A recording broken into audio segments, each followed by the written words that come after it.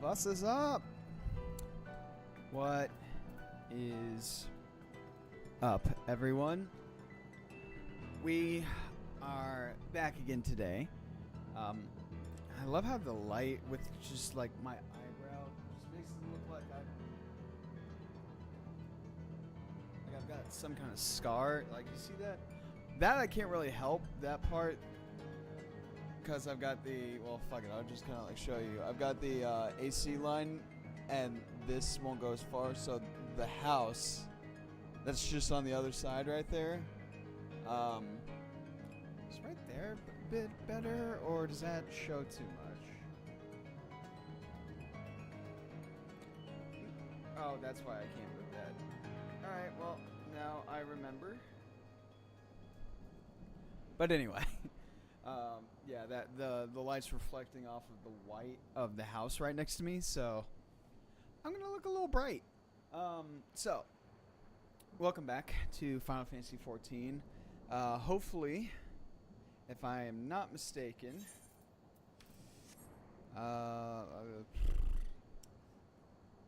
which one are we about to start on? Oh, okay, I have a rough idea of which one we are about to start on as soon as it loads. Alright, so we are about to start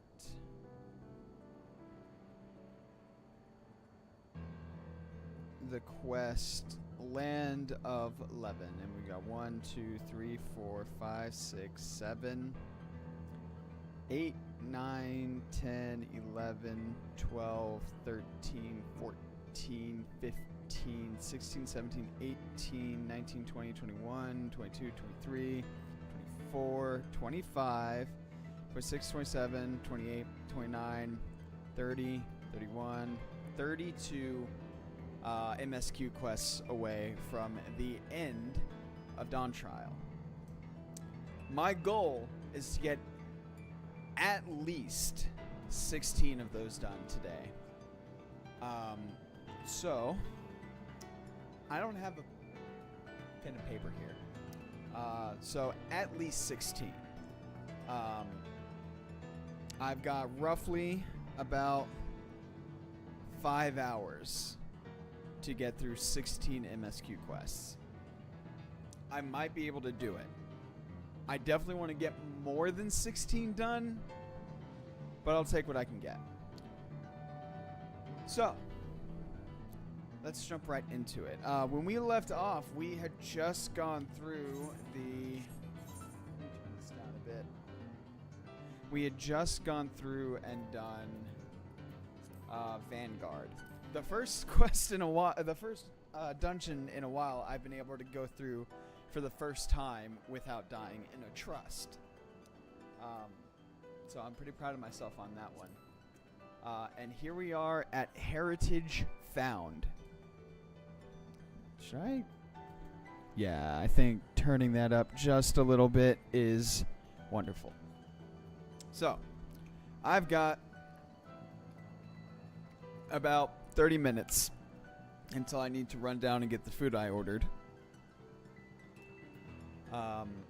Because I am hungry as hell. I've had a long day. A lot of caffeine has been ingested on this day by me. So, yeah, that's what we're running with. So at least 16, aim for 20. That's where I'm aiming. Might not get up to 20, and hell, I might not even get 16, but there's always Friday, which is when I will probably end up streaming this again, depending. I need to get my spark plugs changed at some point this week. So, anyway, let's jump into it. Here we go with the Land of Levin. And of course, it's going to be a cutscene. Please be voiced. Please. It doesn't make sense. That tower, was it always there? No? No, definitely not. Nor the wall over there.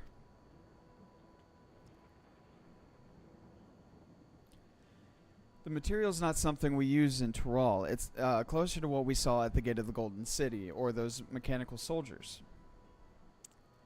Such a massive structure couldn't possibly be built in so short a time. Then I am inclined to assume we've been transported to another location, or perhaps... Well, speculation will avail us not. We need to learn more before we can draw conclusions.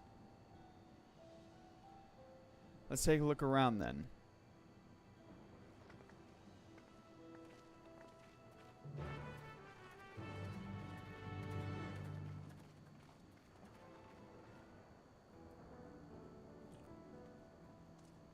If I were to wager a small guess, I would say it's more like if this is supposed if this is supposed to be his home, maybe they switched places between the shards, you know? That's not considering some of the things, that's not too far of a stretch.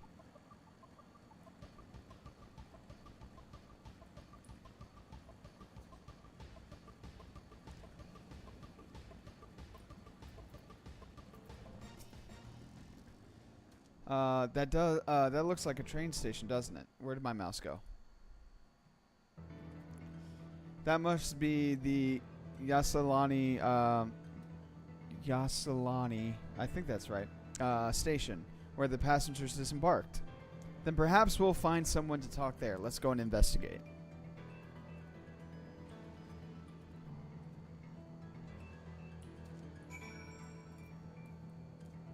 I think I was just up there and there ain't nobody around.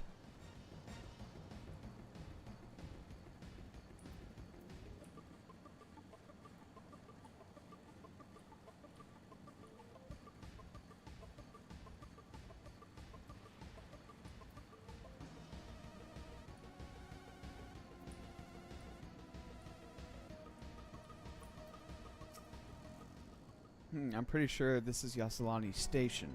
But from the state of it, I'd swear it was abandoned years ago. I'm not sure what to make of this. We should look around for a bit more. Yeah, I think I'm of the opinion that... or not the opinion. Making the judgment call that the two places between the reflections of the shards have been swapped.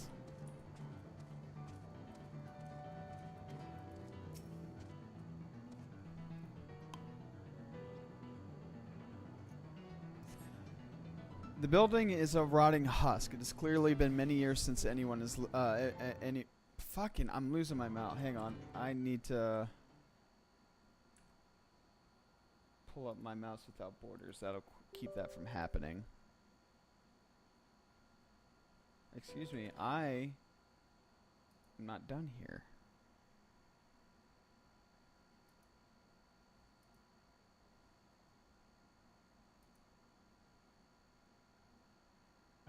Okay.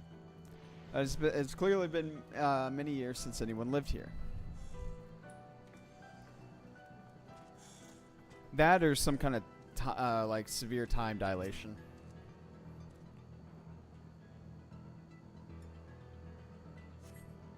The tracks are heavily rusted. It would seem they haven't been tended to for a long while. So I wanted to clarify on something, or not clarify, like go on about something that I was talking about last stream when I got annoyed about the fetch quest. There's something I forgot to address, and I did think of it in the moment. But when I was going through all of these and going about how many there were per expansion, of course, A Realm Reborn had a lot more. Quests and stuff because it was level 1 to 50, and then you got like 51 to 60, 61 to 70, 71 to 80, 81 to 90, and so on and so on. So of course A Realm Reborn is going to have a lot more, but until I'd say like right at the moment when Zaraja attacked the palace, there was no sense of urgency like there was with like Endwalker. Now I understand it was supposed to be, at least coming to Tyrol in general, aside from being like a grand new adventure, and also, you know, taking some time to relax and enjoy the scenery and stuff like that. It wasn't meant to be like as daunting as Endwalker was, you know, where it was like a climax of like this arc that they've been going on for like the last 5 expansions. Technically, that is an expansion. 1, 2, 3, 4. Yeah, 5 expansions. So I understand, like, up until this point, there hasn't been really a sense of urgency and of like something to do, aside from just the general premise of, hey, here's a fun challenge, you know, appoint a king or a queen, you know. There hasn't been a sense of, I have to do this or else lives are going to be lost. You know, maybe the Valia Gamanda fight, but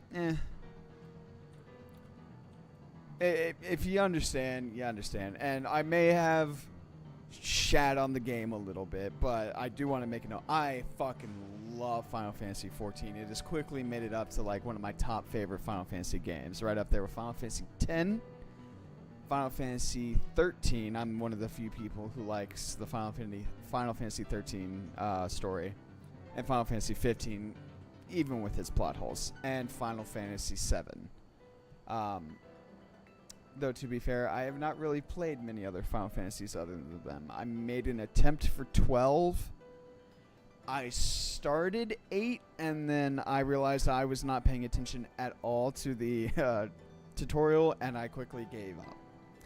And I understand I can probably actually get the, the pixelation.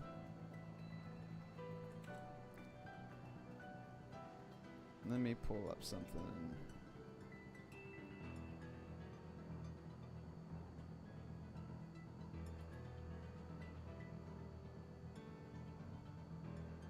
Fuck it.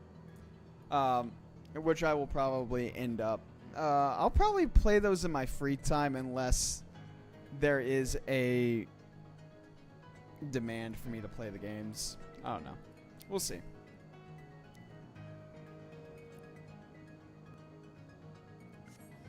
You find a turntable. The thick layers of rust suggest it hasn't been used in years.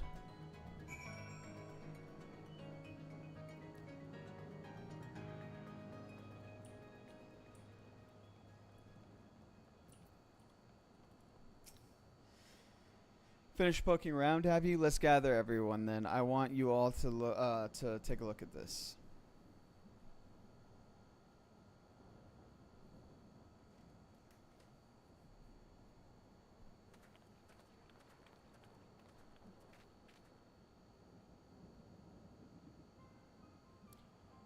It's one of the mechanical soldiers, long since broken apparently.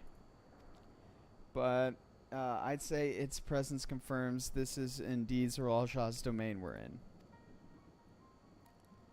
What about the rest of you? Did you learn anything?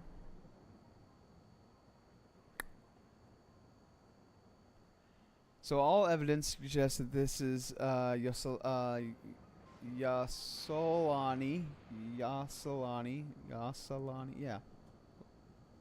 station.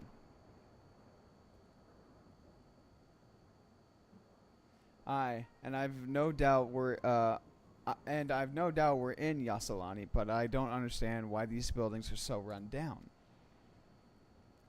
They were completed barely a year ago. For new structures to deteriorate and enormous ones to appear in a flash, if I didn't know any better, I'd say time flows differently here. This is why I'm thinking that we're in, not exactly in the reflection of whichever reflection we're in of the shard, But I think the dome is essentially a blanket, and underneath it is the town of Yasalani, but in the other shard. You know, time flows differently between the shards, which is a little strange, but we've linked the first and the 13th, I think, was just kind of like automatically linked. But whichever shard this is, I think the dome has just swapped the locations.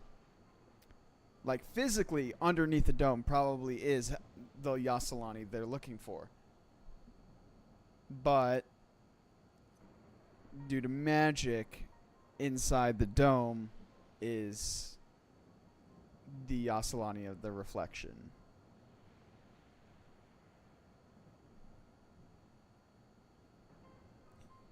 If you get what I mean. Anyway. The dome itself is a portal. Essentially. For new structures to deteriorate and enormous ones to appear in a flash, if I didn't know any better, I'd say time flows differently here. Is such a thing even possible? We have encountered this phenomena before, as it so happens. Though it may be difficult to believe, our world is one of several. In some respects, they are similar to one another, but in others, wholly different. We call them reflections. Simply put, the rift between dimensions causes time to flow at a different pace in each world. While hours pass in one, years may have come and gone in another.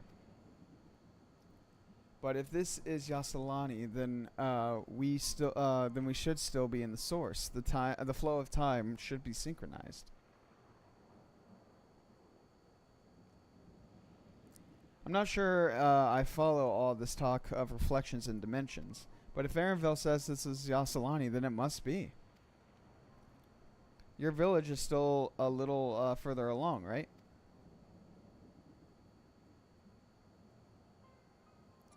Arenville. Oh, yeah, it's a short distance to the northwest. Let's head there next, then. Rather than talk theory, it's always better to confirm things firsthand.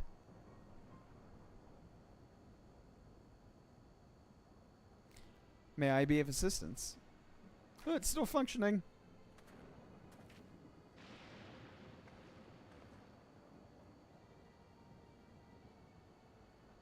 It doesn't seem to be hostile, at least. Perhaps we can ask it some questions. Can you tell us where we are?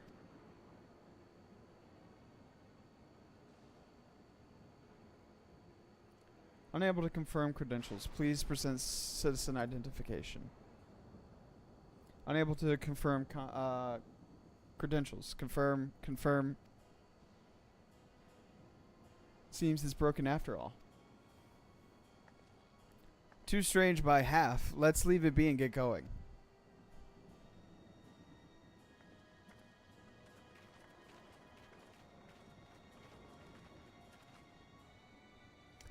Are those lightning rods?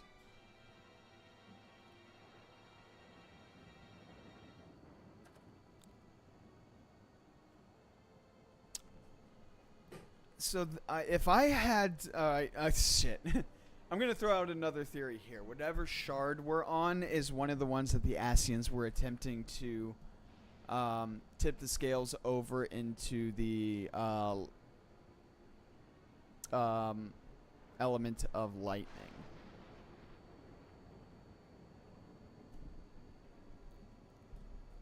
I'm pretty sure that's what this is. I'm sure that this is probably the shard that they were trying to unbalance with the ethereal element of lightning. That's what I'm going to throw out there.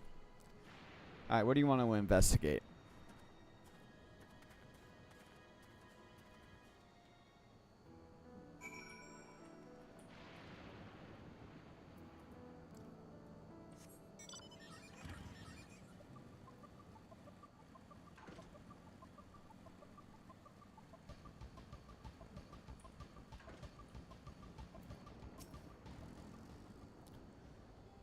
Look there, the lightning appears to be drawn to those pole-shaped structures over yonder. The design suggests there's some manner of lightning rod. Let's go and take a closer look.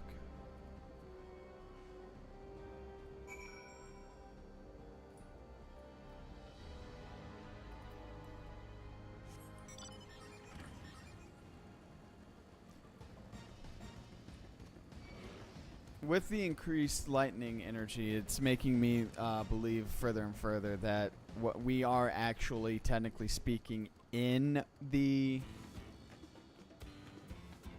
or at least a portion of the shard is here. Yeah. This material appears to be the same as that used in the mechanical soldiers and warships. On closer inspection, it appears to bear fine etchings, rather reminiscent of arcane runes. These. I suspect they're not merely decorative. I would pose it. It's used to harness lightning as a source of energy. Quite impressive technology. I'll share this observation with Yashola. For a blessing, the dome doesn't appear to interfere with link pearls. Thank you for accompanying me. Let's head to the village and find the others. This is one of the shards that's overbalanced with lightning energy. I know it. That's what it has to be.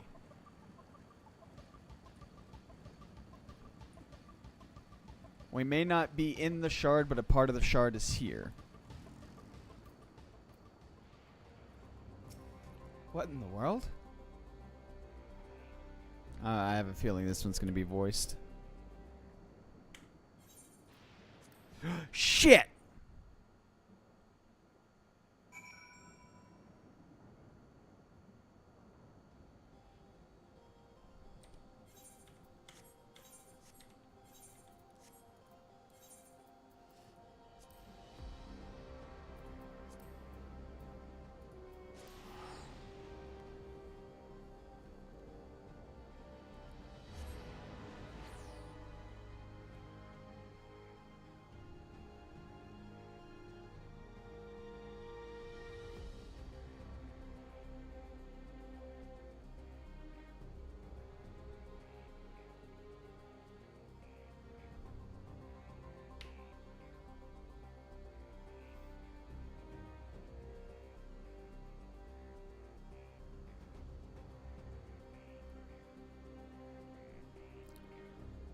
I fucked up.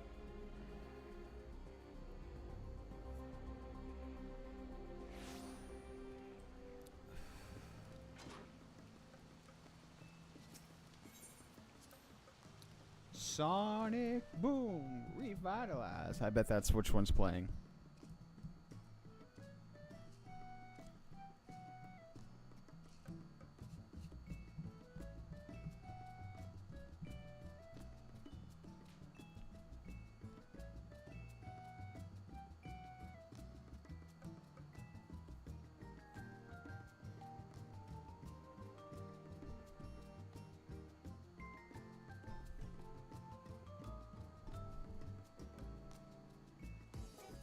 Ah, damn it. I was almost hoping for it.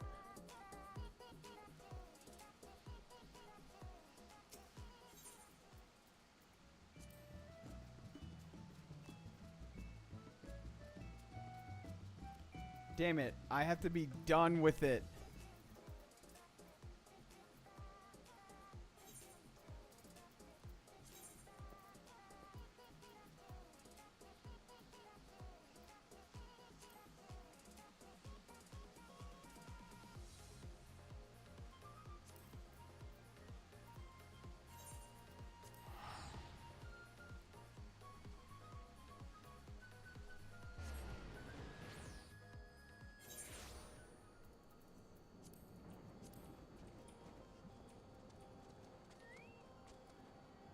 Holy shit, do you have what I think you have?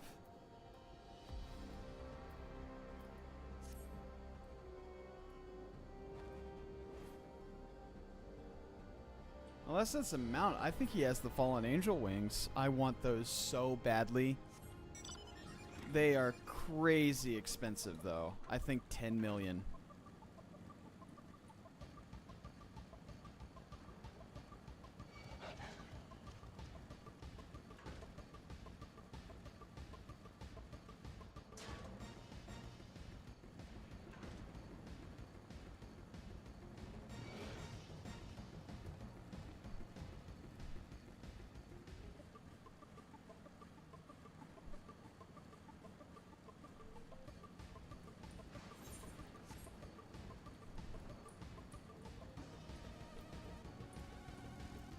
Why is the map pulling up that?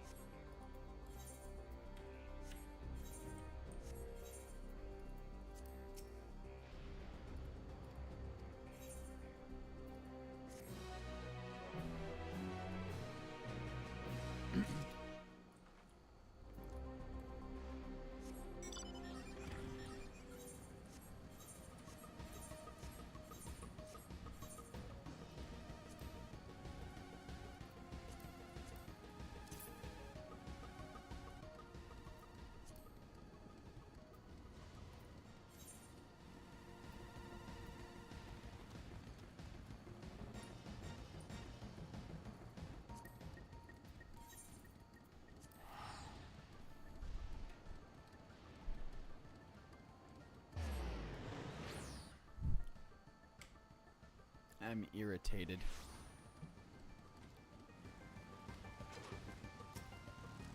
That's gonna be the one. Go fuck yourself.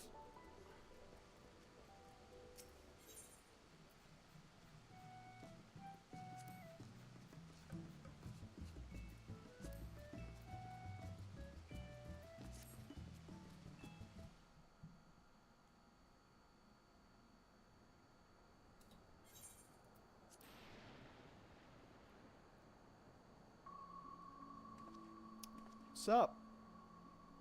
I accidentally skipped this cutscene, so I had to come back and watch it.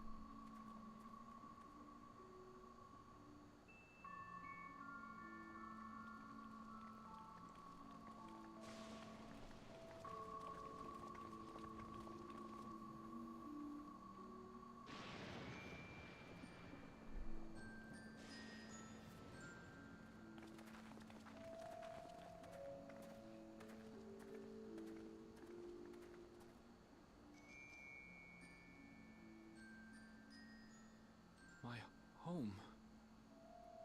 It's in ruins. But why? What happened here?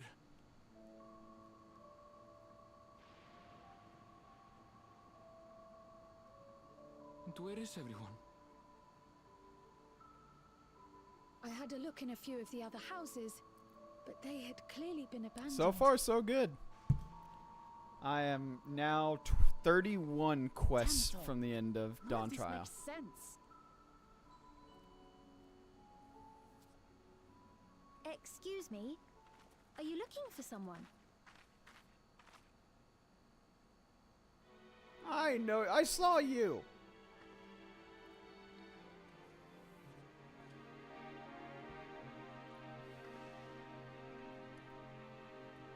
Wait, what very Final Fantasy music?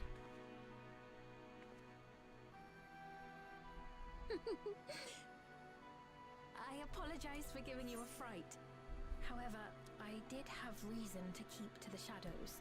Yes, and the Vanguard fight is probably the first dungeon I've run where I didn't die. I didn't die once during the Vanguard dungeon. I was very proud of myself.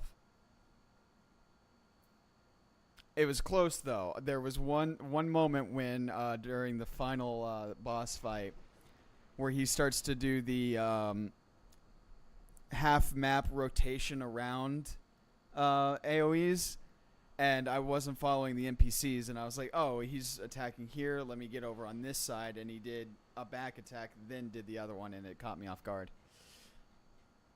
But I did it. I did it without dying. I was very proud. Sorolja has told me a great deal about you. Who the fuck are you? Sorolja? Greetings. Yep. And welcome to the realm of Alexandria. I am Sphene, the Queen of Reason. Is that the armor that you have? The futuristic armor? If you are the Queen of Reason, is there perhaps a... Queen of Resolve? Yes, if you mean to ask if there is a King of Resolve. Zorulja holds that title, and together do we reign.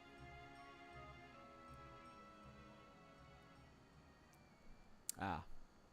Then you are both behind the attack on Tulihiola. And I doubt you're here to offer us a warm reception. No, you have it all wrong. I am not come to fight. Zorulja rules alongside me, but that is a matter of expedience. In truth, we are at odds, he and I. It is at considerable risk to myself and my people that I come before you to beg your aid.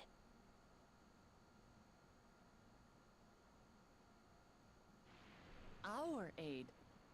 I'll admit I cannot imagine King Zorolja is keen to share and share alike. But if what you say is true, you're still the Queen.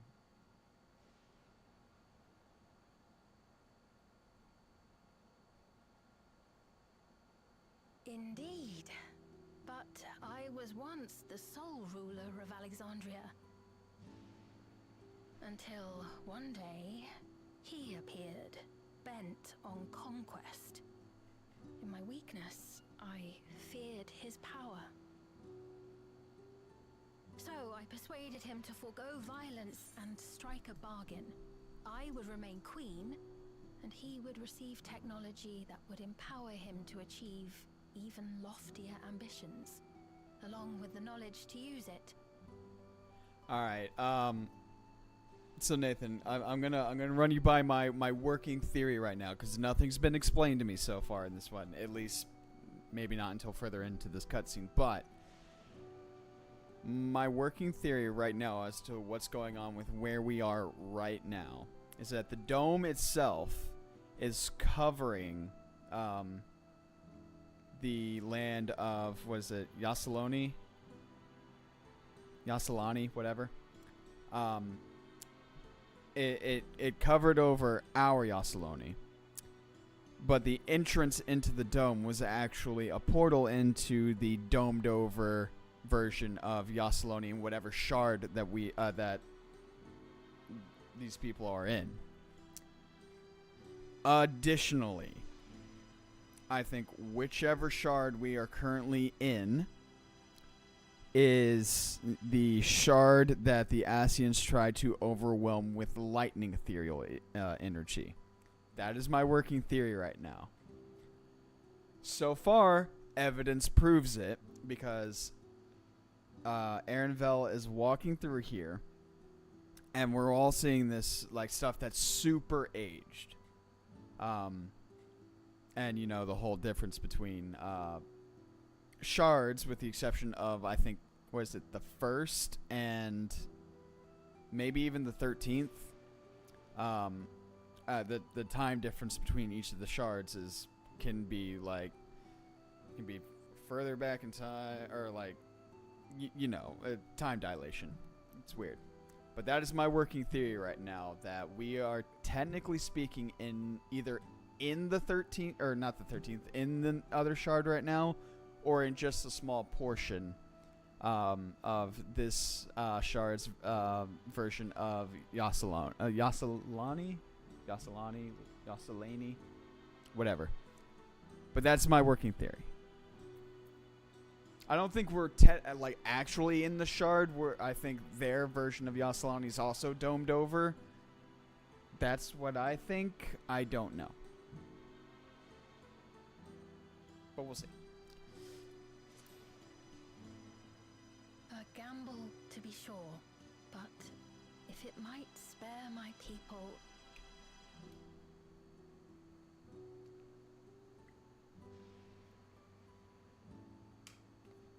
If I may, the dome surrounding these lands was erected but recently. How is it he was able to not only invade, but instate a new system of leadership in a mere matter of days?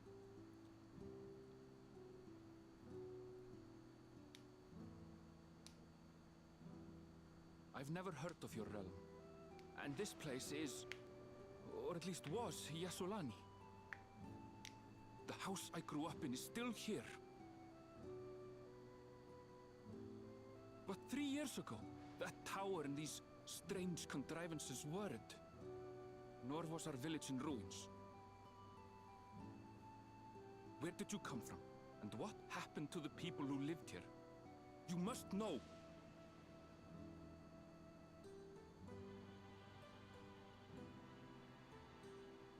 I realize how confusing this one must be.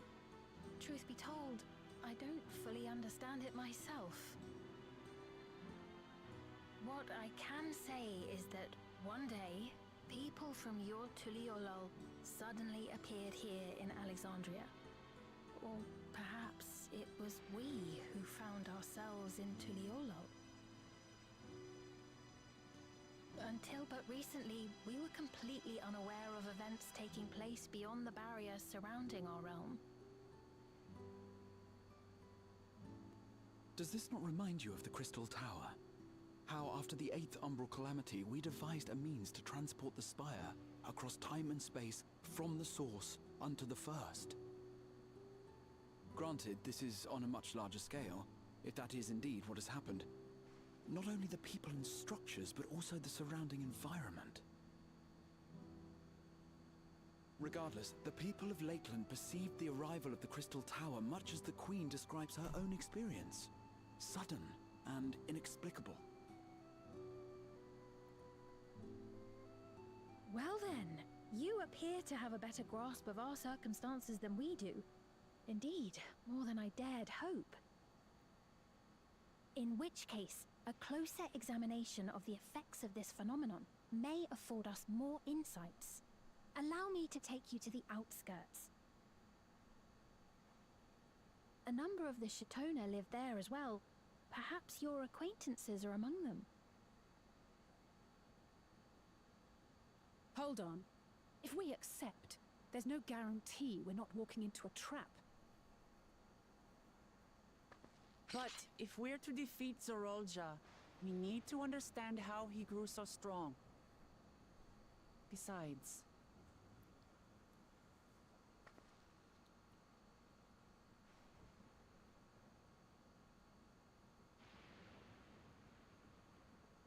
You're right. Queen Sphene, before we go, Your Majesty, I have to ask, did you really have nothing to do with the attack on Tulihiolol? But I saw her there. Noble Wook Lamart, shall we dispense with the formalities? I'll not deny the soldiers and airships that attacked your people are products of Alexandria. But it was Zorolja, not we, who fashioned them into weapons of war and laid siege to Tuliolol.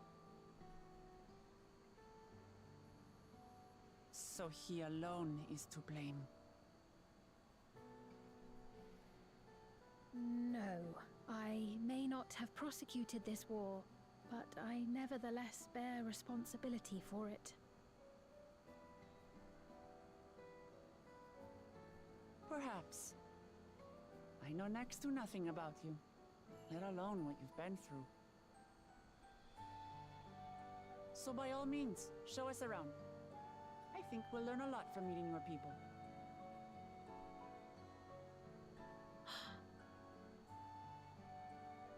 Wonderful! If you would follow me.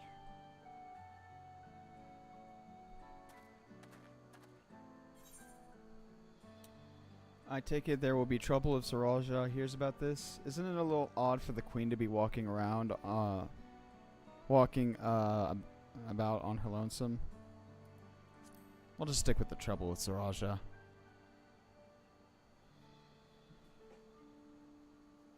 Is that concern or suspicion? A little bit of both. If things should take a turn for the worse, might I call upon your aid?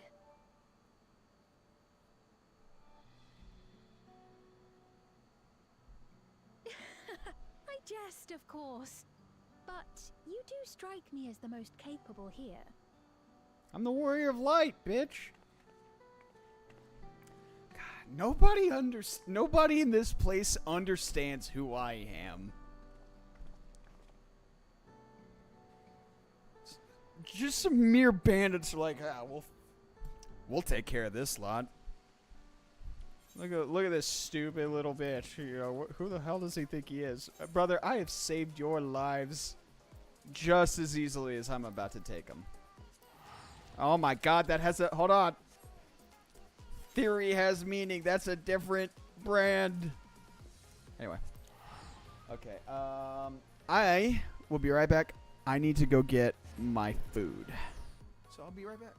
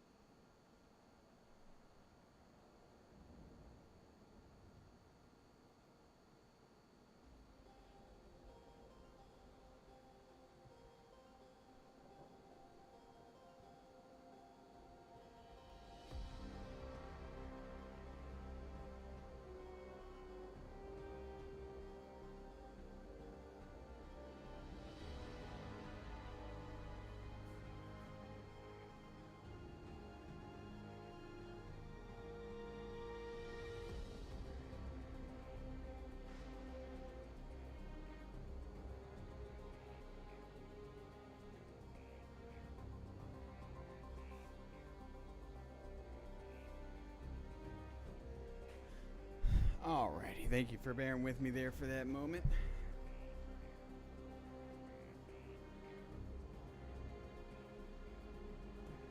So, where were we? A royal welcome. Why is that pulling up?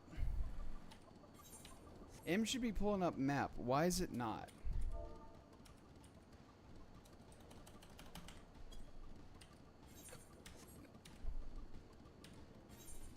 There it is. What the hell happened there?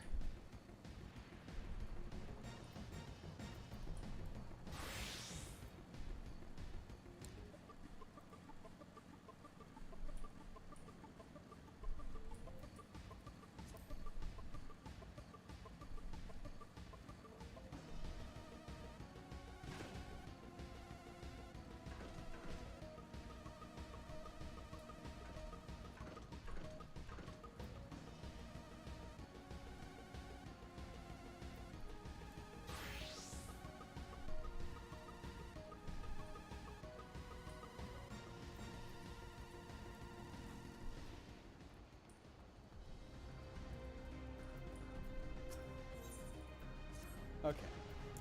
Well, having established that we should be wary, we could use more information. So let's head to this place, the outskirts, and see what we can learn. Perhaps about Sphene as well. Am I having a stroke? Did any of that make sense?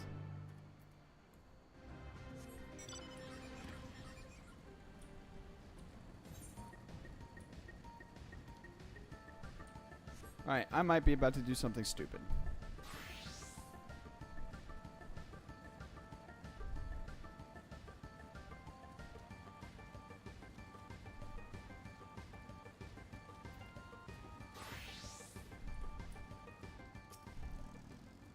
I trust you have similar farming facilities in Tyrol? Those are completely different from ours. I've got no idea what all those machines do.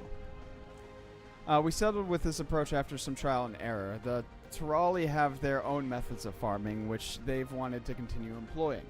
But the environment makes it challenging, so there's too much rain and not enough light. Thankfully, we use the electrope. The use of electrope has allowed us to fortify the buildings here, as well as provide what nature cannot. Electrope what? Electrope. It's a material we use for myriad devices and applications. A topic for another time, perhaps. If you would follow me, we're nearly to the outskirts. It's actually pretty dope.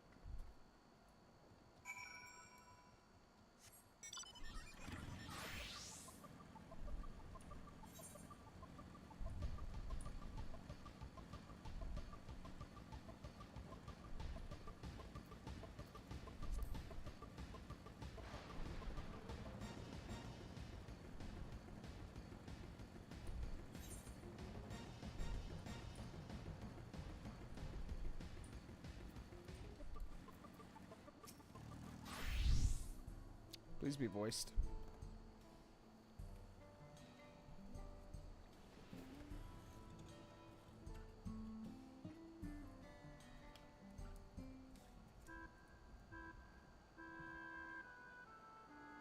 Here we are.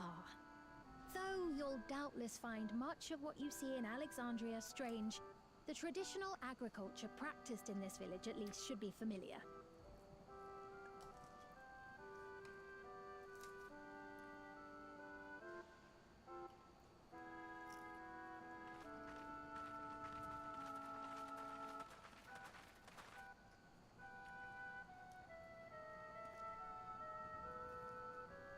Queen Sphene? What business brings her here, I wonder? The Queen has come!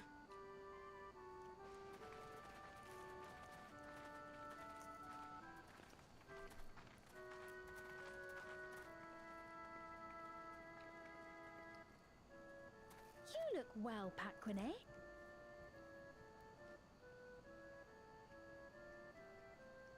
And Katonye, I see you've already taken to your new position.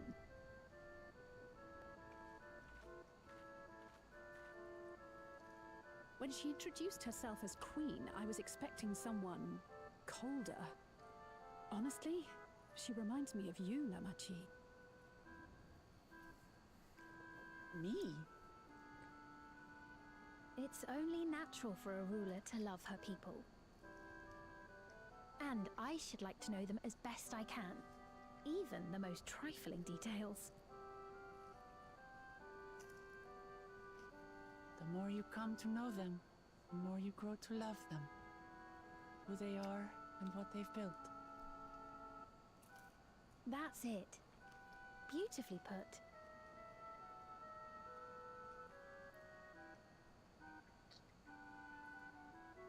And it would appear that she is well loved in turn.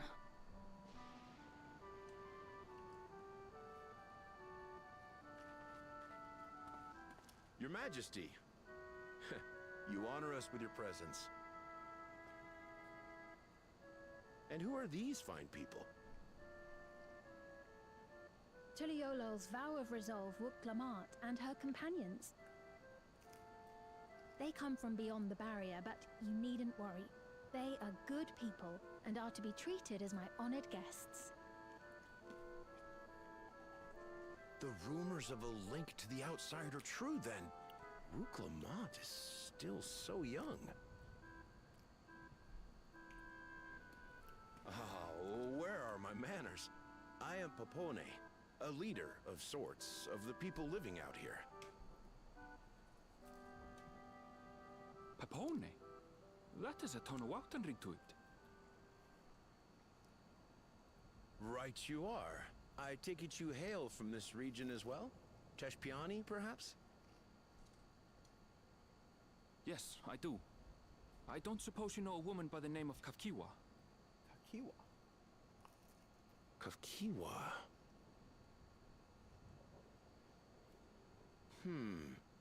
I'm afraid I'm not sure if I've ever met someone with that name.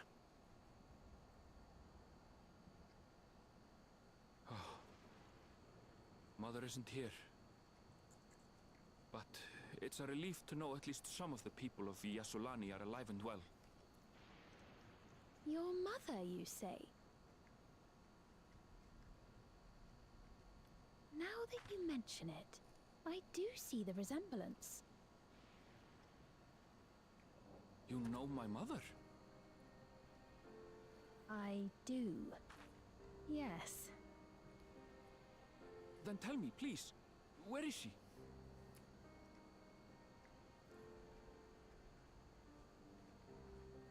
I cannot say.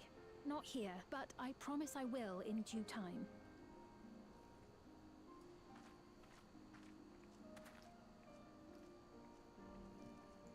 I have a question, Pepone. Do you recall what happened the day the dome first appeared? The barrier? Well, I remember fixing a shelf that had collapsed after a terrible earthquake. Then the ground began to tremble. There was a brilliant flash of light, and then... Forgive me, my recollection of it all is rather poor.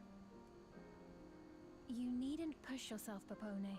After 30 years, no one could blame you for not remembering. 30 years? As in 30 years in the past? Absurd though it may sound, there is no doubt in my mind the events that led to the joining of our lands occurred 30 years ago.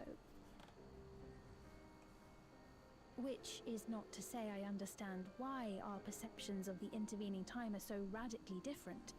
We only just became aware of the discrepancy when Zoralja's military base was completed, and we were at last able to venture beyond the barrier.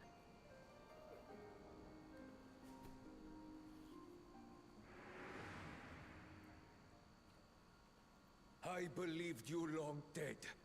To have the chance to kill you myself is an unforeseen blessing. I did ask about that. Yep.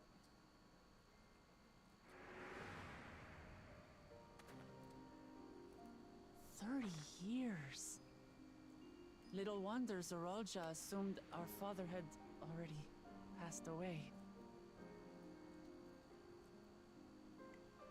It's not unlike how time passes differently in the First and the Source. The fluctuating space of the rift between them disrupting temporal equivalence. Perhaps the same holds true here, and time flowed faster within the dome.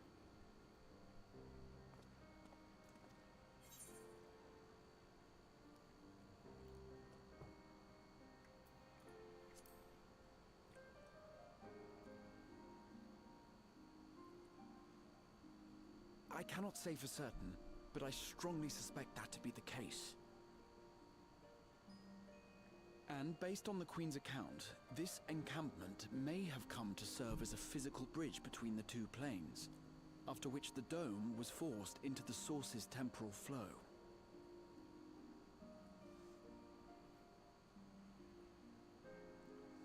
God damn it. If we're to be certain of anything, we need more information. Sveen, would it be all right if we had a look around and spoke with the townspeople?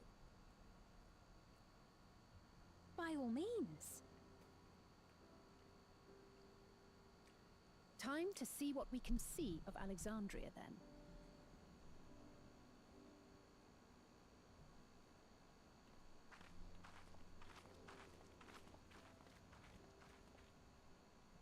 And its people. I may yet find familiar faces among the survivors from Yasolani. Even if I don't understand the half of it, I would learn more of this place before we confront Zoralja. Perhaps you'd care to see how we make our living. Though we have always prided ourselves on the use of traditional Tonawatan farming methods, the use of electro-fueled technologies has led to countless agricultural innovations. I would join you as well. Ma'am, please, you needn't trouble yourself. It's no trouble at all. And I promise not to cause any manner of distraction. Reassuring words, or they would be had I not heard them countless times before. Very well, but do be careful.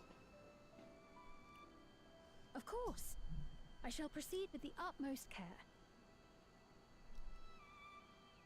Now then, if you two would follow me, we can begin the tour. Sounds good. Her nursemaid is dead, by the way. That or she is a frail old woman. I can't say that I trust her yet, but I trust that her affection for these people is genuine. And that's enough for me.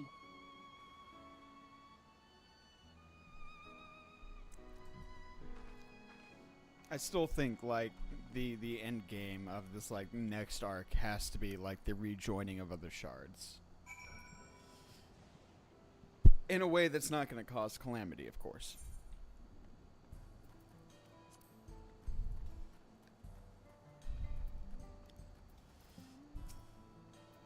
Electrope has done much to improve the efficiency of their farming, but hasn't replaced everything. People wanted to preserve their old way of life, and we did not want to force ours upon them. We went to such lengths so that our culture could coexist, even going so far as to learn our tongue. I'm not sure everybody appreciated that. I'm sure everybody appreciated that. Communication was thankfully not an issue, for the Trolley tongue is surprisingly similar to Alexandrian. Of course, there are words and phrases for those for which there's no equivalent, but those can be taught with minimal effort. Through mutual respect, understanding, and patience, we Alexandrians and Turali have learned a great deal from one another. And I'm sure there is much you wish to learn as well. So please, if you have questions, do not hesitate to ask.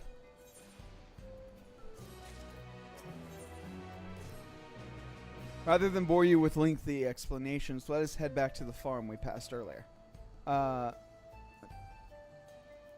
Yelpy's Halo, it is called. We can speak with one of the farmers when we arrive.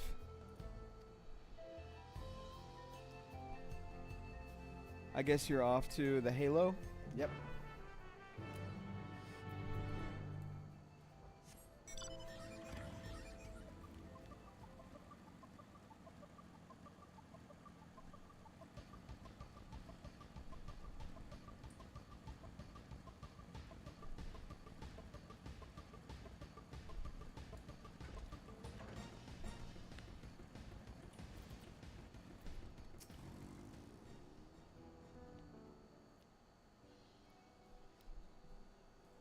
Allow me to introduce you to Mahoswa, one of the most experienced farmhands in all of Alexandria.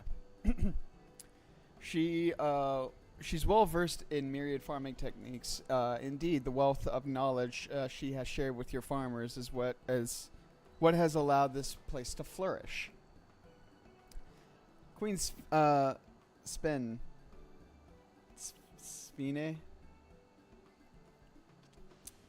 To what do I owe this sudden shower of praise? My apologies for the interruption. I am come with guests from beyond the barrier. They wish to learn more of Alexandria, so I invited them to see how our crops are grown. I do hope that's alright. I think we have more pressing matters than learning about farming, but hey. Hang on.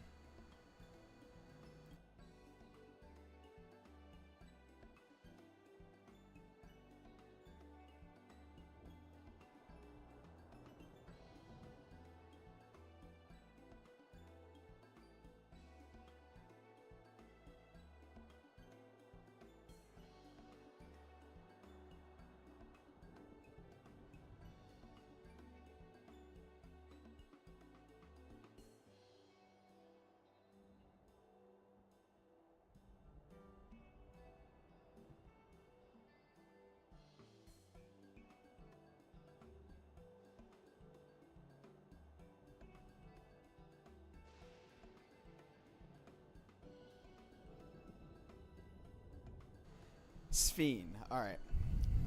So the rumors of visitors from the outside were true. What manner of host would we be to deny them a look around? And I gather your majesty also intended to check on things here? You know me too well, Miswa. Mahasa. You know me well, lady. I thought to seize this opportunity to see how the farmers fare and perhaps pepper them with a few questions, though I do so enjoy observing and taking part in the work too. Twould appear we have her permission, so please walk the grounds to your heart's content. You go on ahead. I'll keep Sphene company. Don't misunderstand. I'm not the suspicious type, but given our positions, it would make sense for us to go around together, wouldn't you say? A fair point. But be sure not to let me out of your sight. I shall remain under Walk Lamont's careful eye. Pray come find us after you've seen your fill and spoken with the other farmhands.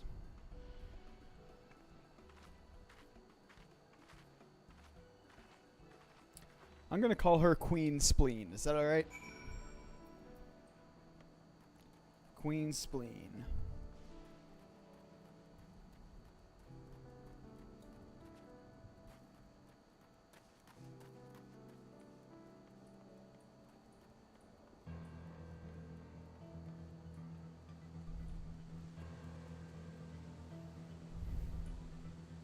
No, that's pretty cool, I won't lie.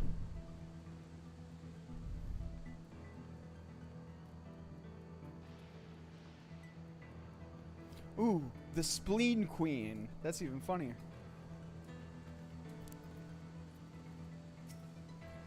Light levels appear to be fine. As for the power source...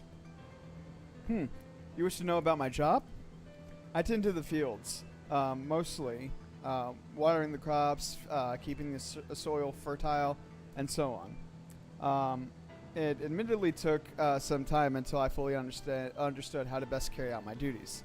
I also manage the lamps we use in the fields. We do our best to keep everything up to code, but should they ever start to malfunction, it's up to me to fix them. The land and sky being what they are, ensuring the rich harvest makes for constant work. But honestly, I enjoy how involved the process is. Both my parents being Alexandrian, I didn't grow up knowing much of anything about farming. Every day is an opportunity to learn and grow.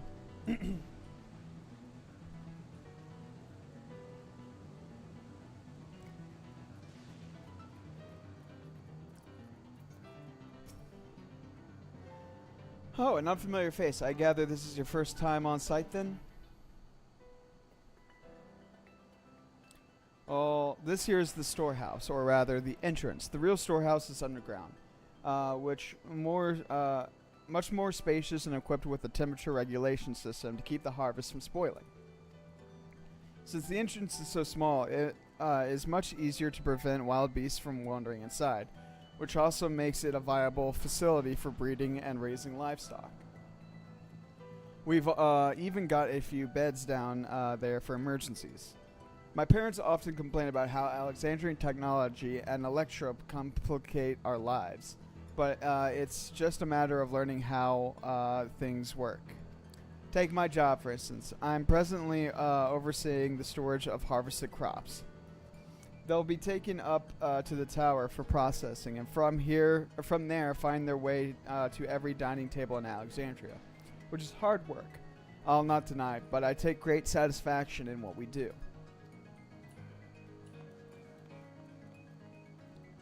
A bunch of proud farmers.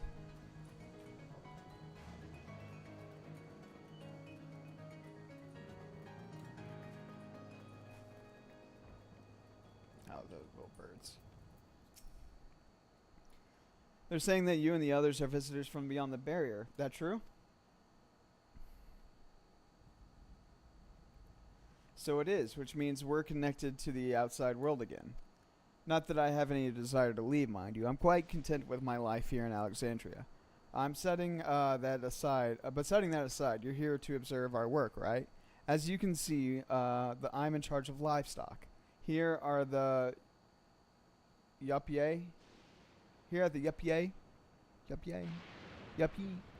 Halo, we produce not only fruits and vegetables, but also meat, poultry, and eggs. Tending the animals is an absolute joy, but I have to be careful not to grow attached. It's always a little sad when they're shipped off, but a job is a job. Well, I need to get back to it, but it was nice talking to you. Please give my regards to the Queen.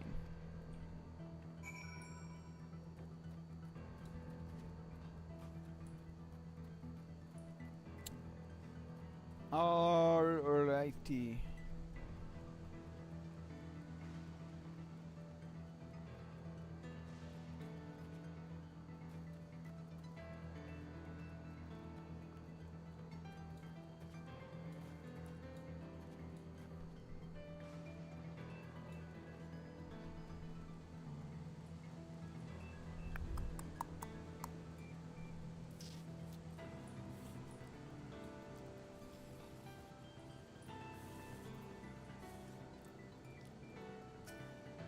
I see. Don't be too hard on yourself. Anyone could have been hard-pressed to deal with such a thing. Oh, welcome back. My apologies for failing to notice your return. I gather you had your fill of speaking with the farmers. Then let us return to Mahasa. Mama say, Mama sa, Mama husa.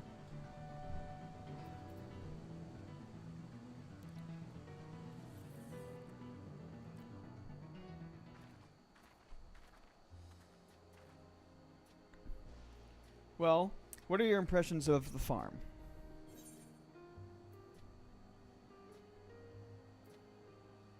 I'm amazed that everyone loves their work.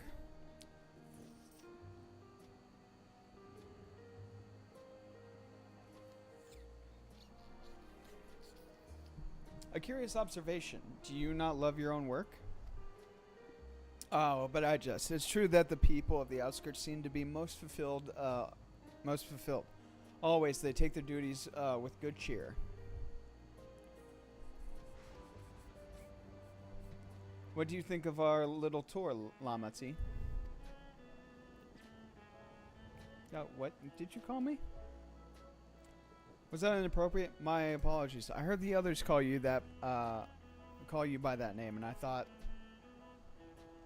no, it's fine. As you said before, we've no need for titles and formalities.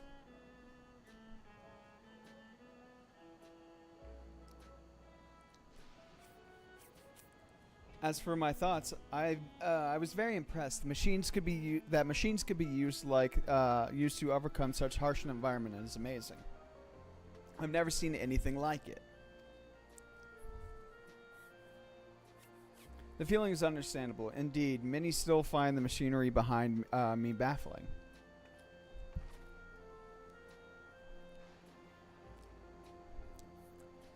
It's a system that controls the distribution of water for the fields and livestock. It's been acting up lately, though. Acting up, you say? You don't need to worry, my queen. It happens fairly often. Put simply, it's taken in water that had a strong lightning charge. We think some creatures have been charging up. We think some creatures have been charging up with electricity and then releasing it into the river we use as a source. The system would return to normal if the creatures were dealt with, but I'm reluctant to beg it of the army.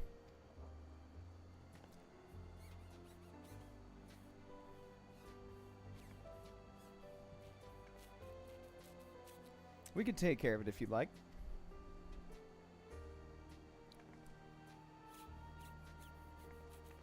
That is most gracious of you to offer, but it is much too dangerous. Oh, it's no trouble for the valor of resolve of Tuliolal. Regardless of how the relationships between our nations may develop, if there are people in need, I want to help. Simple as that. And Rudy's is even stronger than I am. It shouldn't take us long at all.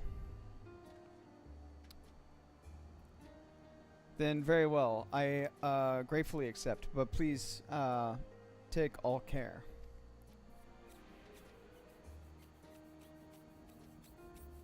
This ought to go even faster if you and I search for lightning charged fiends on our own. Good hunting.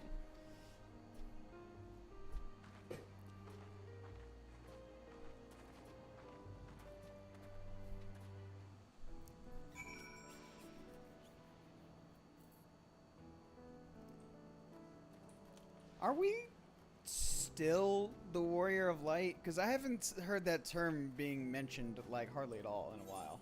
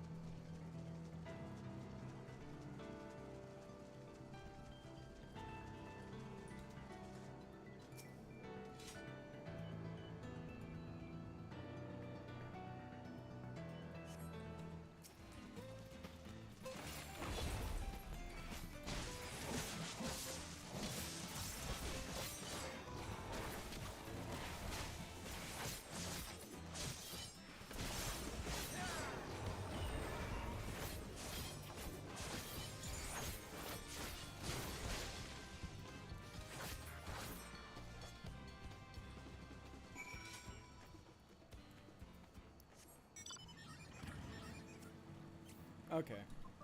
I just hadn't heard that name being thrown around, so I'm like, if I were to tell like these people, or at least this queen in this other land, like, yeah, I'm the warrior of light of my shard, and they'd be like, holy shit, you're the warrior of light. But to be fair, nobody on this continent seems to know who the fuck I am, and I'm starting to get a little irritated that nobody's like, dude, don't fuck with him. Do you know who he is? I think Zeralja may not have been quite such a pain in the ass had he known who I was. That the the savior of the star was right there.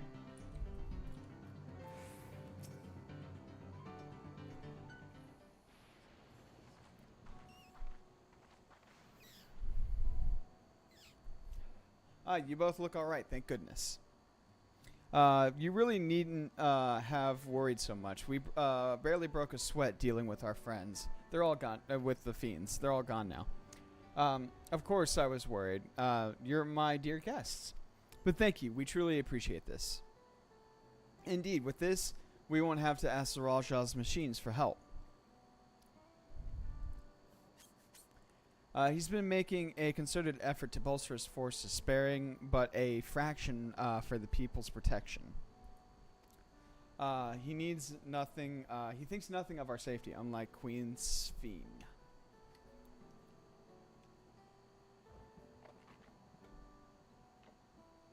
Queen Sphene, the Spleen Queen.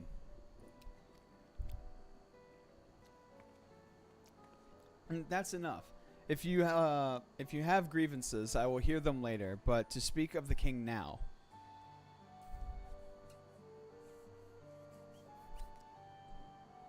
Oh, no, she's right. He's never been one to look after his people. That's just true. Anyway, thanks for letting us tour the farm. The folk here are delightful, and it was a pleasure to meet them.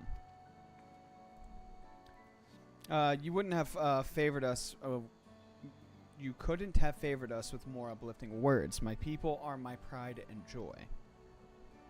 And you never fail to let us know, nor how much you care. Of course, you're my precious family, all of you.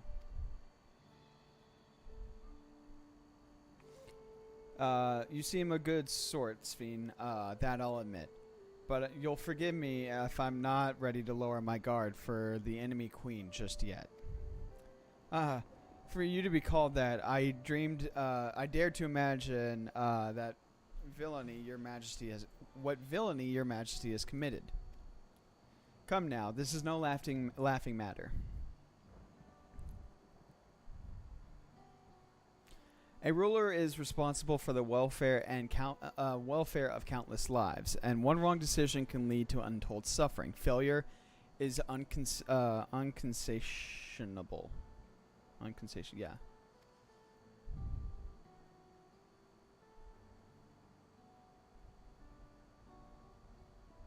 Now, I believe we are done with the farm. Let's move on, shall we?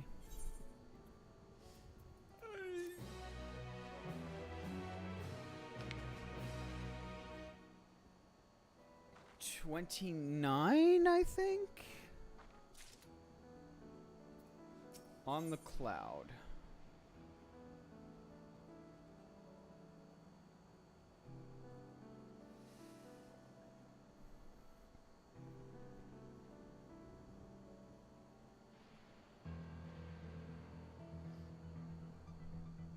Yeah, 29.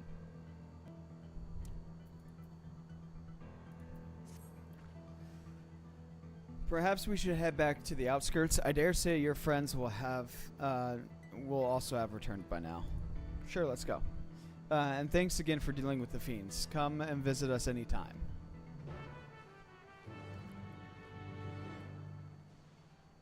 I need to go get that aetheryte anyway.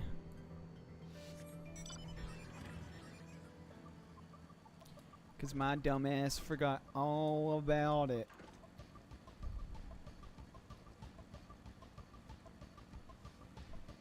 This has to be the lightning ethereal charged shard. It makes the most sense.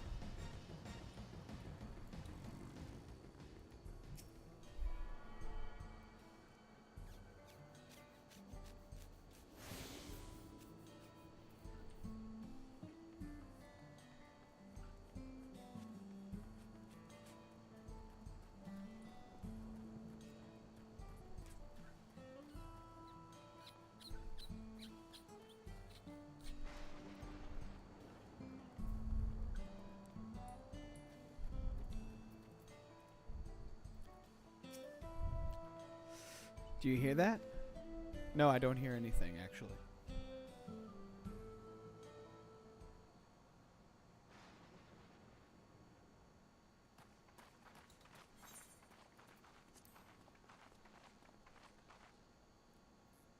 What's happening over there? It's nearly time.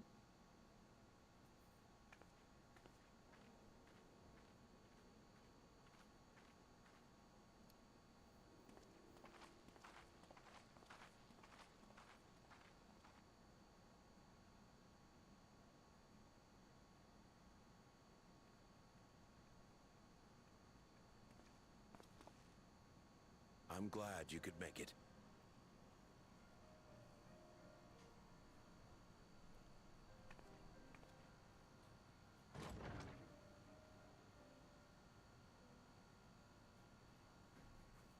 Are you with us? Queen Sphene has come to see you.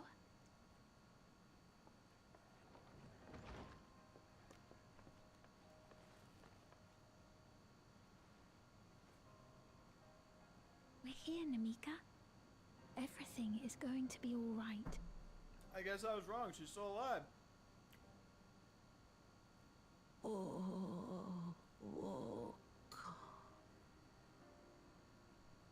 What's the matter, dear?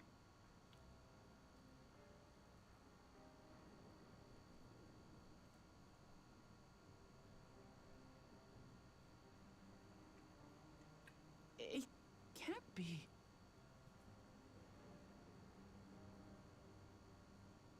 That's the bangle I gave to Namika. You know her? Of course I know her. She was like a mother to me. I see. She was always willing to lend a kindly ear to others, but rarely did she ever speak of herself. Is it really you? She must have arrived shortly before the barrier manifested.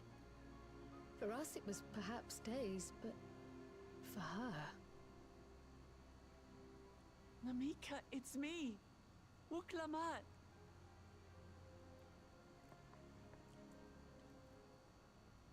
I'm afraid her time with us is nearly at an end.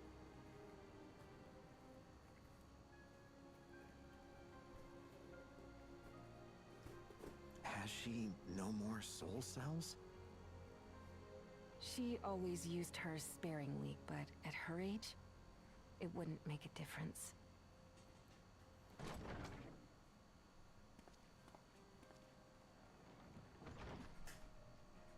Ma'am, the ushers have arrived.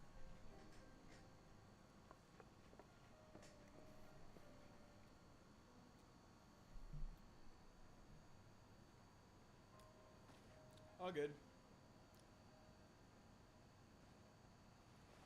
Yeah, no, I get you on that one about, yeah, like... Thank you, Namika, for your many years of friendship. Take comfort in the knowledge that this is not the end.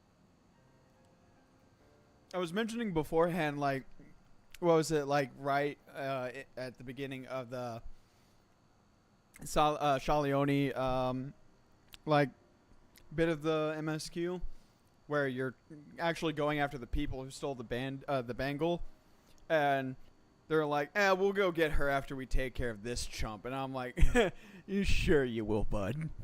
Sure you will. Be not afraid. Your memory will live on in us. Living on in memory. The giants share a similar belief.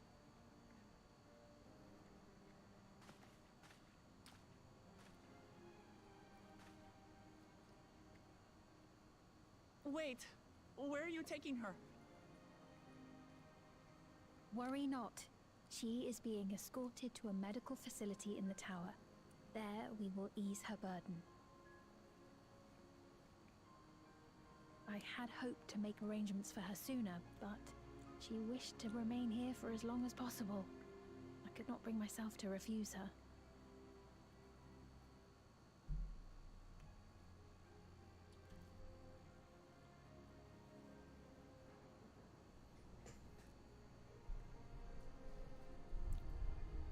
Is there any way I might stay with her for a little while longer? We may not share the same blood, but she was my mother. Please.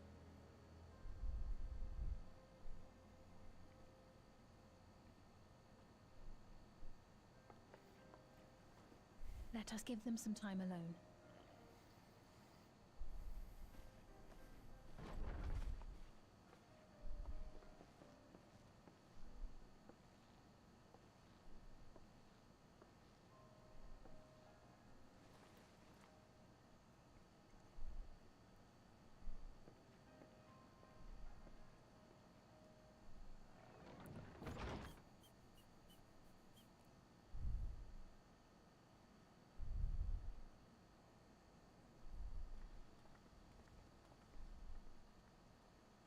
She didn't speak, but I'm grateful that I could be with her at the end.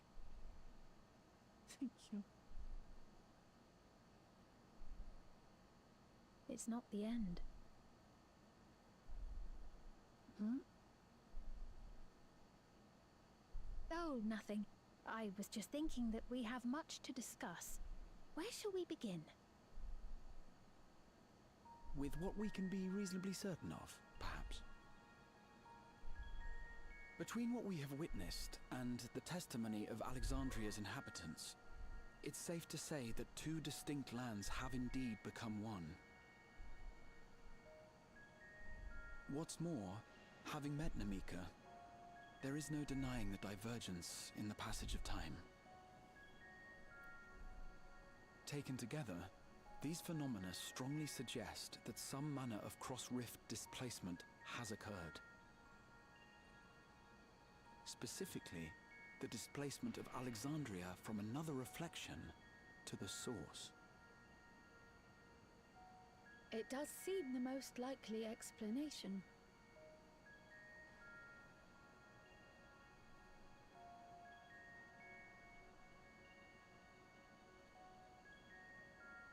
What perplexes me, however, is the scale of said displacement.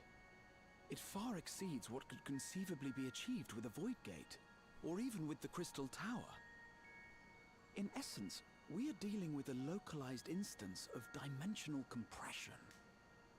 The Ascians would no doubt liken it to a rejoining. Which invites the question, how was such a feat accomplished? I wish that I had an answer for you, but this talk of reflections and dimensions is well beyond my understanding. I can only tell you that we lived peacefully under the barrier's protection for many, many years, until the day that peace was suddenly broken. If I may clarify, the barrier predates Alexandria's displacement. By several hundred years, yes. To when the continent we call home was ravaged by a devastating cataclysm. The barrier was erected to isolate us from the surrounding land's innocuous influence. I see. And it was only later that it was whisked away, along with its contents, by means unknown.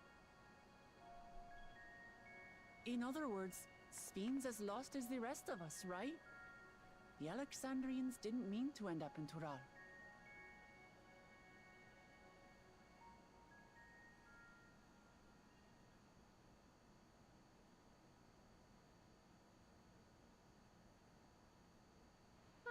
But of course, our next stop ought to be Everkeep. That tower over yonder. Once you have been registered as my guests, you will have access to Solution 9 and its residential district, where you will doubtless gain invaluable insight into Alexandria's state of affairs. Unfortunately, I cannot take you directly to where Zoraljar resides. That you'd let us in it all goes a long way toward proving you're not content to let Zoraljar do as he pleases. But we're not talking about a simple difference of opinion here. I've come to avenge my father. And to do so, I intend to take Zorolja's life. Are you willing to stand by and allow Alexandria's king to be slain? A fair question. Permit me to answer it thus. My people come first. Their welfare is paramount. I will do everything in my power to keep them from harm.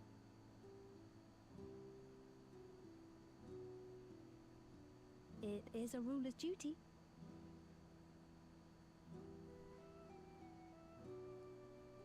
Now, I am off to register you at Everkeep. It may take some time, but you shall find the entrance open to you in due course. Oh, and ere I forget, your mother, Kafkiwa? You might try the Thunder Yards to the east. The Thunder Yards? Is that where she is? I'm afraid I can say no more than that. Make for the Thunder Yards, and all will be made clear.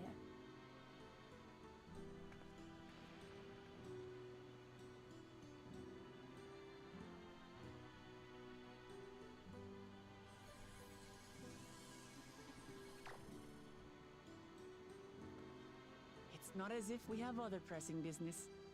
Not until we can get into this Everkeep, anyway.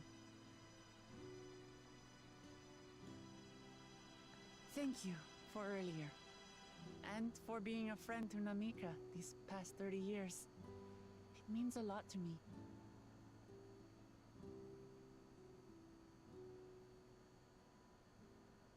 Namika? I'm sorry, but I don't know who you mean.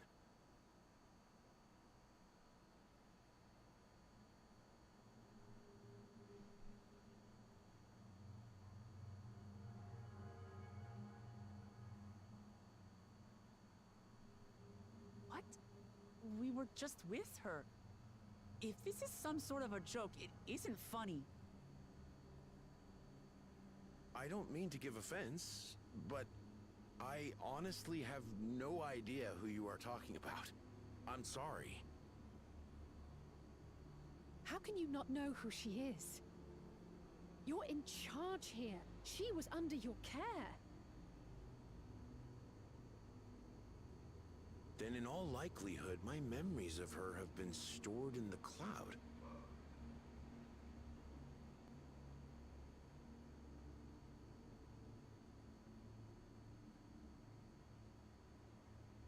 Any person seemingly forgotten without reason is probably there, in the cloud. Oh, I really must be getting back to work. If you'll excuse me.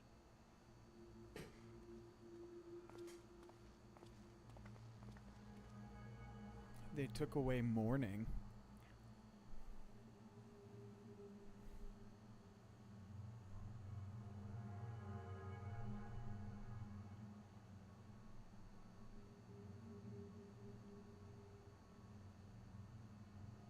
There's still something a little fishy about the Queen.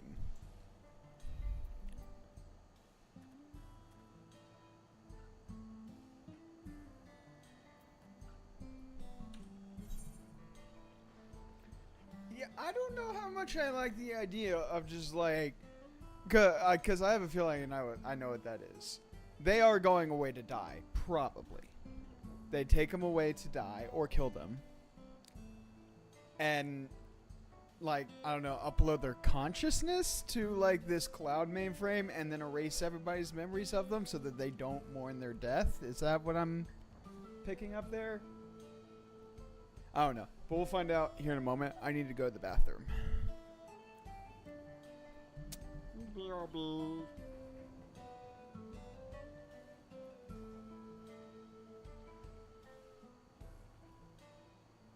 You will find out. Yep.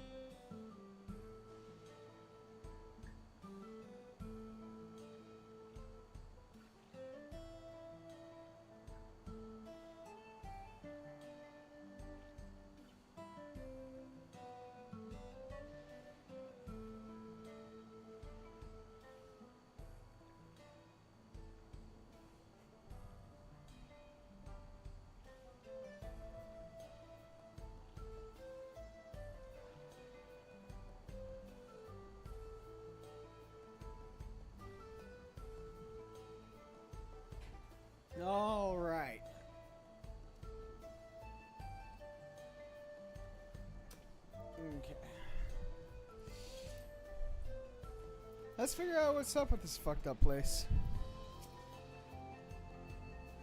What's going on? How could Papillon suddenly forget about Namika? It's as if he never knew her. Could the same thing have happened to the others as well, I wonder? There's only one way to find out. Let's make inquiries about Namika in the area. We can reconvene afterwards at the Aetheryte.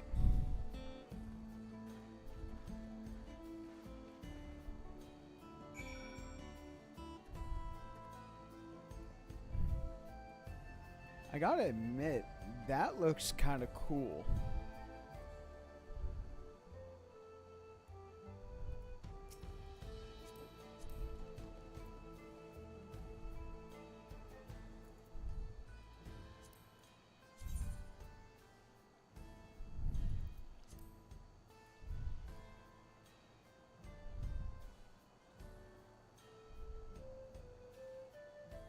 That looks kind of cool. I like the blue.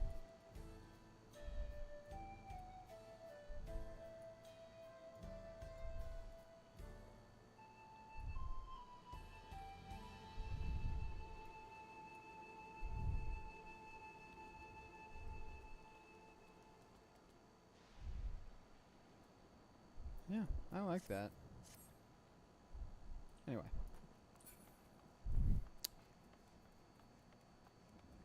That's a good one, though the paintbrush for a weapon puts me off a bit. Yeah, it really does. I thought the Pictomancer was a little interesting. But hey.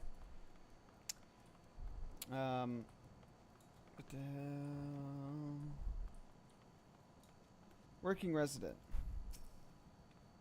An old woman named Namika? I'm afraid I don't know that person. I'm sorry, I couldn't be of help.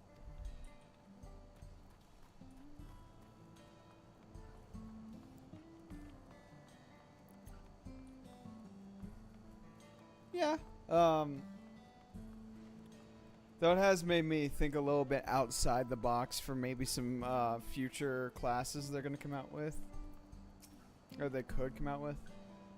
What is it? What's that? Do I know a Namika? Never met anyone by that name, and I've worked at the outskirts for a good while now. If she spent time here, I would remember.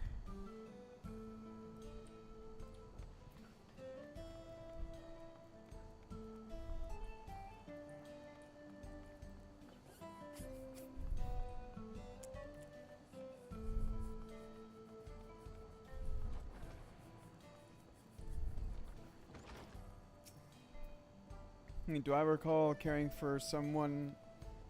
I do recall caring for someone until recently. And you say that it was a woman named Namika? Well, I can't say for certain if it was her. I wouldn't worry. I'm sure she's just been taken up to the cloud. What is this cloud? This is almost a little sketchy. Well, I mean, don't get me wrong. It's sketchy as hell. But I'm a little bit afraid of what the answer is, and I hope it's not what I thought.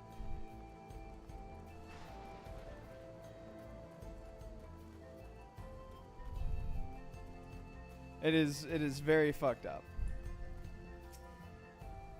I'm hoping it is something innocent though, but it's most likely not.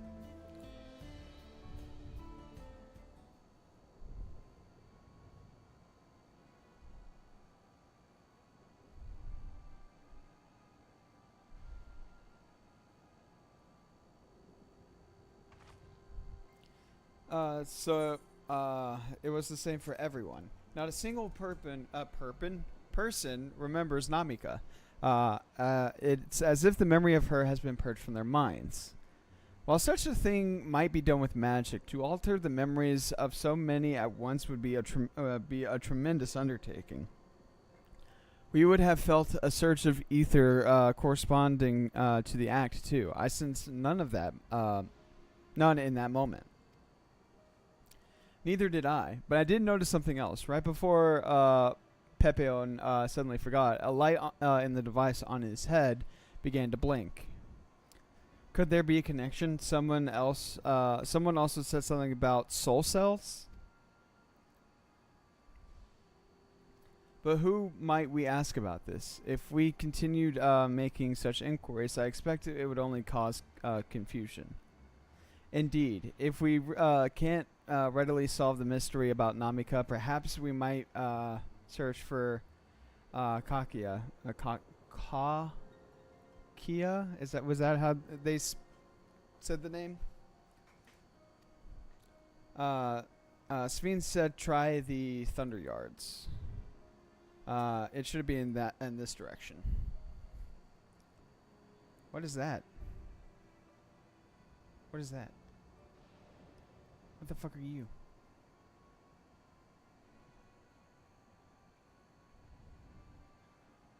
What the fuck are you? Impossible. Oh, you're something floating in a bubble. I was that... Kafkia or Kafsia? Kafkia, I think it was.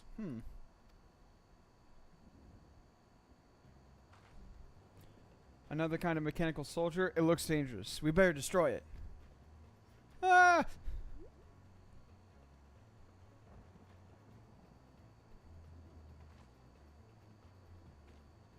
Should we give chase? I think I understood. I think it understood our words. It might be worth asking it some questions. Annabelle, are you all right? You look like you've seen a ghost. It's nothing. I'm fine. Well, it went off in the direction we're headed anyway, so let's try to track it down. What was that thing? It looked like a screen inside of a bubble, and the animation of that before I realized what it was really weird looking.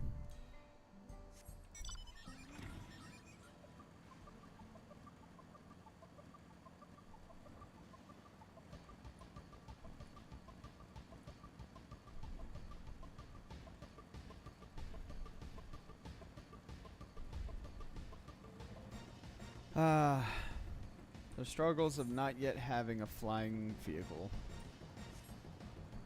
Hi, Cryle. You're from this place.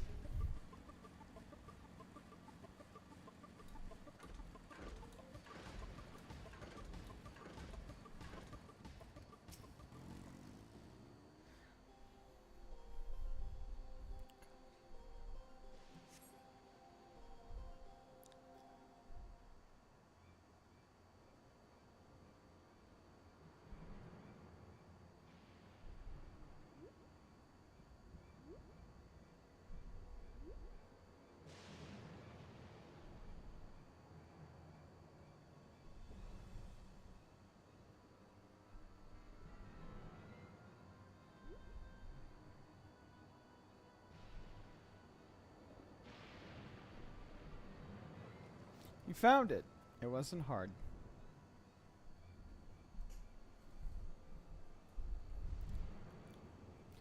To the northeast, then it must be bound for the mines. Come on then. It could be a trap, so let's not rush in too quickly. I'm rushing straight in.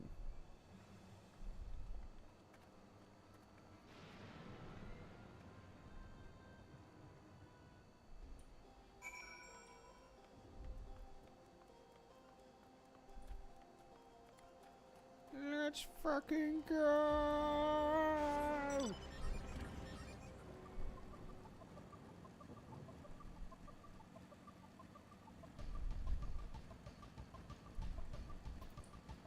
Annabelle! I hear faint voices coming from inside. So it's not alone, but we're still going in, of course. This may be a trap. Be ready for a fight.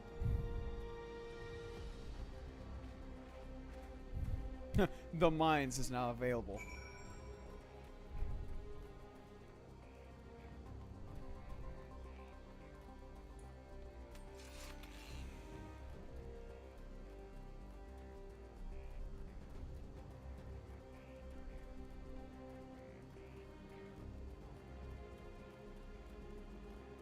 The kids yearn for the mines. This is true. There is an aether current inside the mine.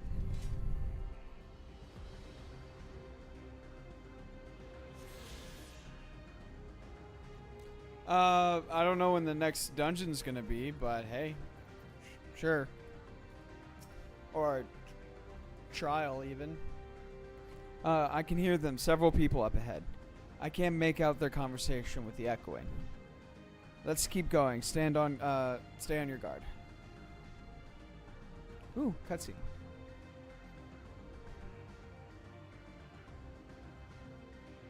Alrighty.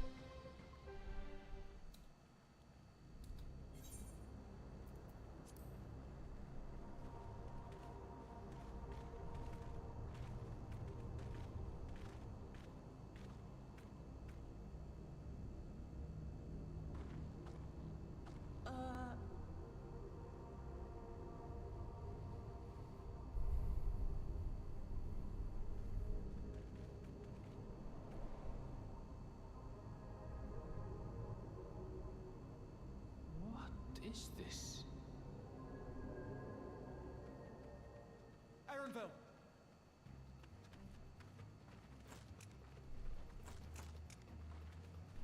A trap?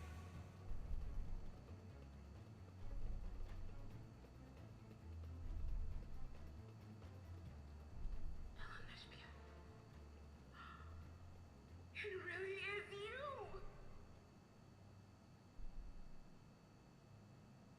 Huh? Huh? Who? I just had to get a look at you in the light, and I can still hardly believe my eyes. But it is you, my darling elder spirit! My darling, what now?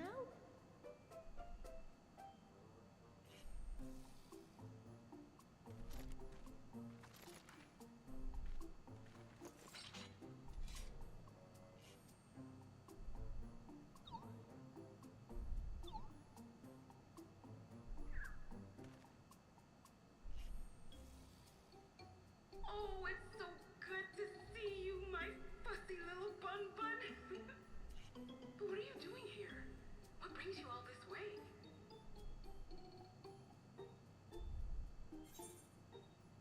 Fuzzy little bun bun?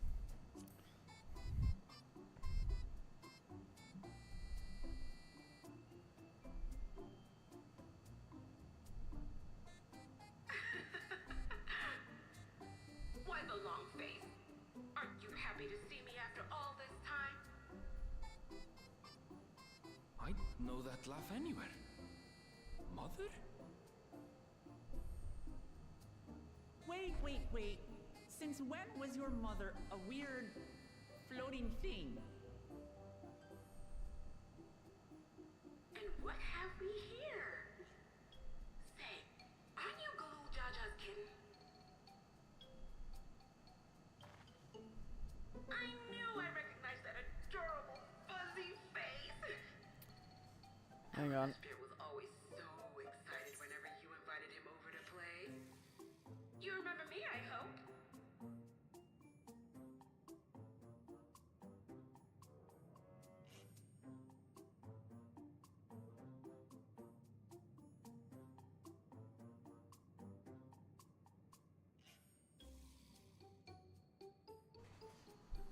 All right. I can't say that I do, but you know my father?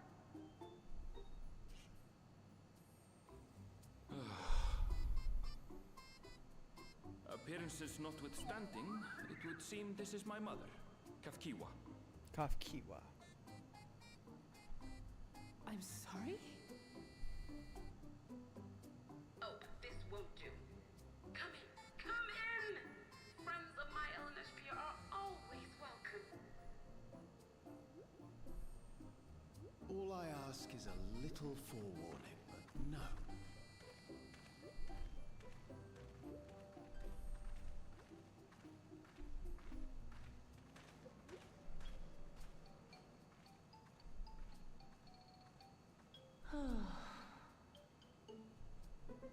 Just when I thought I was starting to get a handle on this place, how are things still getting stranger?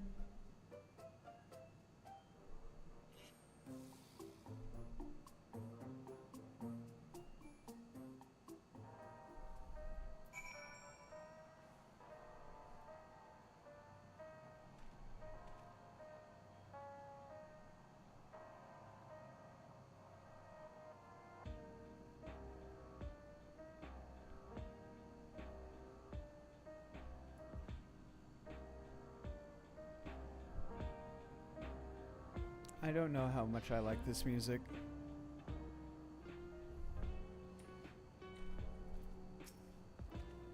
As far as I can tell, this is indeed my mother. I can think of few people in the world quite so spirited. But as to what's happened, we'll need to ask her.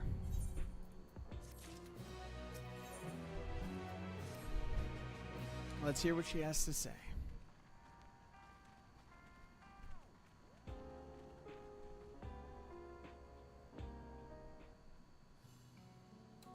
This is going to be a talked one, not a voiced one.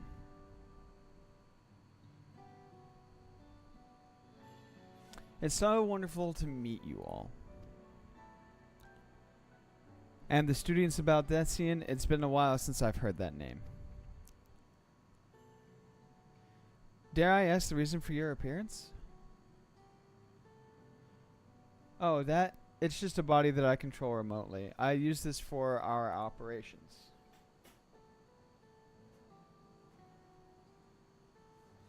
We're members of a resistance organization, Oblivion, we call ourselves, and our goal is to thwart Zoralja's ambitions for conquest.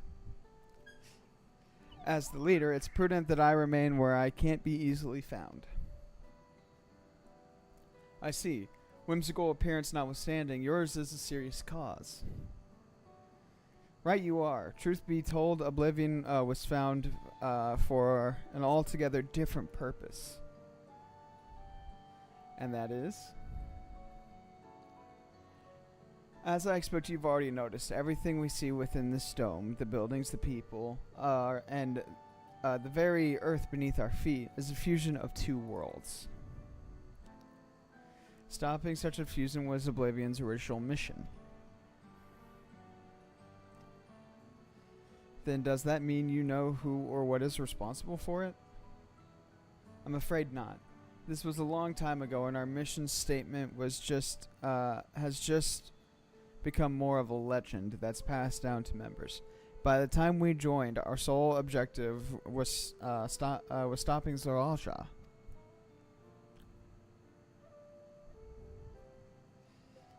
But we failed to do that, and now he's taken his army outside the dome.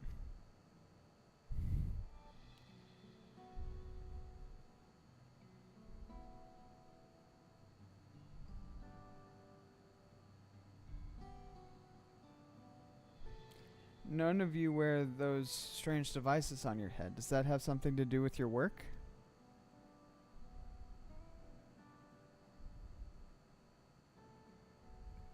You mean this?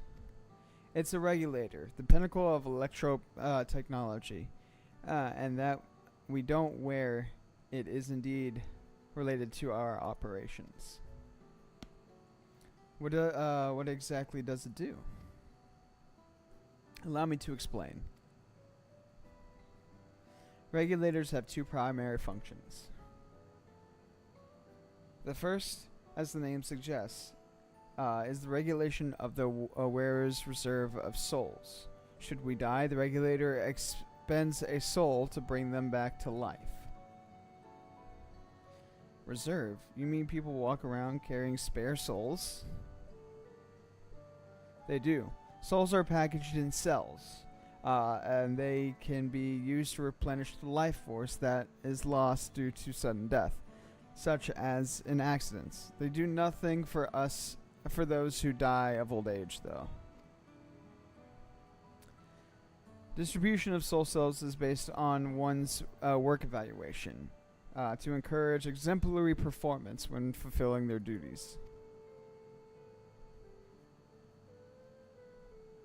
Souls as a common resource and payment for services rendered.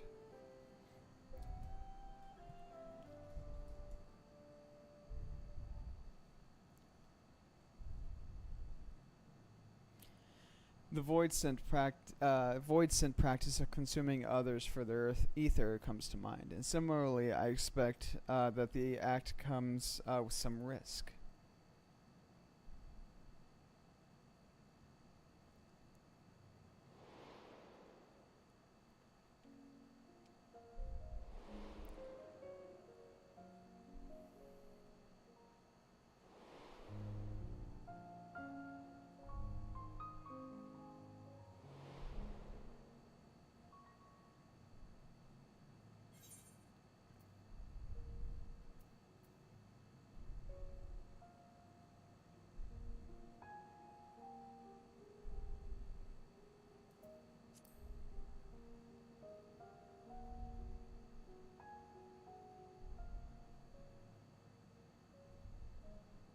This is prevented through memory management, a process in which regulators also play a role. I need to turn that shit off. Thank you. That was super loud. I need to change that soon. Memory management, then the reason everyone is forgetting Namika's existence.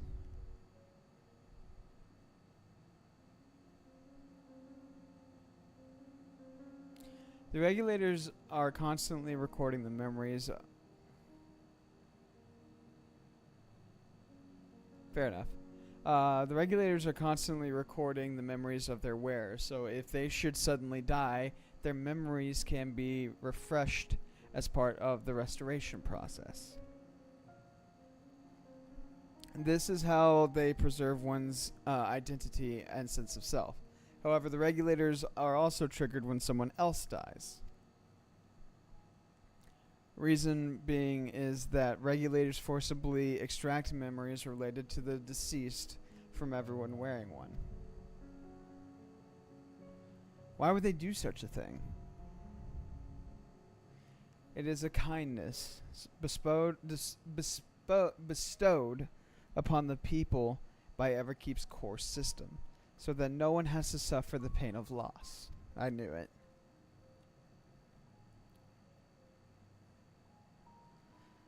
So this is what is meant by their memories being in the cloud.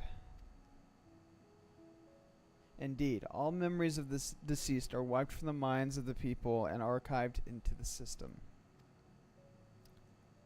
It's a frightening function of the regulators and an integral step in soul cell production.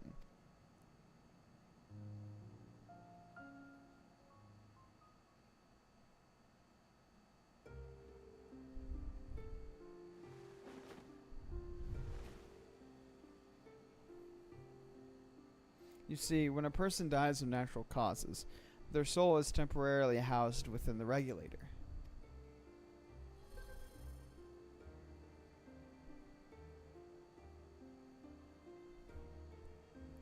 It's then delivered to the facility where memories are separated from the soul.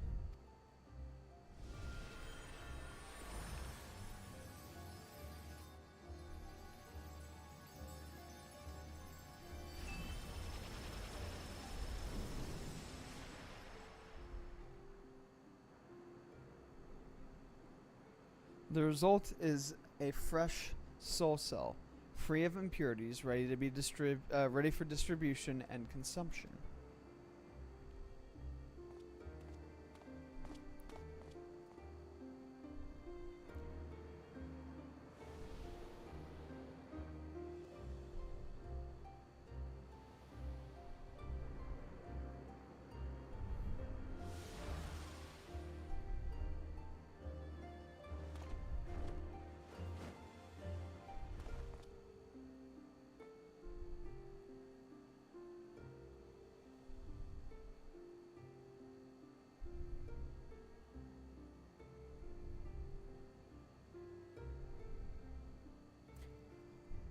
Meanwhile, the memories are stored in the core system to be remembered forever. And this is why people are happy here. On its surface, it's similar to the Yakoi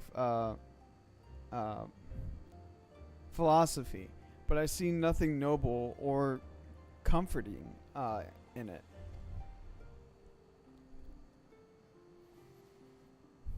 Well, it doesn't seem so terrible to me personally. All comes down to what you're used to, I suppose.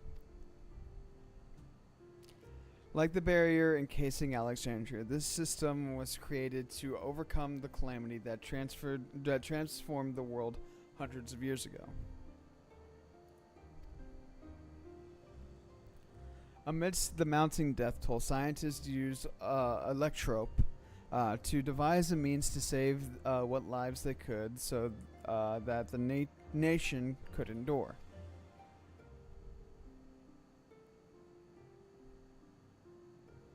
I understand the people of Alexandria did what they believed was best to save their people.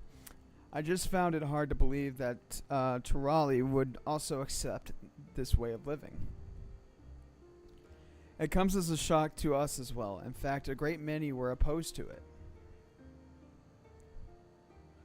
Which is why the use of regulators was never compulsory. The people have always been free to go without them if they so wish. Sphene didn't strike me as the sort of ruler to impose her will on others. She herself didn't wear a regulator. Ah, so you've already met. She's the one who suggested we come to the Thunder Yards in the first place. She also said she wants to help us stop Zeralja. Awfully kind of her to point you in my direction, and to speak so candidly as well. Whatever her motives, she has given the people a choice: live with the risk of true death or the security of the regulators. Everything that lives must someday die. That is the natural order of things.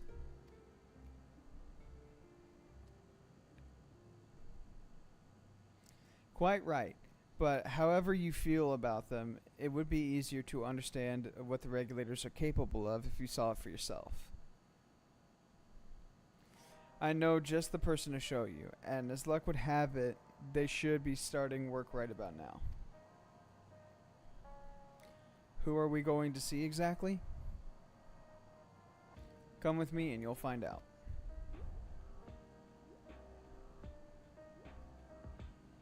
And it's so fucked up, though. It really is incredibly fucked up.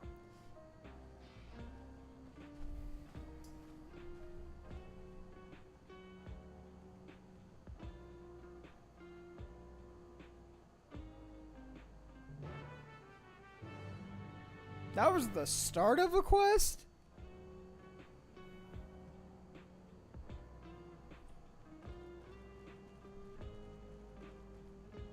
The fact that your name is Nostalgia is completely ironic given the conversation we just had.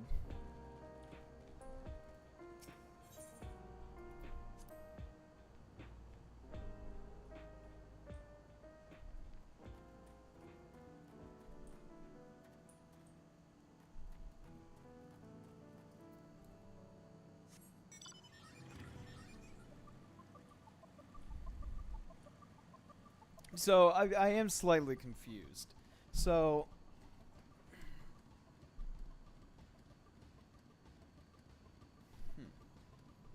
if I'm understanding this correctly, logs.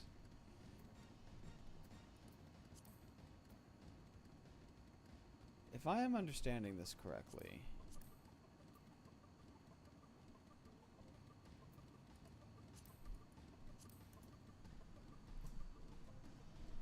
is this like a, is this like an instance on the first where, like, all of this and, like, the next area are, all that's left of whatever shard we're on? Or was it something like the barrier was always here? Always. And it wasn't until the explosion, which for us was just like a couple days ago, for them was like 30 years ago, brought all the people here. But there were already people here. So, is there a whole nother world out there? A whole, like, star? A whole shard? Or is it just this area?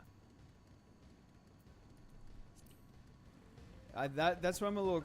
they might have said something about it, but I'm not 100% sure, like, I fully understood what they were saying. Because, like, there's the dome. There's the barrier. You have to keep going to find out. I thought they said something, but I wasn't 100% sure. Like, they said something like The barrier has been here for hundreds of years. For us, the dome has only been around for like 3 days, which has been 30 years here. So that the time frame doesn't make sense.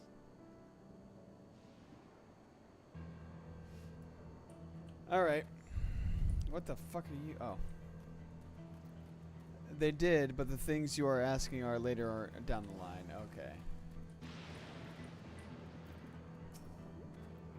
Everyone here? Good. It is the responsibility of the Thunderyard's hunters to fell any fiends found wandering the area. We're to meet an acquaintance of mine, Strika, one of those hunters.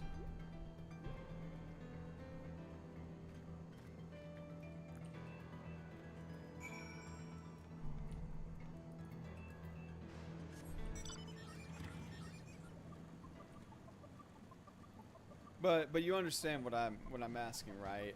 Is this so? What I'm trying to say is, like, for instance, you have. Where's my teleport? So you have all of this surrounded by the flood of light. Is heritage found and the next area all that is and a flood of lightning? Yeah, I don't want spoilers, but I want you to understand what it is I was like asking there. It's a little confusing, but I am going to find out. I am going to see for myself.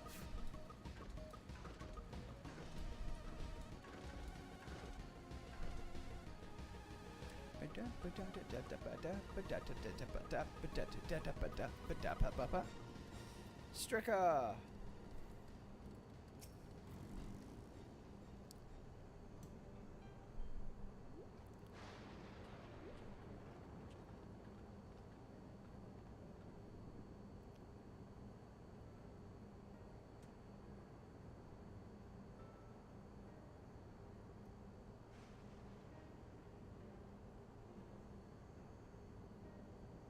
Kafka.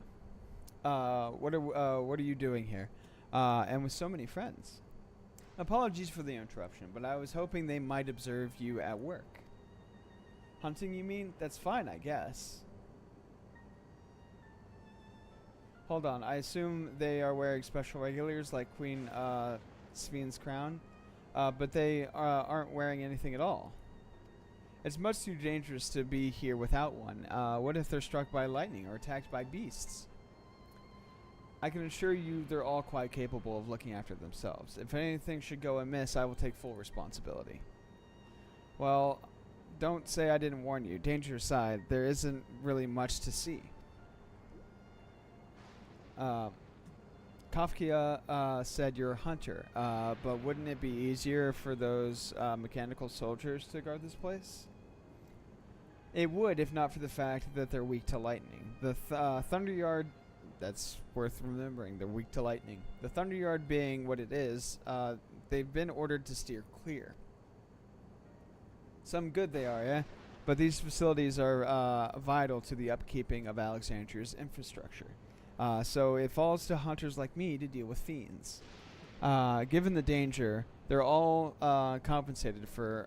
We're all compensated for our work. It's a perfect profession for anyone looking to build up savings.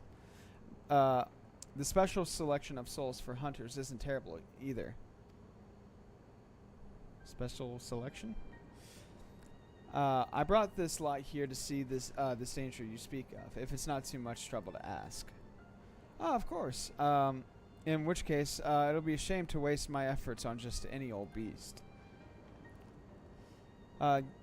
You all can handle yourselves in a fight, right? If you cause a ruckus slaying what critters you can nearby, there's a chance you'll draw out something worthy of a demonstration.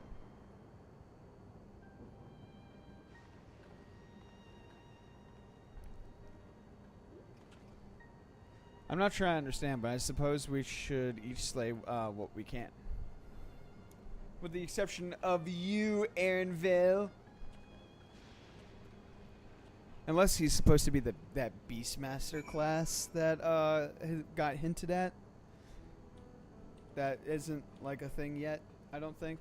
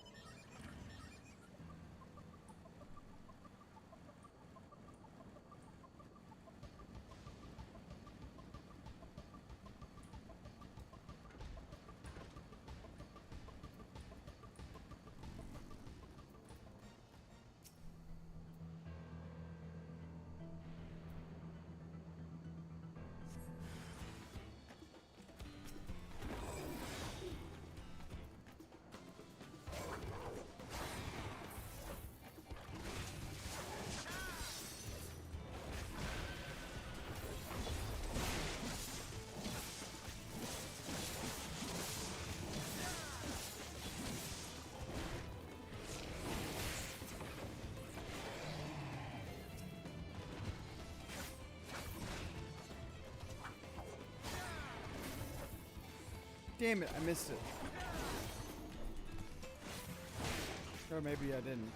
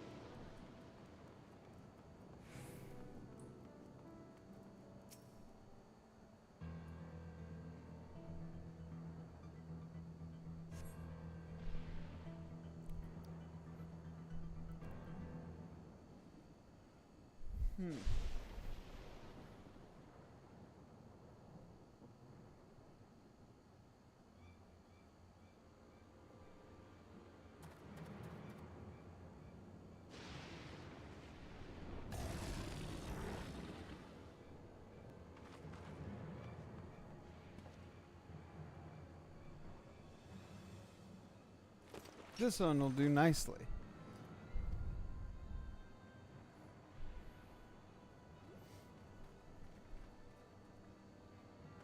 We'll help you. It's fine, really. I faced worse. Just watch.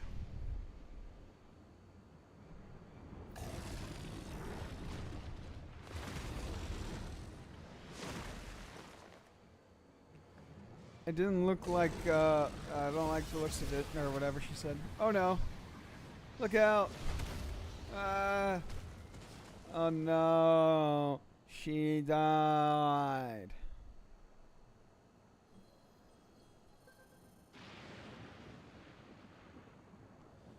Preserve.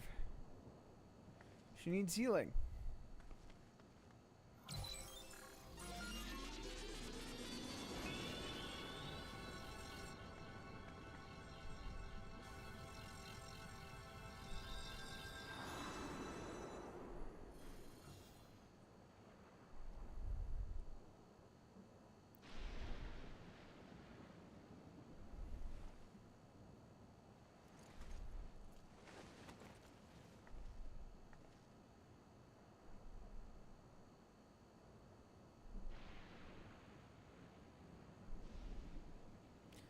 That was embarrassing. That bastard caught me off guard.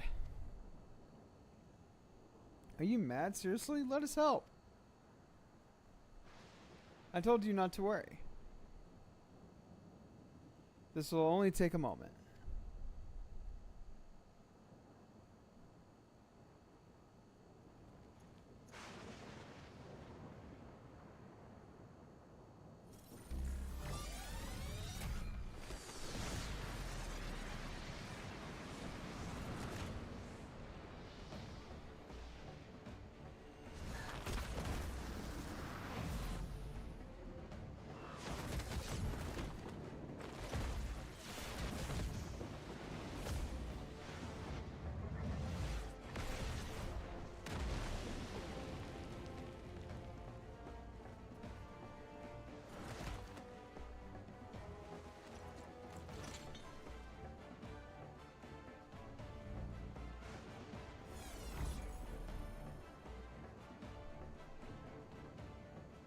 Just like Saraja. Come on, let's get out of here.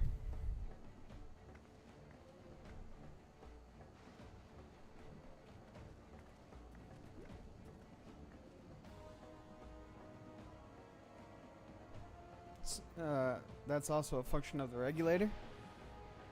I guess so.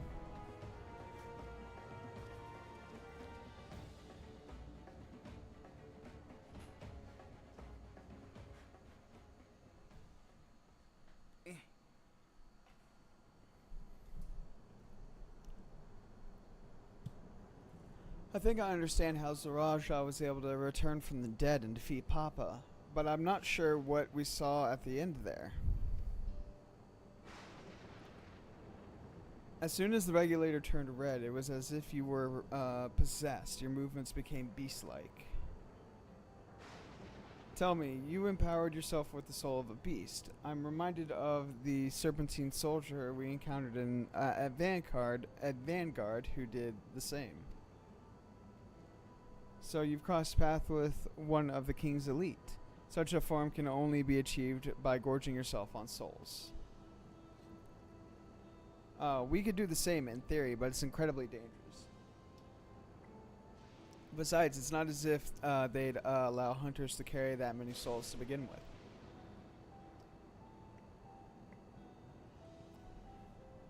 Well, I should be getting back to work. Take care.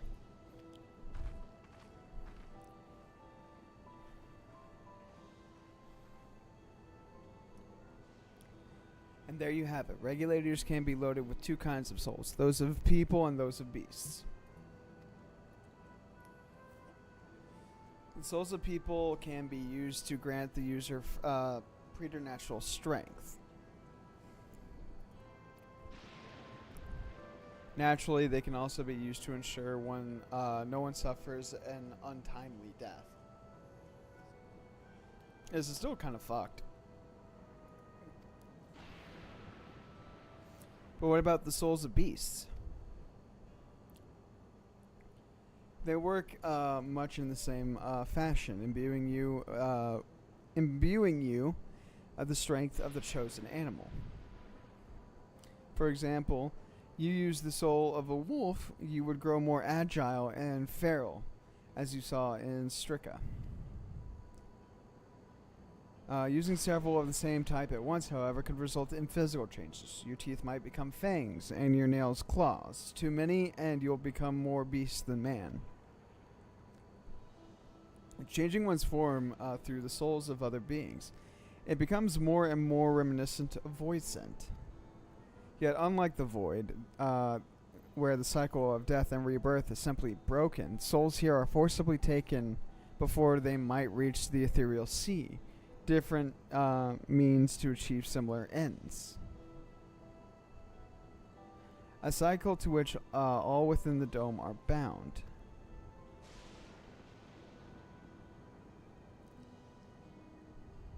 This is wrong. This is all wrong.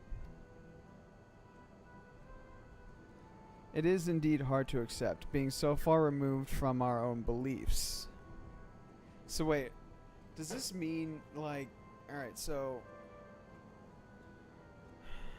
Alright, I'm trying to wrap my mind around the whole concept. So, one is born with the soul. Okay. They get a regulator. Say they get struck by lightning and they die. Does their soul leave, replenished by another cleansed soul?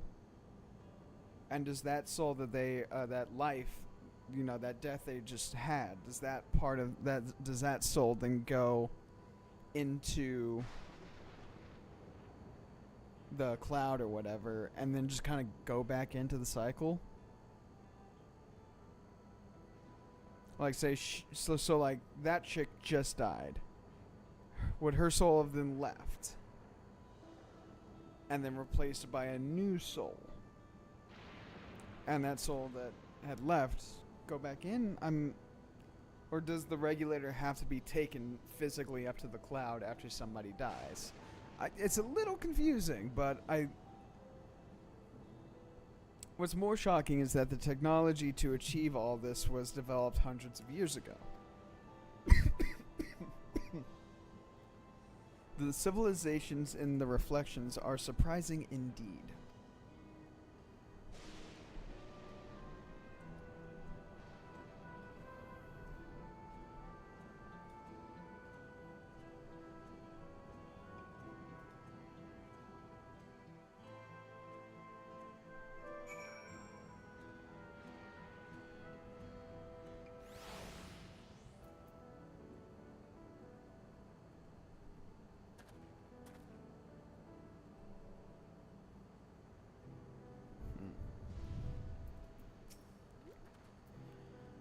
Well, we all have our thoughts on souls. For now, the important thing is we know what powers Zaralsha has at his disposal.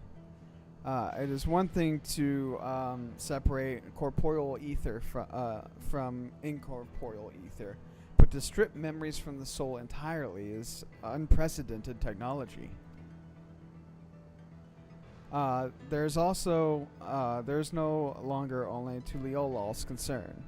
This is with his newfound power, Zoraal has become a real threat to the entire world. Indeed, he has to be stopped, no matter the cost.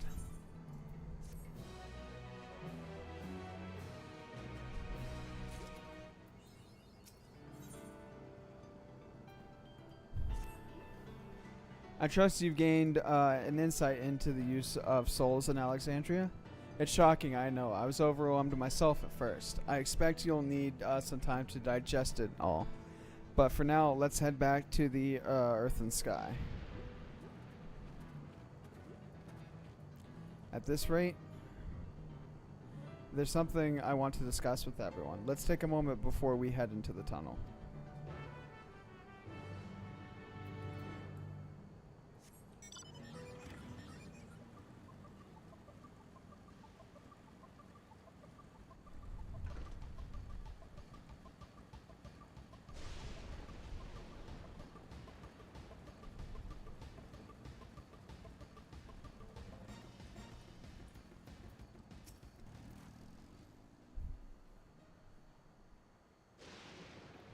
I'm sorry for delaying us, but I had some thoughts I need to share. In both technology and values, it's plain there's a wild gulf between Tuliolol and Alexandria. I know Zoraal, and while Zoraal knows everything about us, we know hardly anything about what he's become. Indeed, we haven't even seen what lies within that enormous tower Everkeep.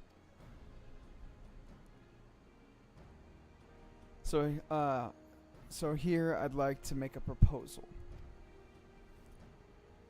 That is, we work with Kafka and her people. We need to learn as much as we can about the enemy. The quickest way would be to join hands with Oblivion. We've only just met them, I know, and we shouldn't be too quick to trust, but the fact remains that they share our desire to stop Zoraal. Safine, too, claims to be at odds with the King of Resolve. May I ask why you would cooperate with Oblivion instead? It's simple, really. Their leader is Arenville's mother.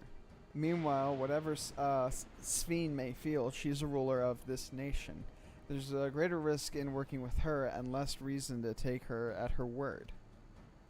A fair point, and knowing Zoraal, we may assume that his arrangement with Safine was not made without some consideration. All I know is that it would be heartening to have allies in this strange realm. I think everyone would agree that any help we can get would be welcome. Hold on, there's no guarantee that it's actually my mother behind the machine. Without seeing her in the flesh, I couldn't rule out the possibility of a ploy. If it turns out to be a trap, we endanger not only ourselves, but everyone in Tuliolol. As you say, we have no proof that this really is Kafka. Gotcha. But I make my proposal and full awareness of this. Whether we're going to war or striving for peace, we need need to learn as much as we can. Otherwise, we can't help to do anything meaningful. As it stands, we know too little about this realm. We need to remedy that. We need to study the enemy, and when the time comes, strike down Zoraal for good. What's more, I trust you, Arenville. You've always had great instincts, honed with your time traveling under your mother. What if I'm wrong? What if sentiment is clouding my judgment?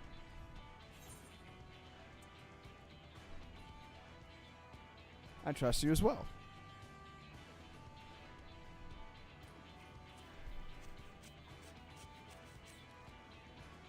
That's always the way of it with you.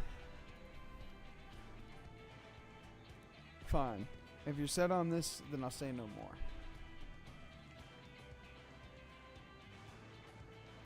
Then it's settled. Let's head inside and secure ourselves some new allies.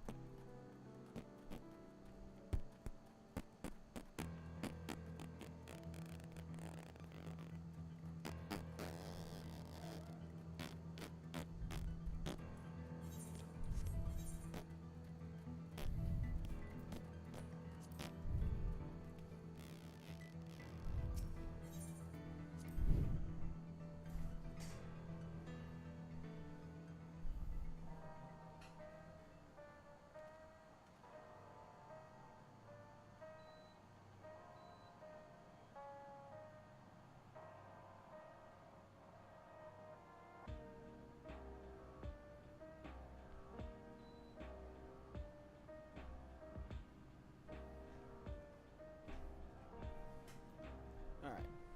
I don't like this music. It sounds so post-apocalyptic.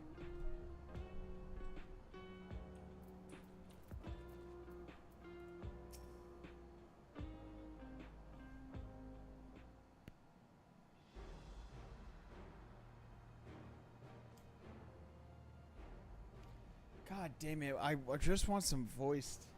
Kafka, there's something I need to tell you and your people. We've come here for no other reason than to strike down Zaraja.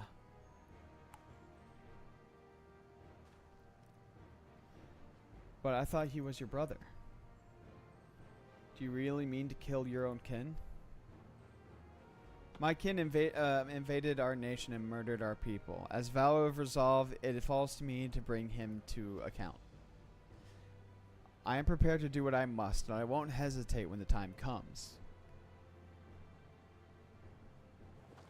Like us, you and yours oppose Zaraja. In light of this, I propose that we work together to stop him once and for all.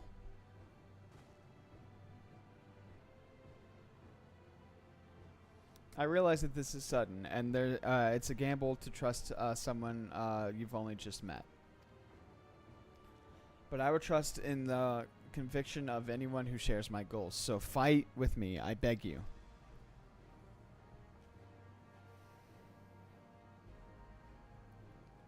As you say, our goals align, and I don't doubt your resolve in the least. If you've hadn't proposed working together, I would have done so instead. Truth be told, it's been tough going at it alone. While we've gathered ample intelligence, we don't have the strength to take decisive action. Besides, how could we not trust you? My only son is with you, my fuzzy little bun-bun. He's the only reason I need.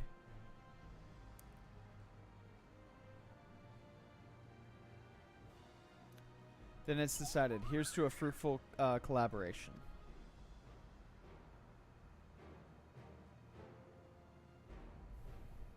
Thank you, Kafka. Everyone together will achieve great things, I'm sure of it. Then let's not waste any time. I've been wondering about Zaraja's whereabouts. Is there a place inside that tower? After a fashion, the king resides in the utmost level. But while Queen Sphene has a penchant for going out in public, he seldom shows himself. What's more, his movements are highly classified. Not even his commanders are privy to that information. If anyone knows where he is at a given time, it could only be the queen. Even we don't know his whereabouts. Zaraja will eventually march on to Leolal again, and that's when we go after him. The drawback is we'd have to wait for the invasion to happen. Innocents could be put in harm's way. There's also the possibility that he'll leave everything to his minions and not command the army in person.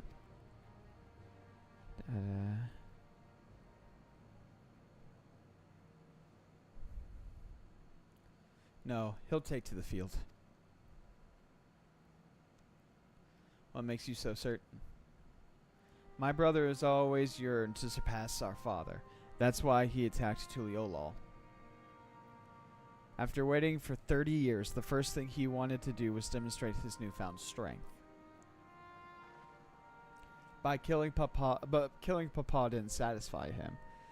So he's bent on proving himself stronger than me and Koana, who bested him in the right of succession. He challenged me to strike him down. He wants a duel to show everyone that he's superior to the Dawn Serpent. He wouldn't let his minions deprive him of that pleasure. Deprive him, not derive him. Then why hasn't he appeared to give you your chance? Surely he's aware of our presence here. At that, I can only guess. Perhaps he wants to dazzle us with his wondrous realm, but he won't deign to appear. Then we'll force him to do so.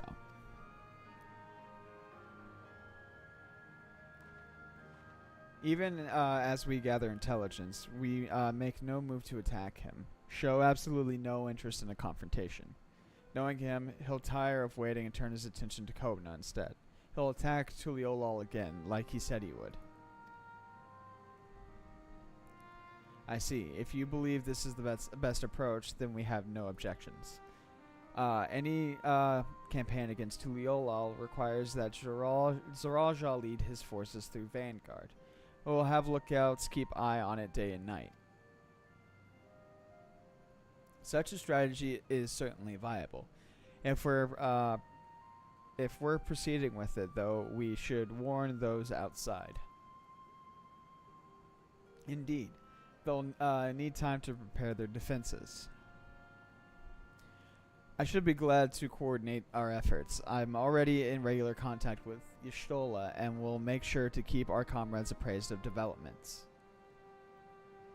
You can leave Vanguard to us. We'll send word at the first sign of movement. It seems we have a plan.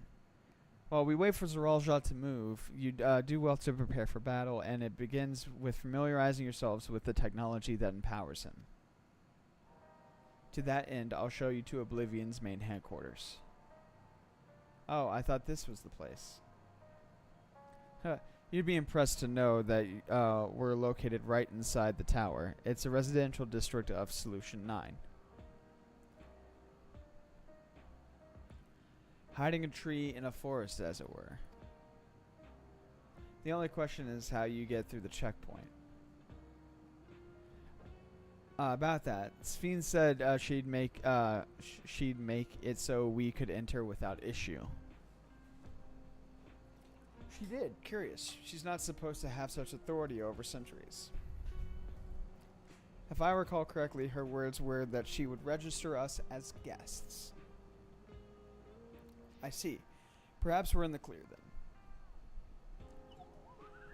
When you're ready, come and meet me at the tower entrance.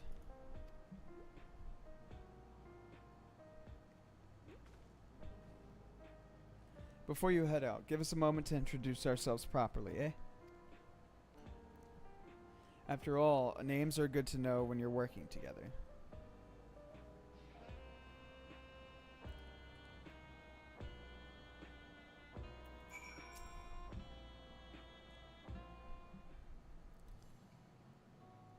While Oblivion has operatives all over, we're the main crew here.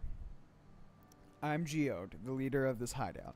And the dependable young twins behind me are Nostalgia and Kiwe. I'm Nostalgia. It's a pleasure to meet you. My sister and I were born and raised inside the barrier. We've been with Oblivion for 3 years, and our main duties are surveillance and provisioning. Twins, eh? That explains the resemblance. Wayakwi is a Tanawantan name, unless I'm mistaken. That's right. Our mother was Tuliolian, and our father is Alexandrian. They wanted to honor both cultures. They're beautiful names. Thank you. Though I have no memories of my mother, I'd like to think I carry a part of her with me. So, what made you decide to join Oblivion?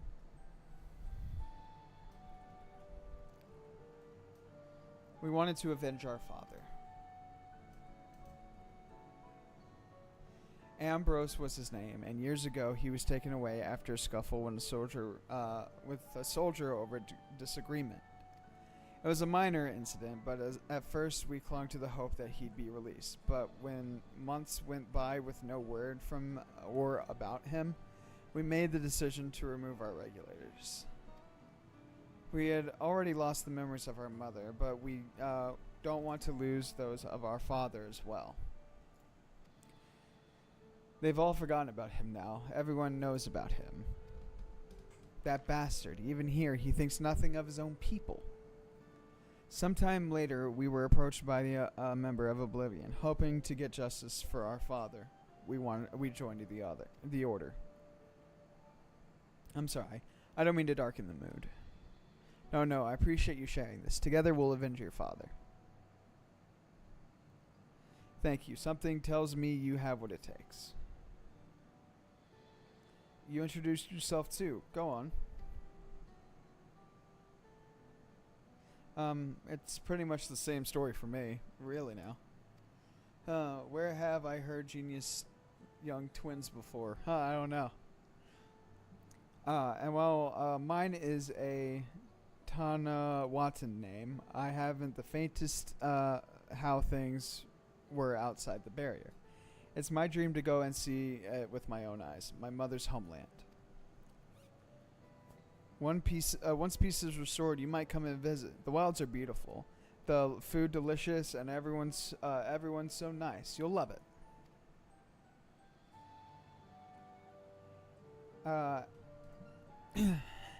And that's us here. You'll meet some others in the back room. That's our headquarters. We're going to the back rooms. That's our headquarters. Some of them are a little eccentric, and but they have good hearts. All. Elenspia. One last thing. It isn't exactly my place to say this, but thank you for seeking out Kafka. She talks about you so much. It's clear how important you are to her. That's all. Be good to your mother while you still can, eh? Are we actually going to go see, like, the real Kafka? Well, we'll let you go now. Feel free to visit this hideout as you like. Da da da da da ba ba ba bum.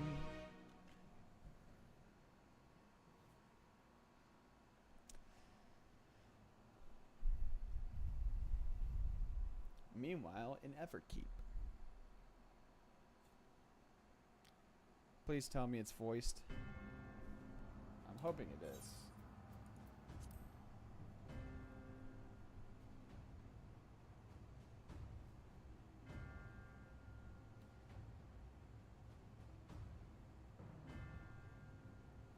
You've been consulting with Wook Lamont.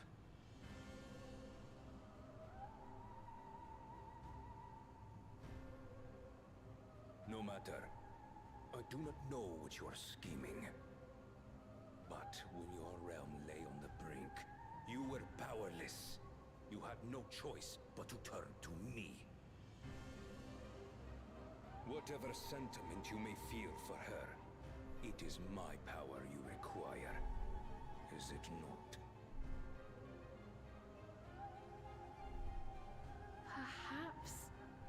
And yet, knowing the love that Wook Lamont bears for her people, how she regards them all as kin, I cannot help but wish to spare her the same pain I have suffered. What's more, her friends possess new knowledge. Were we to work together, we might find another path.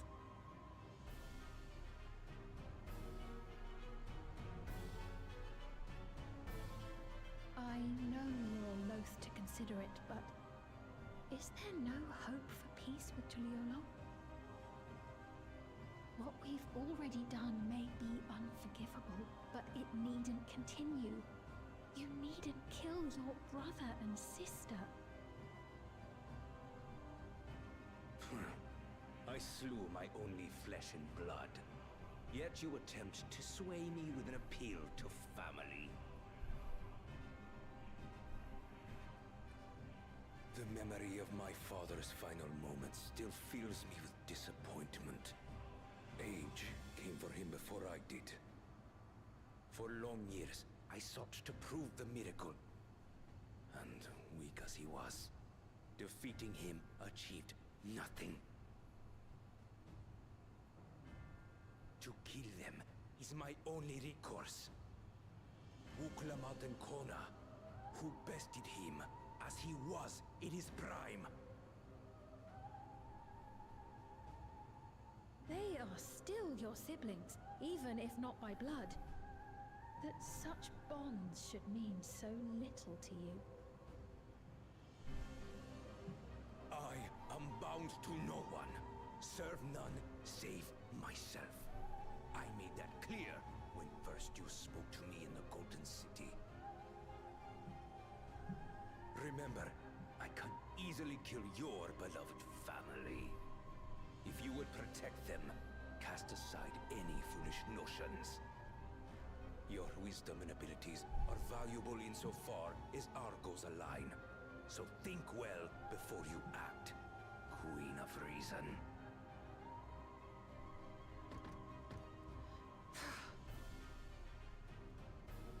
Uklamat, if you are father's worthy successor, then you will find your way to me.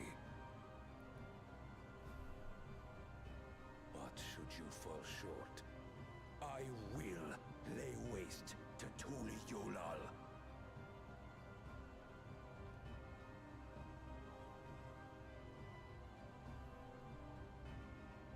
What now?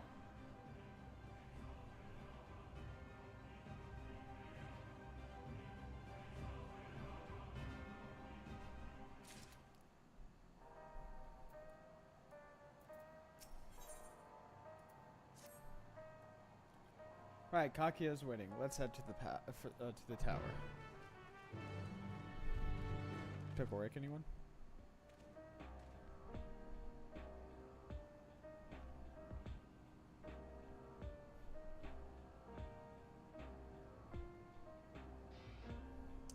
All right.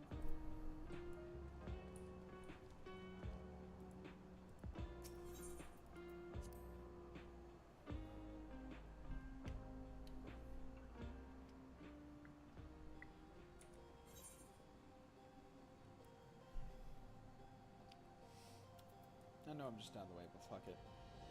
Yo, you guys remember when we were trying to help future king and queen through their trials? Yeah, what happened to that? Now here we are, 30 years in the future.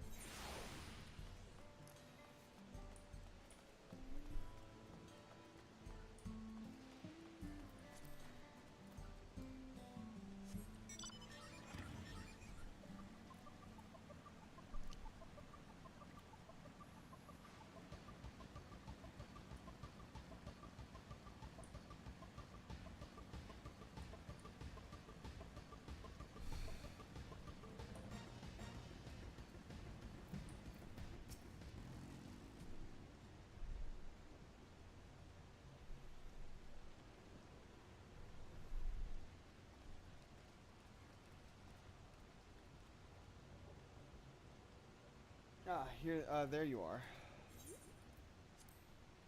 If Queen Sphene has registered you as guest, you should be able to march right in. And if she hasn't, you'll be shot dead. Then you may have a swarm of Zeralja's minions to deal with. Okay. Bring it on. Nothing for it but to see if Sphene has betrayed us, eh?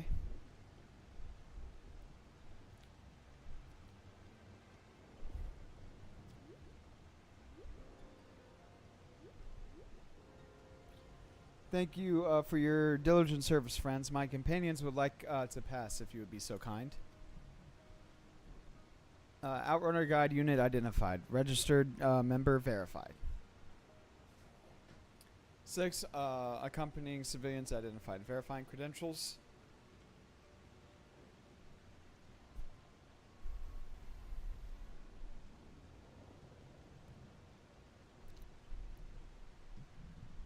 Credentials verified. Welcome, guests of Queen Sphene.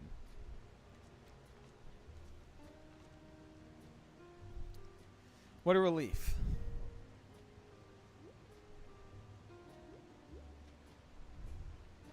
There you have it. It seems the Queen was true to her word.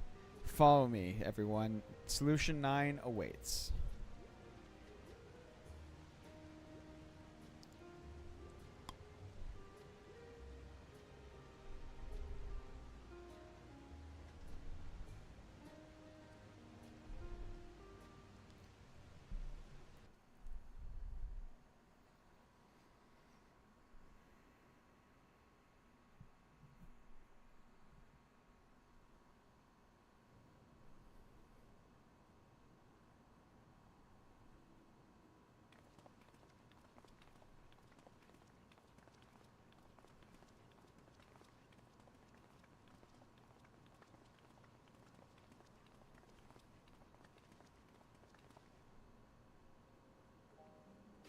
Everkeep, a tower of electrope piercing a perpetual shroud of storm clouds. Occupying the 9th level of this 12-tiered structure is a residential district called Solution 9. In so naming their home, what hopes did its founders harbor for it? And did it prove the answer they sought? Solution 9.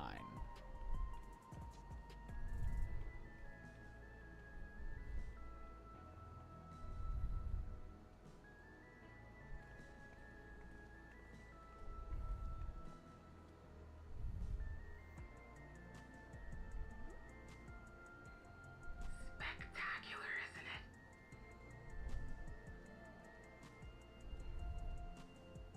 Oh shit. There are more districts throughout the tower, including industrial ones, but Solution 9 is the largest. Just being here makes my head spin. Perfectly natural reaction. A city of shimmering electro, replete with strange technologies that cater to every conceivable need. We never dreamed of the light back home in Tuliyolo.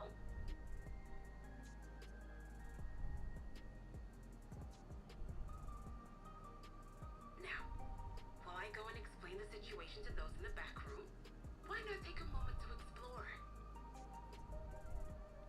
I believe lived experiences are far more educational than dry explanations.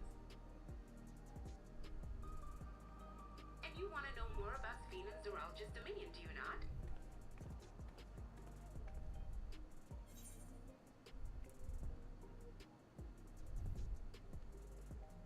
You had me at explore.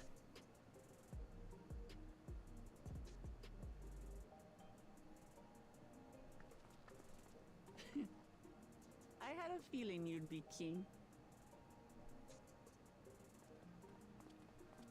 Just to confirm, while we have been allowed inside, are we also permitted to roam?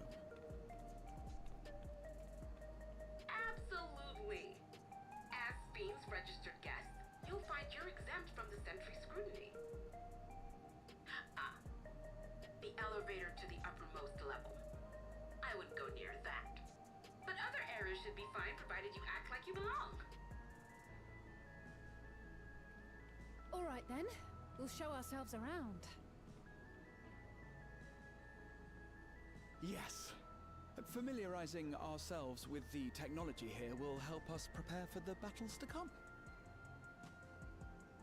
Try not to enjoy yourselves too much, or you're liable to attract attention. Once you've explored to your satisfaction, come to the entrance to True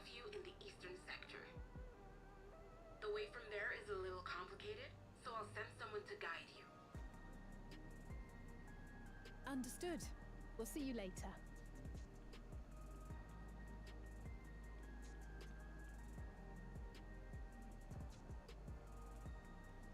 I shall speak with the residents.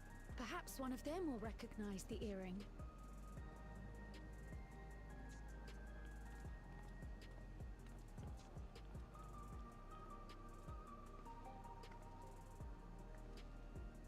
What's with this place? How can this all be the inside of a tower? So, what aren't you telling me? Where are you? That I can't reveal yet. Precautions, you understand. Just know that I'm safe.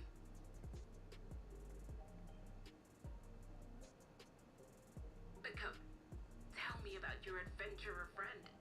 You seem to have a great deal of faith in him. You must have been through a lot together.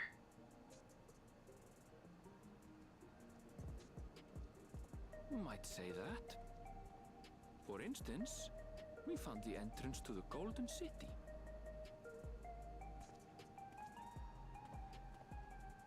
Wait, what?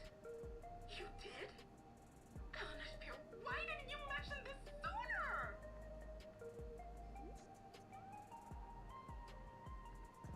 I hope she's not actually dead.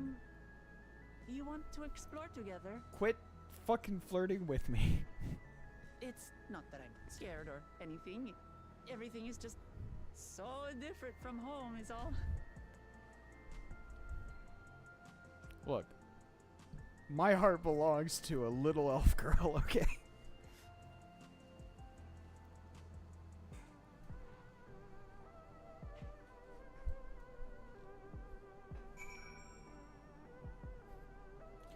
Alright. Fuck you, I'm going exploring.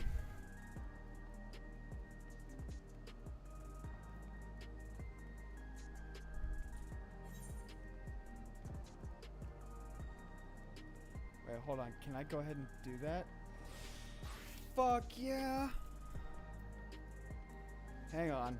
I need to go accept a side quest real quick.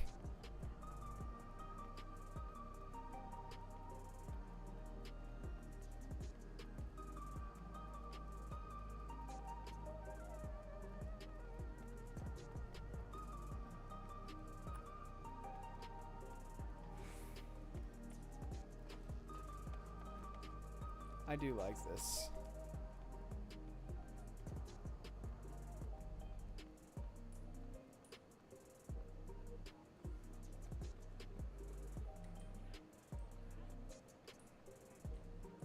Alright, now just wait for the NPCs to load in. Unless they're above me.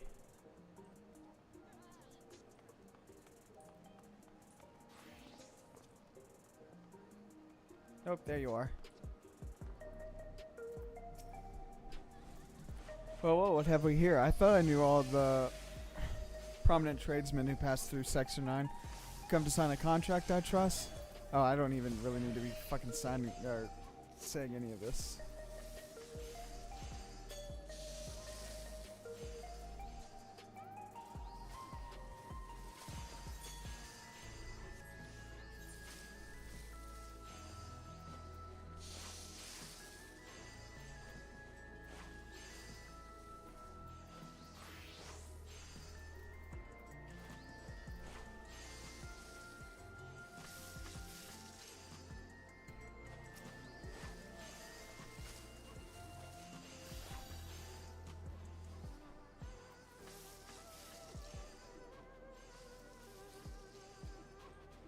Maybe I should have read some of that. I have no idea what I'm doing.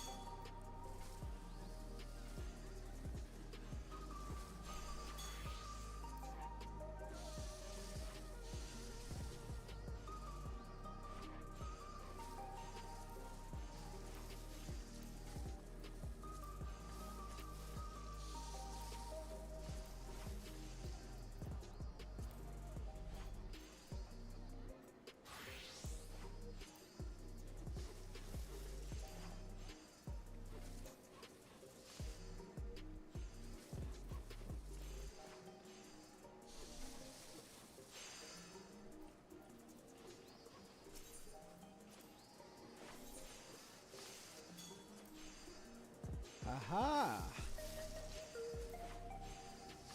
Oh.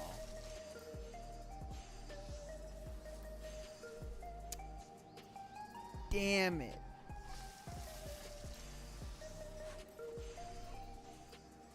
You really have no, like, in-between gear. It's just all straight to, like, level 100 orange scripts, huh?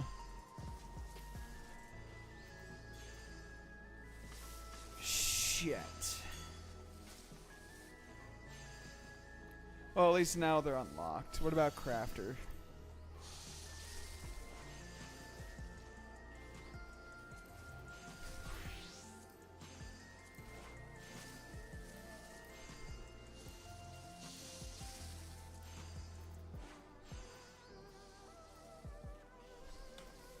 Go fuck yourself.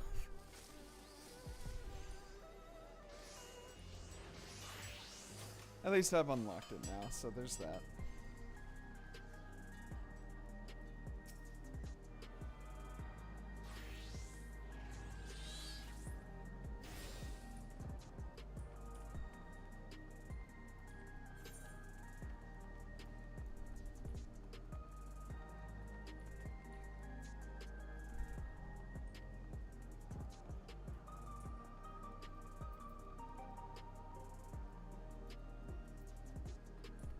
Well, there's one thing I wanted to do, taken care of.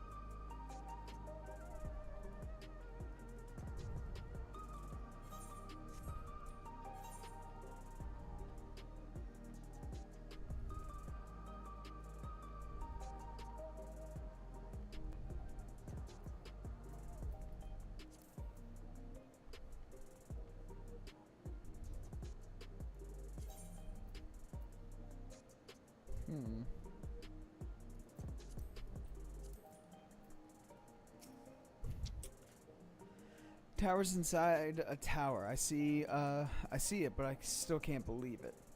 For now, I say we proceed straight ahead. If we feel like we're getting lost, we can always turn around and go back the way we came.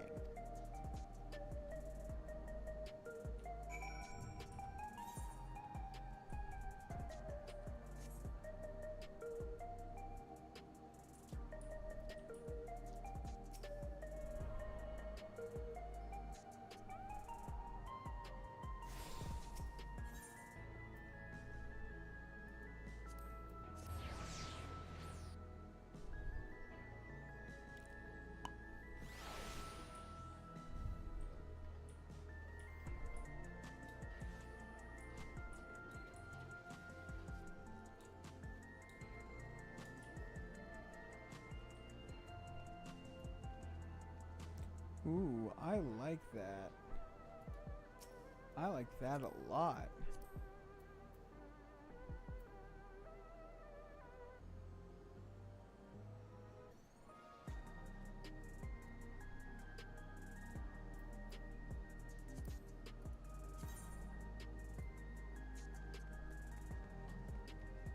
Especially that part. I really like that.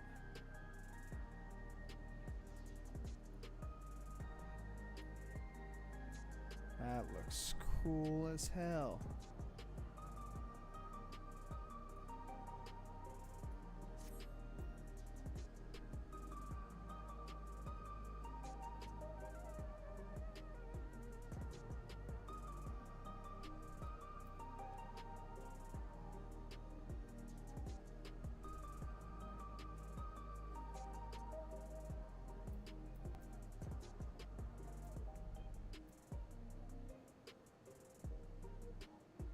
Big sword, big woman, big fun. I really like that look though.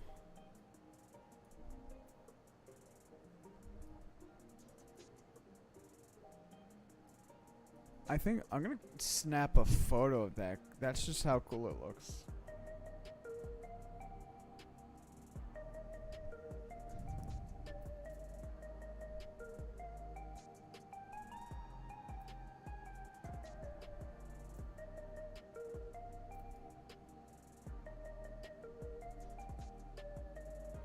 I mean, honestly, you could lose the hat and that would just have the look of a red mage. That's really cool. Anyway. A crossroads already. This place is too much. I have no idea where I should go. Alright, I made up my mind. Let's go to that building over there.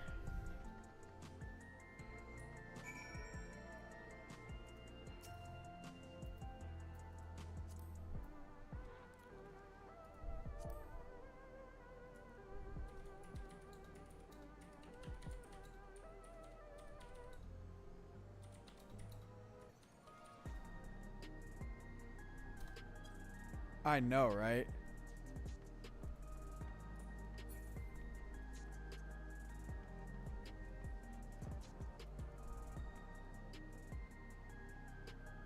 You think that's Vanguard too? I mean, hold on. She's got the Apothecary Capito under the Roseblood. The Roseblood coat with the Magitech jacket. The Roseblood gloves with the Magitech finger stalls. The Blood Rose breeches with the Model B1 tactical bottoms. And the Roseblood boots with the Model C2 tactical.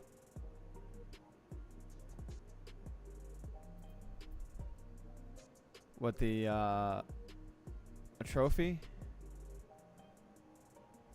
I mean, it's all level 99, but... Oh, they're PvP. Damn, because those look dope as shit. That looks awesome. I hate PvP. PvP sucks. I hate it. But, I mean, like, all in all, like, for a red mage, that looks... I mean, she could lose the hat, but that looks awesome. Especially the thing right above. That thing looks great.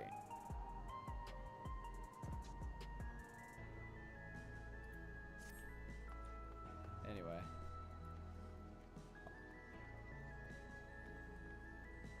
The PvP stuff is universal too.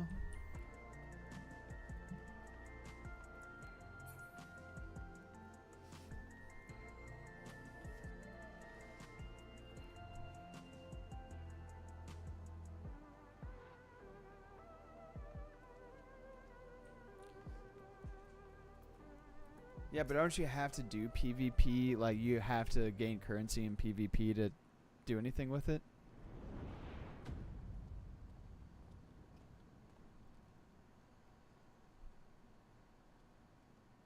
Ah!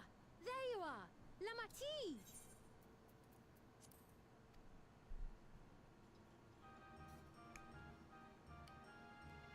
fine. I was worried you might have had trouble at the checkpoint, but I see everything went according to plan. Well, that's thanks to you.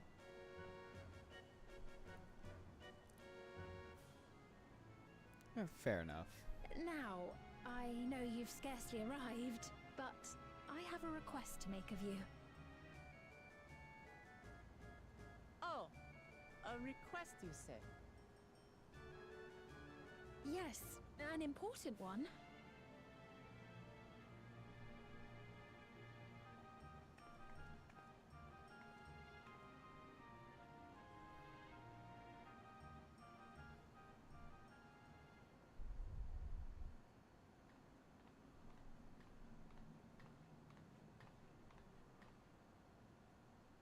I'll say it plain.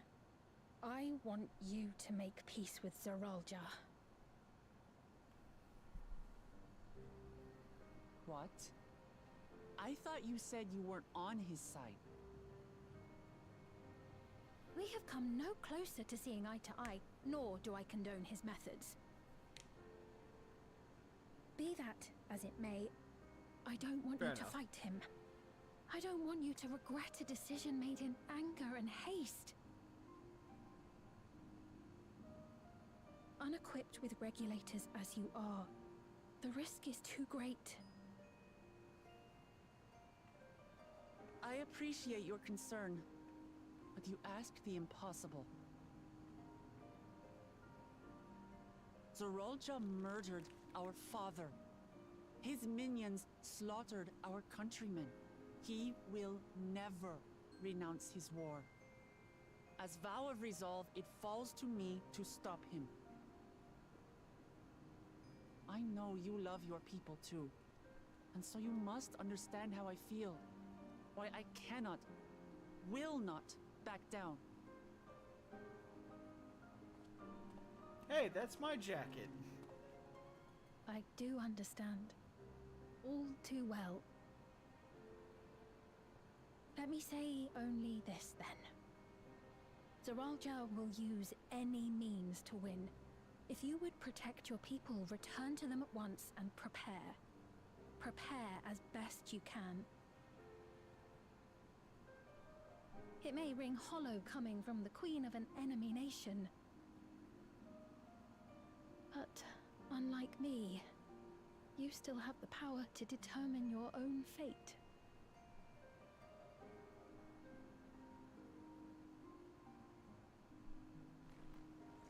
You really are a curious one. Look, you needn't worry for us. We have dependable comrades holding the fort in Tulihiola. They'll keep everyone safe, so we can devote our attention to affairs here.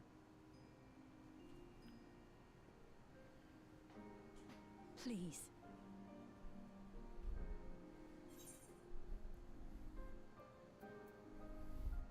I'll be there alongside her.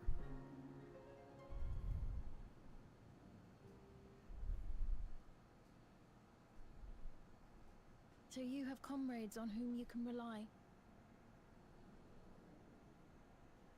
I envy you.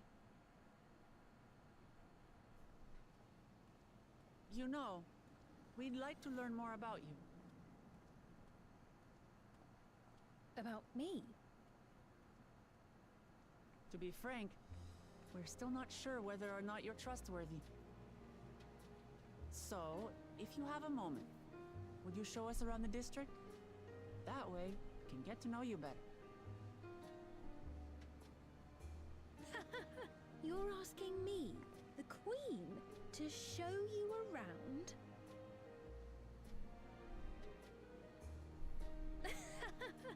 Oh, but I jest.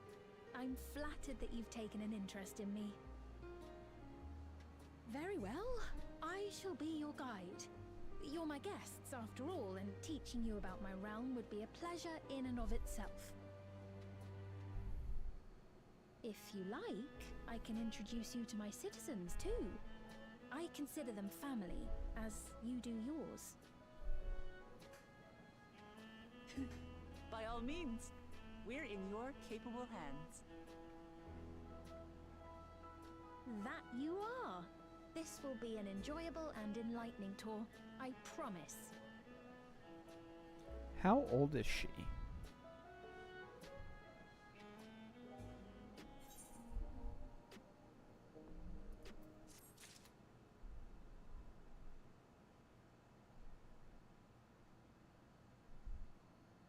Did I just lose volume?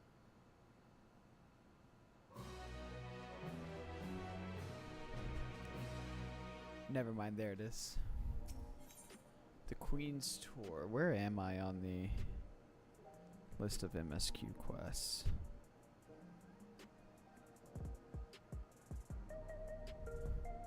So I've done 1, 2, 3, 4, 5, 6, 7, 8 of the quests. Ah, shit, and it's only 9. I'm not even halfway to where I wanted to be.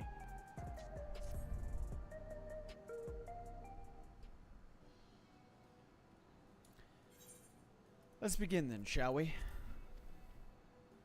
I must say I'm really grateful. This place is so vast and confusing. I didn't even know where to begin.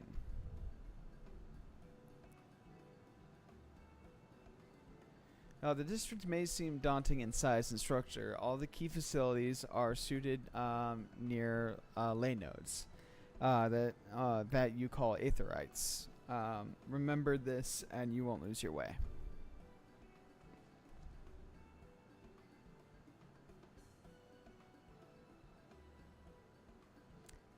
Now then, seeing as it's right here, I'll show you the Nexus Arcade first. Please follow me.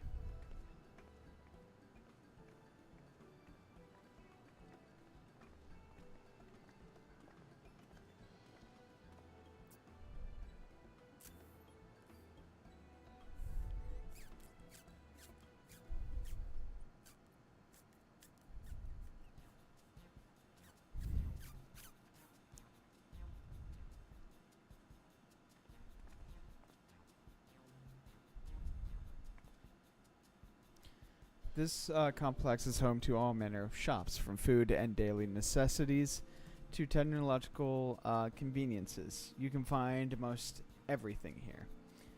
Everkeep's interior is vast. As you've observed, this article makes it possible for people to acquire what they need in one centralized location.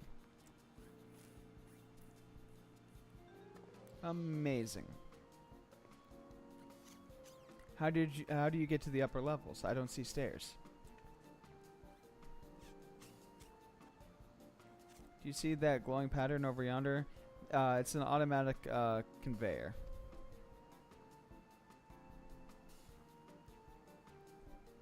Such contraptions are found throughout Everkeep, allowing us to swiftly move between faraway places. That will spare us some walking. Are they also made from this that strange metal? What's it? Yes, the conveyors are powered by electro. As a matter of fact, the ore is integrated into just about everything in Everkeep, even the floors and walls.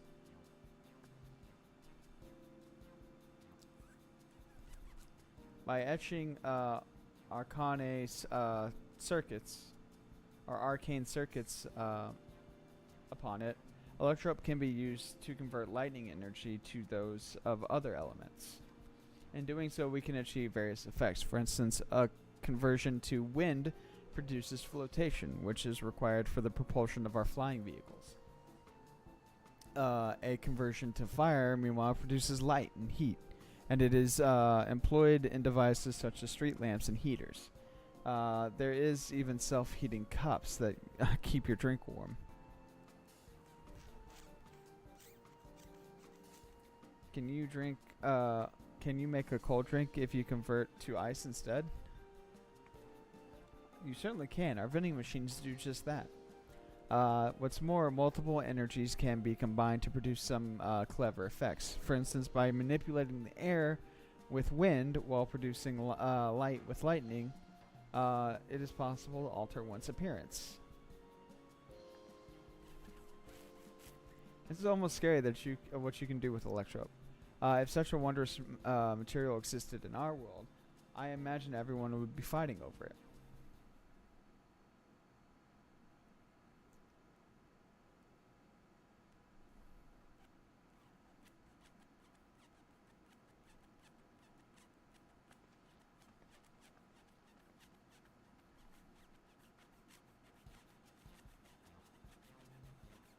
The shop over here, what does it sell?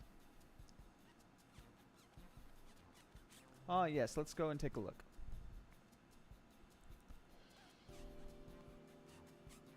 I dare say you will find it interesting.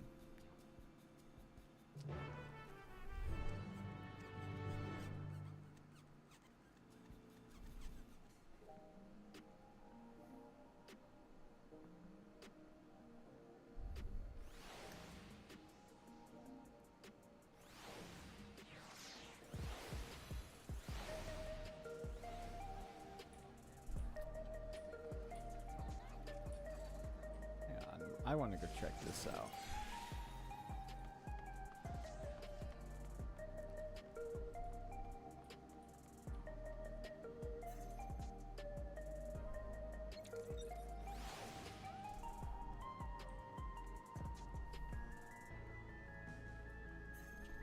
Okay, that's pretty cool.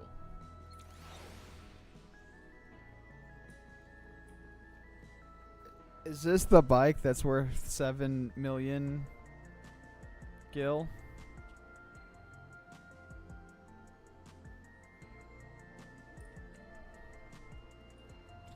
Air wheeler dealer. Hold on. I'm about to answer that question. Yep. Think I can afford that? You think?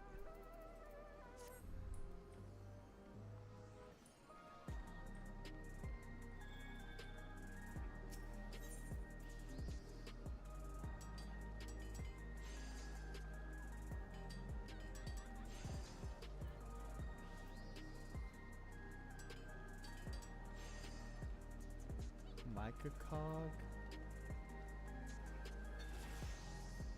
Huh. Ooh, Splendor's vendor.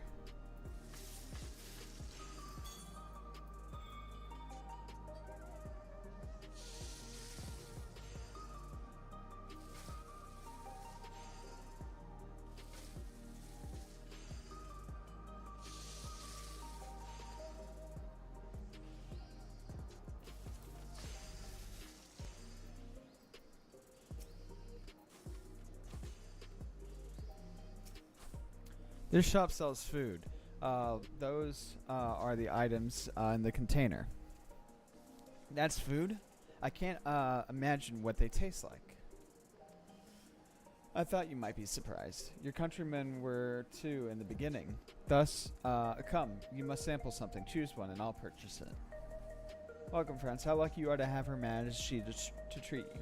The 5 items on display are the most popular. I would recommend one of them if this is your first time.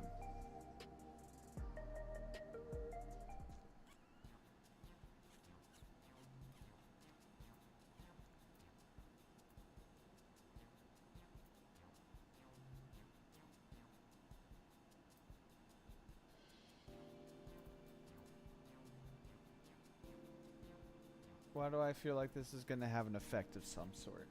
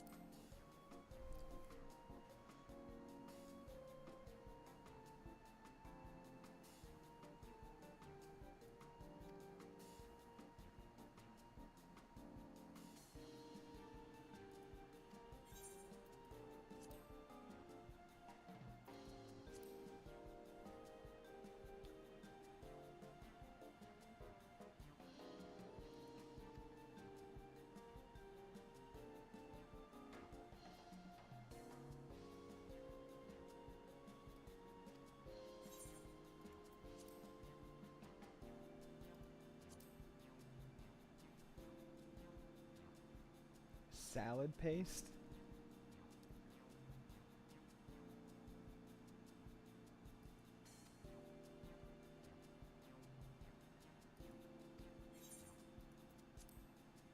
What's in the tin?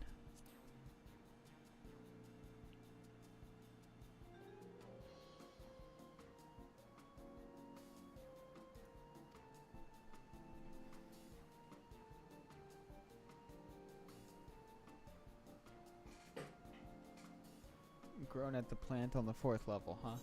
I think I'll go with the revival fluid. Reviving tonic, sorry.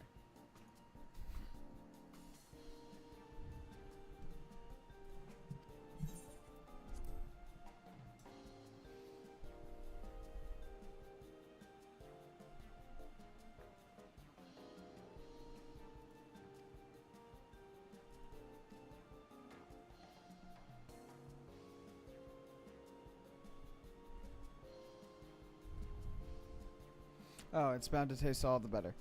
Say, would you mind sampling your sections here and now? It's been a long time since we've had newcomers, and I love to see your reactions.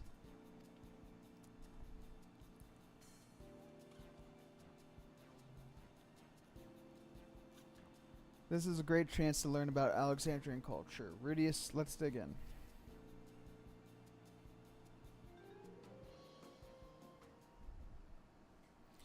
Alright, here I go.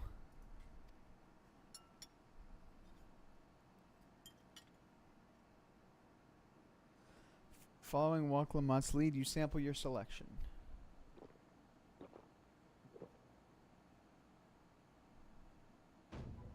Amazing! I never had any meat like this before. It's tender like chicken, but flavorsome like ronak, and the spices give it just the right amount of kick. I could eat this all day.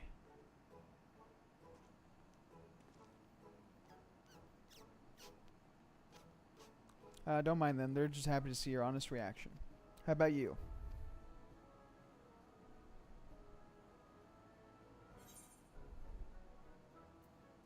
It's interesting. It's fantastic.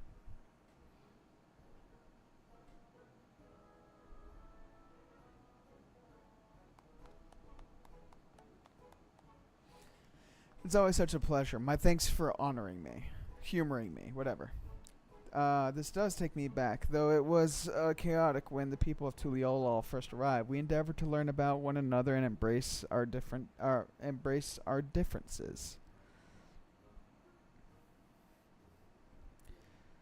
All right, what about you, Sveen? Aren't you having something to eat too?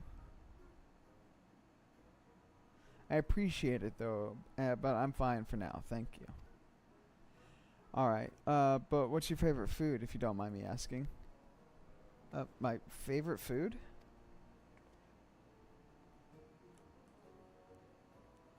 Why do you wish to know this?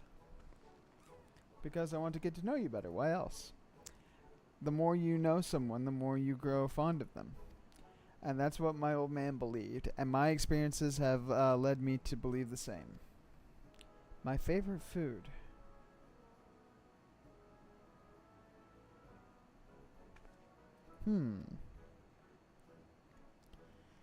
Is it such a difficult question? I'm sorry, it's just when I think of those who labor to bring us food, I find I can't settle on one thing. I thought I was indecisive, but you're something else. Indecisive? Perhaps I am, but you don't need to laugh about it. As everyone proceeds to laugh about it. Why do I have a feeling that's Zeralja's son?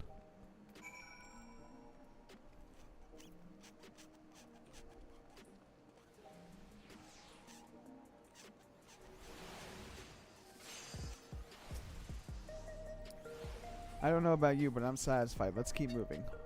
Very well. Next, I was thinking of showing you the residential sector, but it's in part, so I can tend to personal matters. It's a visitation, to be precise, and I believe it will be educational for you as well. Would you two mind accompanying me? No, not at all. Wonderful. Let me know when you have seen enough here, and we'll make our way. Let's go. As we walk, I'll be glad to tell you of interesting. Fuck you.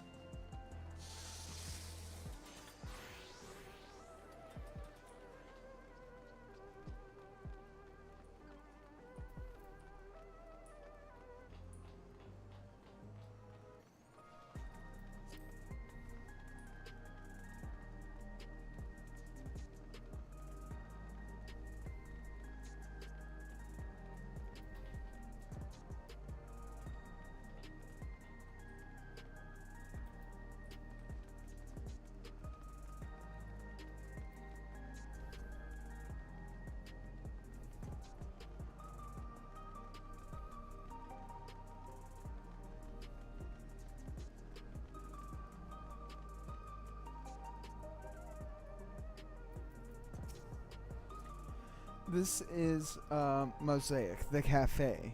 Here you can buy drinks to enjoy while you relax.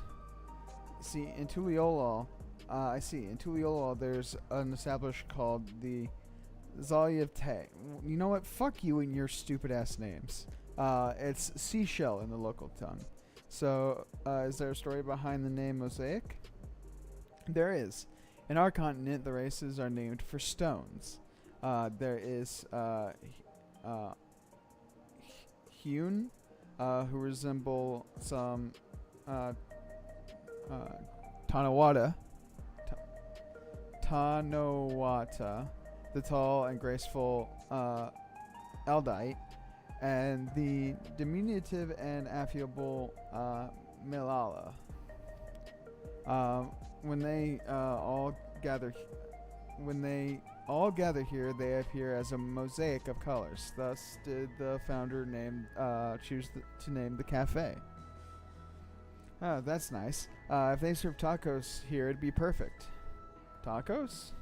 A traditional Tirali dish and one of my favorite foods. You must try it one day. Oh, yes, definitely. I'll make it happen once we've restored peace to Tuliolol. Right now, let's continue on.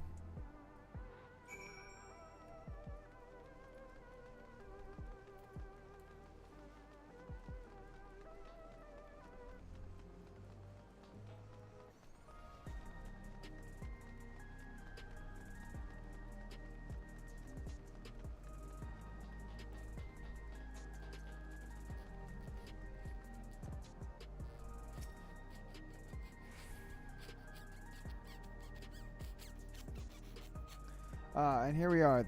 These buildings are where our civilians live. They're massive. Each one is bigger than the palace. And they have to be for just about all Alexandrians have apartments here. Lest you wonder, I'm here to visit some people. Their apartment is in the building on the left here in the residential radius 914. Residential radius? That's right. Come. The door opens automatically.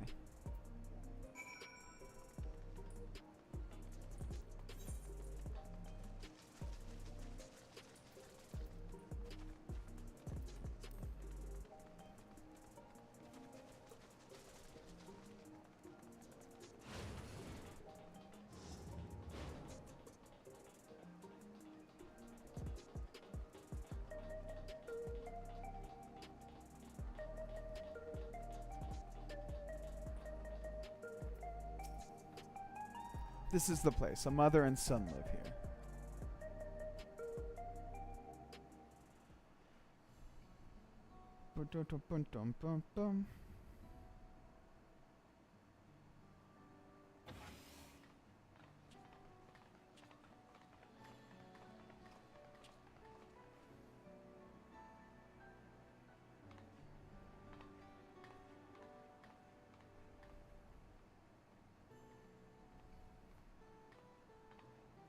Hello, Isadora. Your Majesty, you came. I have friends with me today. Is that alright? Of course, friends of the Queen are friends of ours. Please, make yourself at home.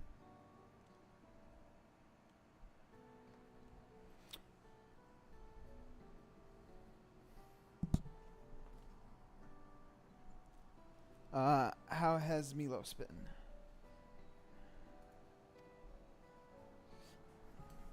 There's no change, but the symptoms are thankfully mild today.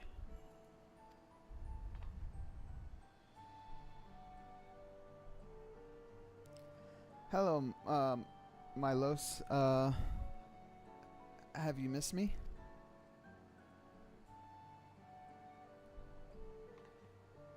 My son was born with Levin sickness, a severe etheric imbalance towards lightning.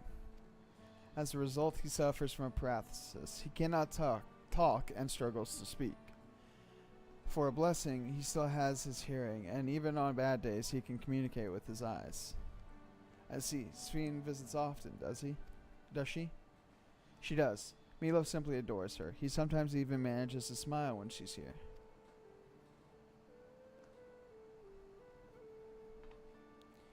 What of yourself, Isadora? How are you holding up? You don't need to worry about me, Your Majesty. You always make time for us, and we have everything we need. Addie? I'm glad to hear it, but you mustn't strain yourself, understood? There's nothing you can do for him? Perhaps a treatment with souls, or...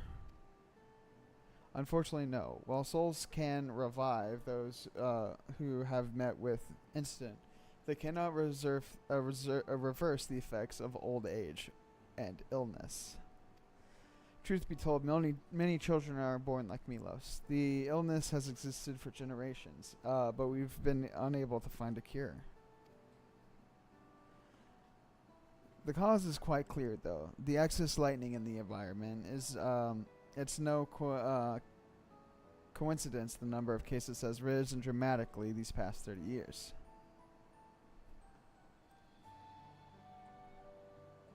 It's all my fault.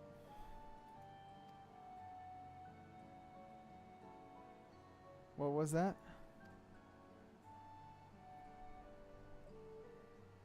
I'm sorry, Isadora, but I must be going. I promise to make a proper visit next time, with treats to share.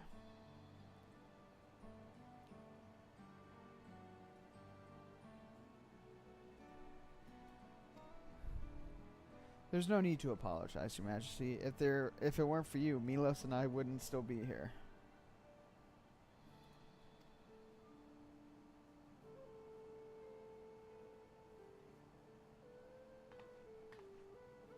Thank you, Queen Sphene.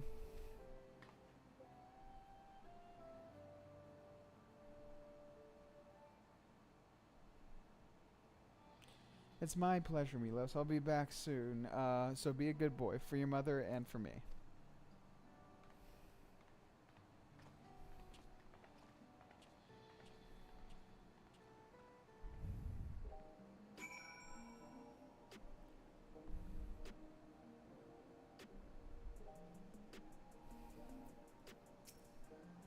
My thanks for accompanying me on the visit.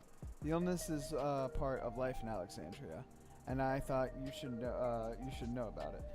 We'll find a cure one day, mark my words. We'll make it so unfortunate children like Milos smile again.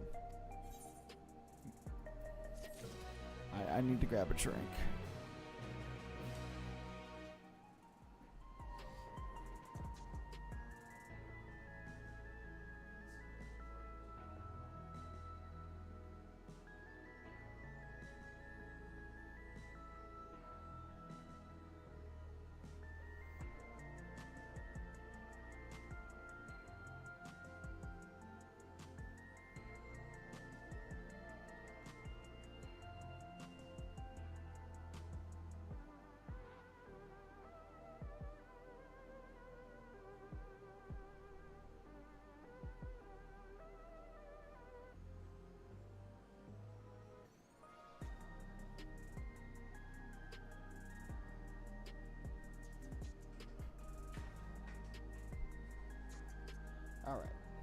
Oh, wrong mouse.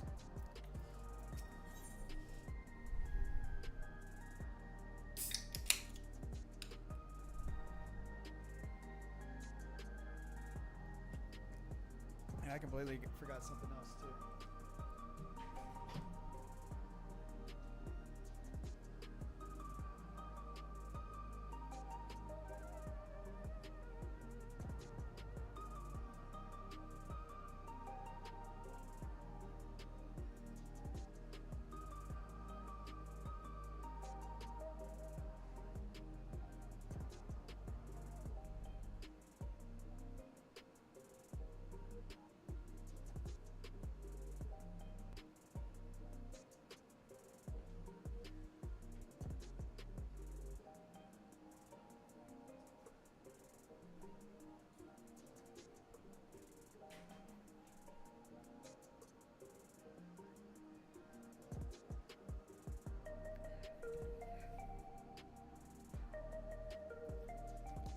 Alright.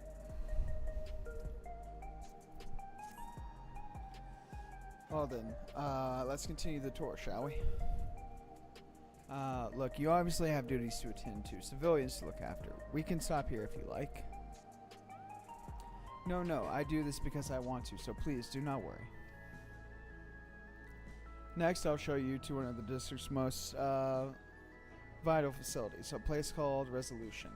To reach it, we need to go by way of Lane Node 9, where the Aetherite is situated.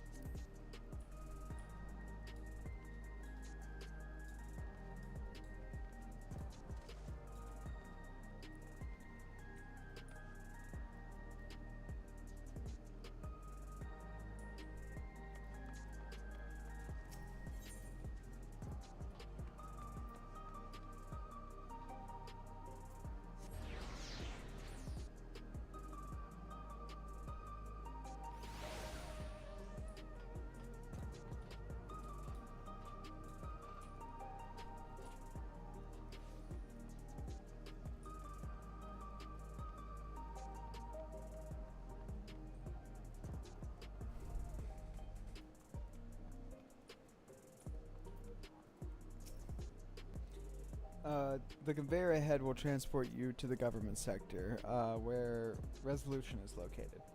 The markings on the conveyor indicate its direction, and there is a pillar just like it on the other side. Is it safe? Extremely. There's no need to be afraid. Who said I was afraid? Come on, Rudius.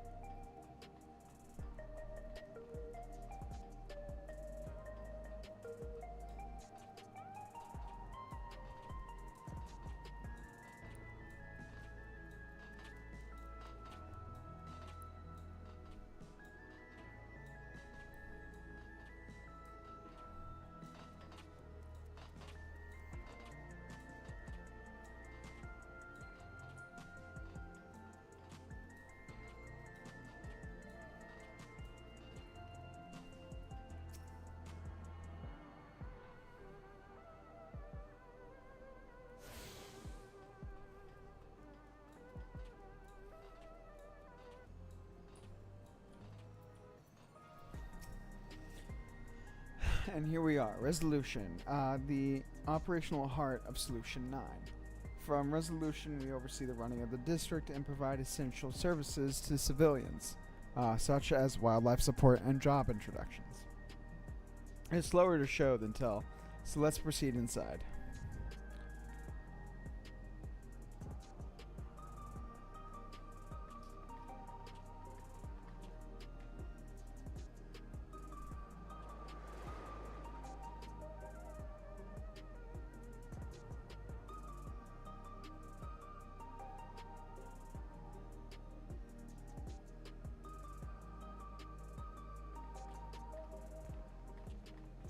strange contraptions everywhere you look.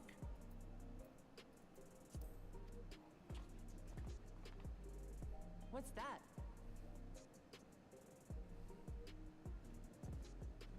An infusion station. It dispenses souls in exchange for credits.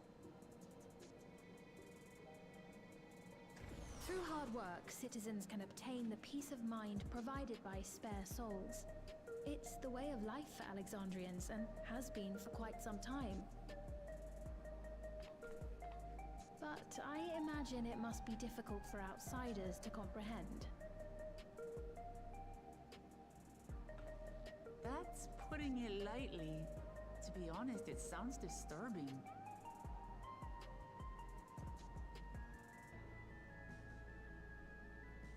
Still, I won't dismiss it out of hand. Practices like these don't arise from nothing.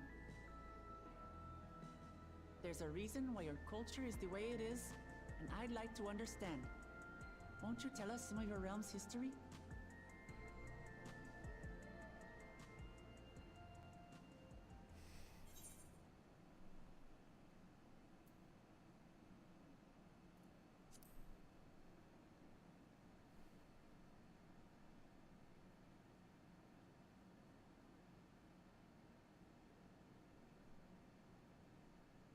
Very well. Be warned, though, that it may take a while.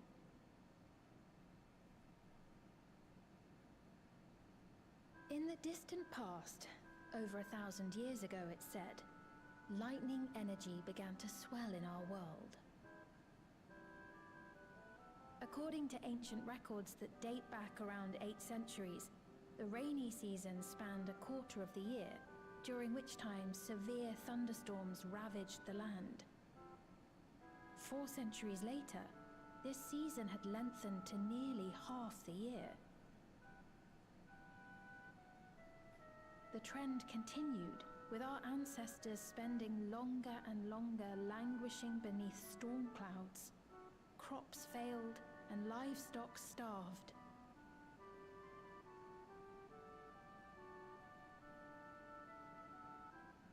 But amidst this growing desperation, a miraculous material was discovered that promised salvation: electrope.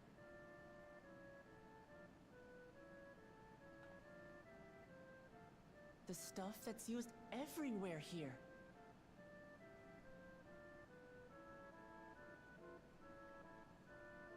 Indeed. One day, when out inspecting a forest after lightning had caused a fire, a villager came upon a curious black ore none had seen before. Testing revealed that the ore possessed a singular property. It could store lightning and convert it to other energies. In that instant, the scourge of endless storms became a blessing. Dubbed electrope, the ore found use in myriad inventions and dramatically improved people's lives.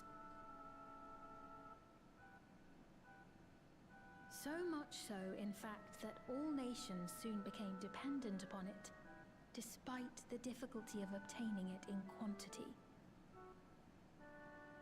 Supply was chronically scarce, and when nations couldn't meet their needs with their own deposits, some resorted to taking electrope from others. Fighting was isolated and sporadic, until electrope came to be used in warfare.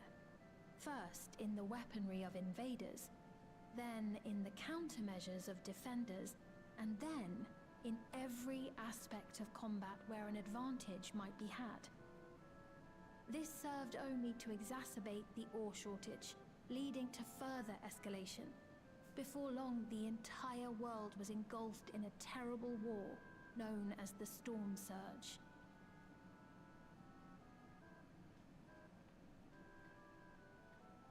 As the war came to a head, Alexandria's neighbor, Lindblum, committed its stores of electrope to the production of a weapon of mass destruction. They deployed it on the front lines and triggered a calamity of frightful magnitude. Not even their own scientists had anticipated the force of the lightning that was unleashed. The energy inundated the entire continent, laying it to waste.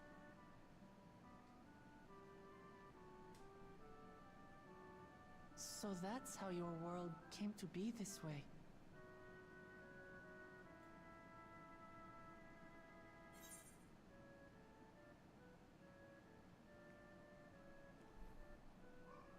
Yep, like an umbral calamity.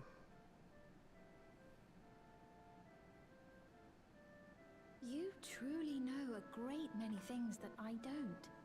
I should like to learn about you too sometime.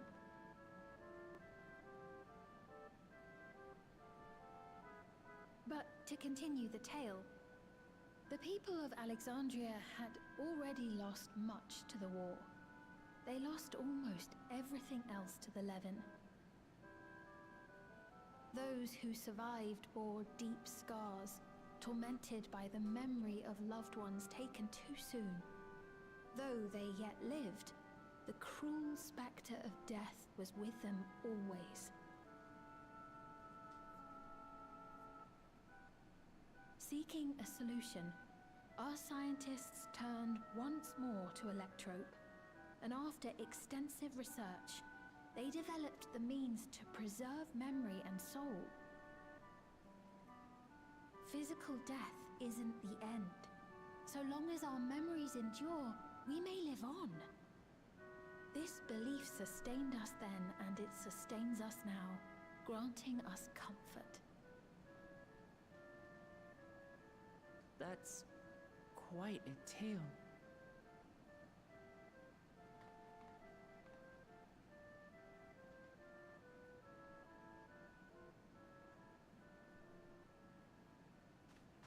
Your Majesty, help me! I beg you, help me! What's the matter? I've got no souls left. Not a single one!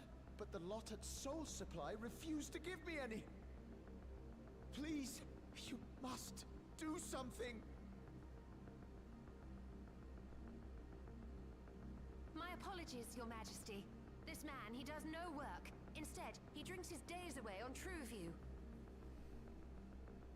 He has only himself to blame if he has no credits for souls. That's not true! I'm a fighter at the Arcadian.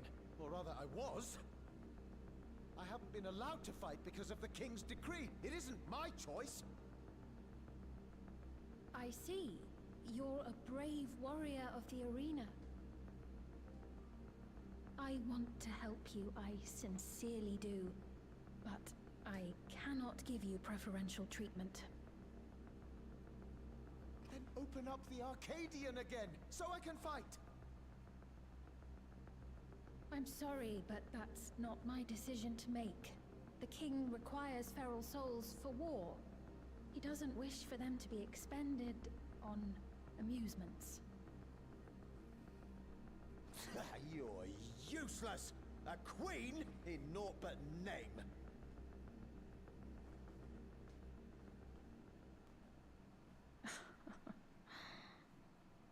Insolent wretch! How dare you take that tone with Her Majesty? It's quite all right. Such things don't bother me, nor do I think ill of this man.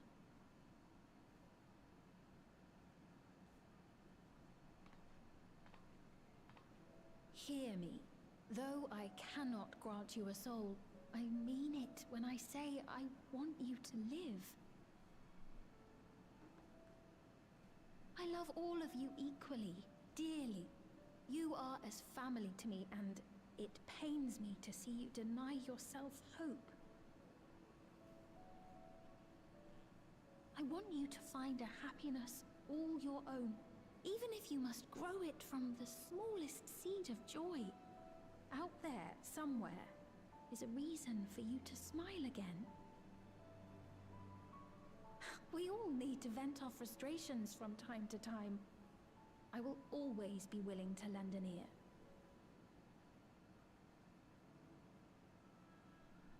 Yes, Mum. Of course. even without a spare soul, I suppose I'm fine as long as I stay in Solution 9.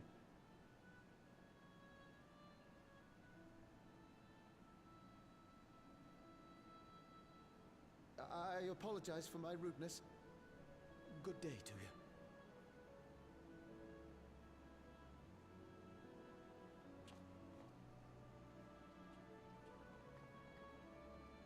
Keep your chin up, my friend.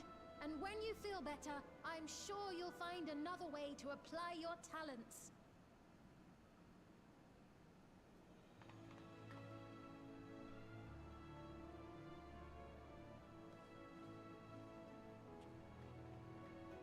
I'm sorry you had to see that.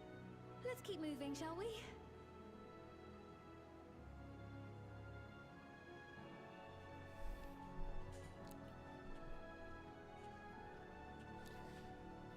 Right. I believe we've visited all the main facilities. With that, I declare our tour concluded. That man from before, does that sort of thing happen often? Somewhat. It's unavoidable. Hardships are a fact of life. So's death. Our soul management system has sustained our realm for generations, but it isn't without flaws. For one, people have become accustomed to having spare souls. Without them, they feel vulnerable and anxious. Some claim it may also have contributed to a decline in births.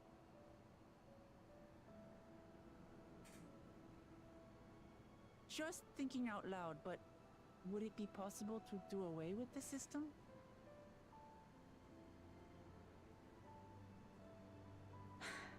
No.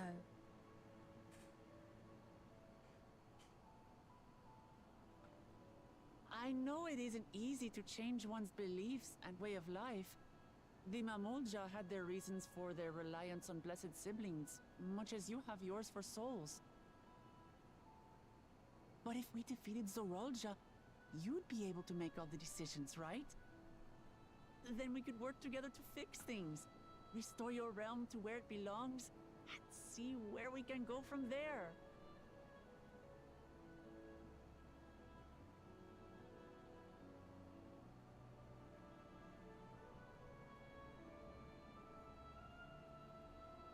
Listen to me. There's something that I need to tell you.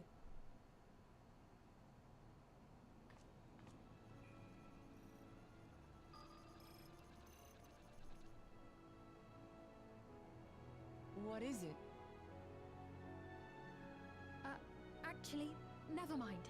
It's nothing of import. Well, it was lovely showing you around. Of course. Of course. Thanks so much for the tour. We've learned not only about your realm, but you as well. The look on my face, I'm not at all For convinced. now, our priority is Aralja. But once we've dealt with him, perhaps I can return the favor and show you to Lihiolal. She's seen it. She's been there. I'd like that very much.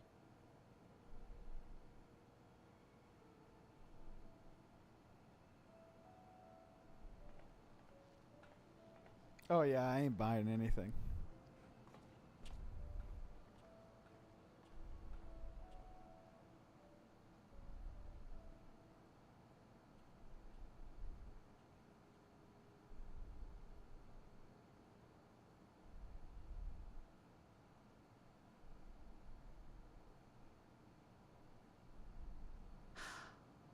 It seems I've no choice but to continue down this path.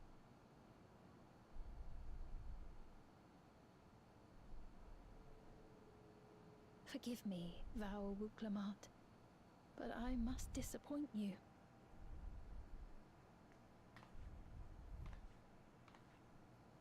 Can change one's appearance, huh?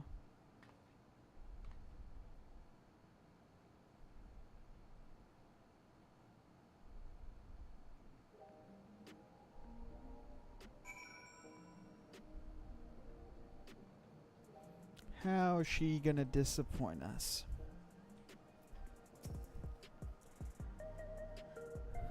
What was Shveen wanting to tell us, I wonder? Well, I can wait for another time. We've been exploring for a while now and should probably go find Kafka.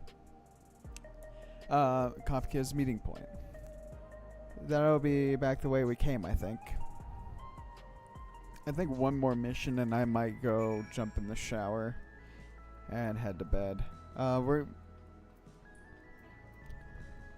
We are not nearly as far as I would have liked to have been. So we are on her people, her family.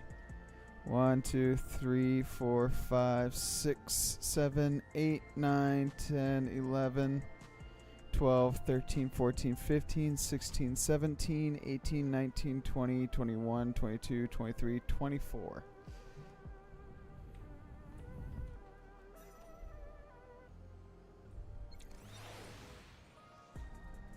Yeah, we'll do one more MSQ and then I think I'm going to hop off.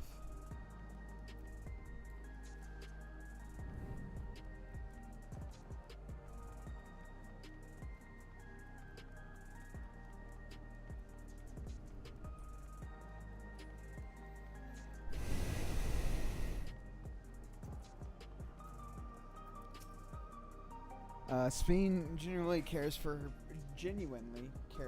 people. I can respect her for that. And thanks to her tour, I've come to better understand the lives of Alexandrians. They don't feel so strange and distant anymore.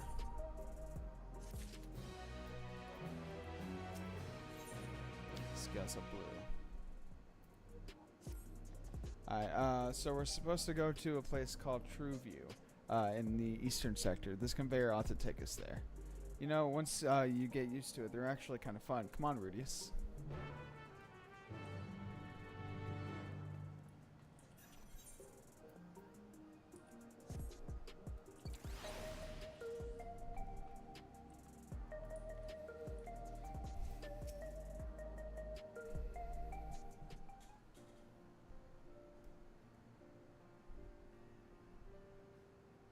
Is this the right place, you think? I don't see the others, though. Well, rather than sitting and waiting, we might as well explore a bit more.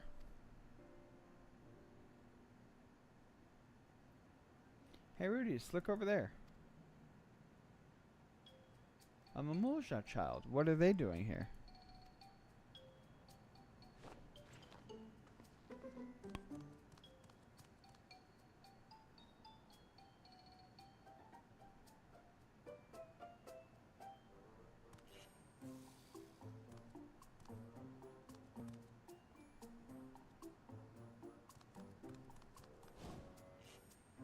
He's adorable.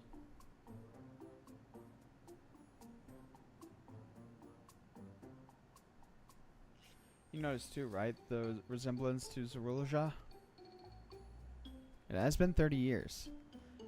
The blue scales of Banewa, with the features of a Hobigo. It can't be a coincidence. At any rate, it wouldn't do to leave such a small child on their own. Come on, let's go after them.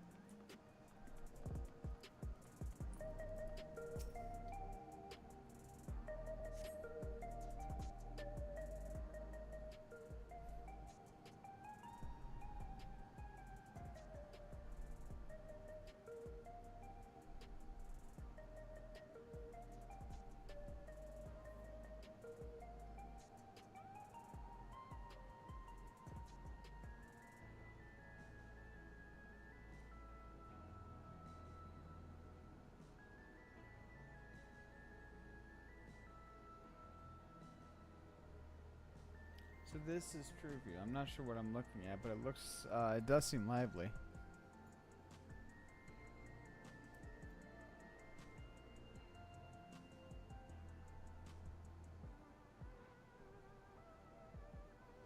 They're building just about the only one that isn't lit up. Not open for business at the moment, I guess.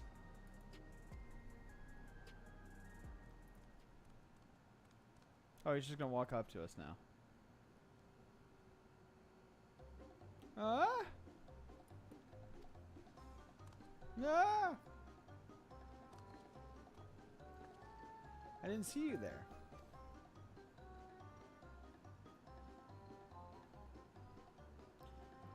Listen, we didn't come to harm you. We just want to talk. It's a bit odd, don't you think? They run off when we approach, only to suddenly reappear. Could it be that they want to take us somewhere? Or there's twins. Is that the way of it? You want us to follow you?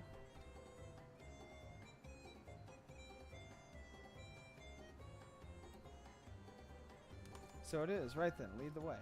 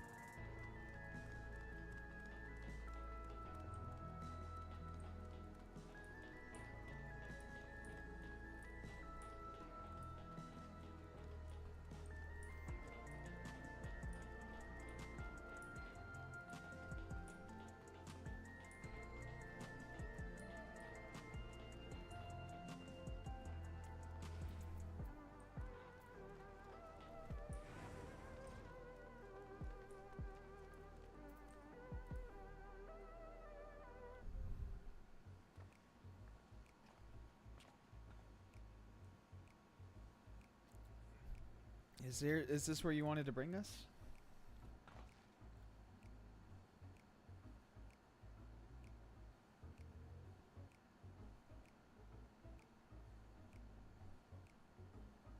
What is this place? If you're meant to relax here, it isn't working for me. Hey, what's your name?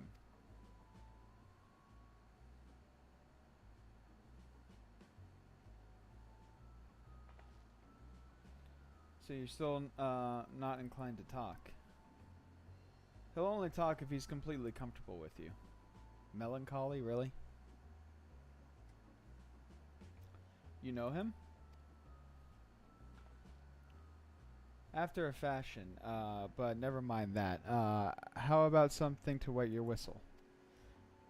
Adorable as you are, it's on the house. I can recommend our special, Her Majesty. I'll prepare one without liquor for the boy too.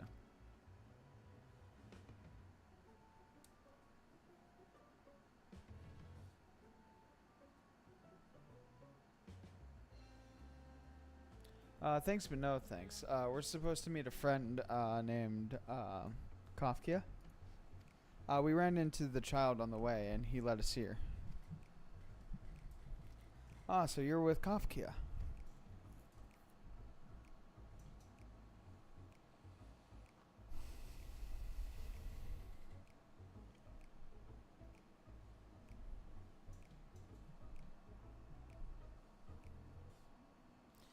If that's the case, go and have a chat with the big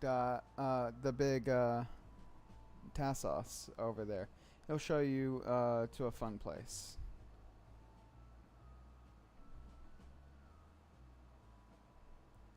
What about him? I don't think he's in a mood to talk, so he can tend the bar with me.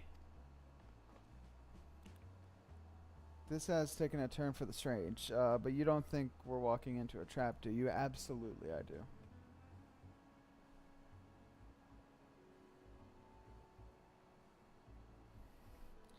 Damned if this doesn't have suspicious written all over it. It absolutely does.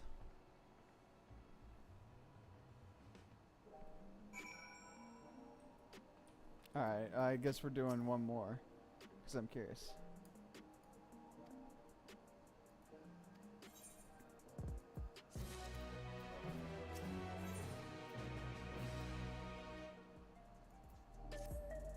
This area is normally off limits, but Kafka's told us about you.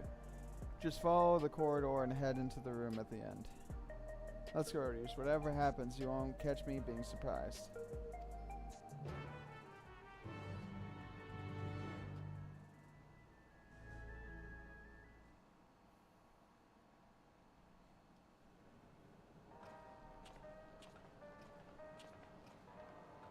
Wonderful.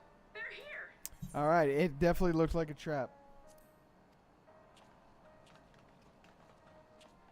We've only just arrived ourselves. Amazing.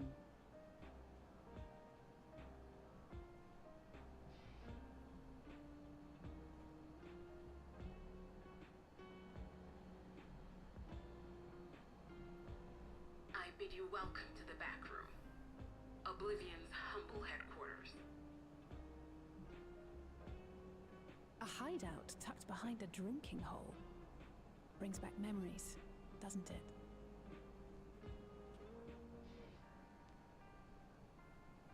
Our members here are mainly creators and adapters. That is, scientists and engineers who specialize in electro. They use their skills to provide support to our field operatives. Geralt, Shale, be so kind as to give our friends an Geralt, overview of your really? duties.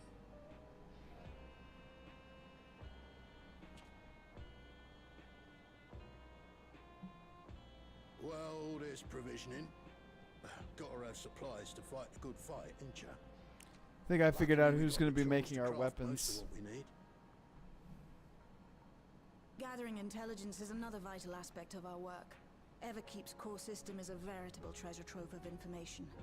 You just need to know how to get in and find it.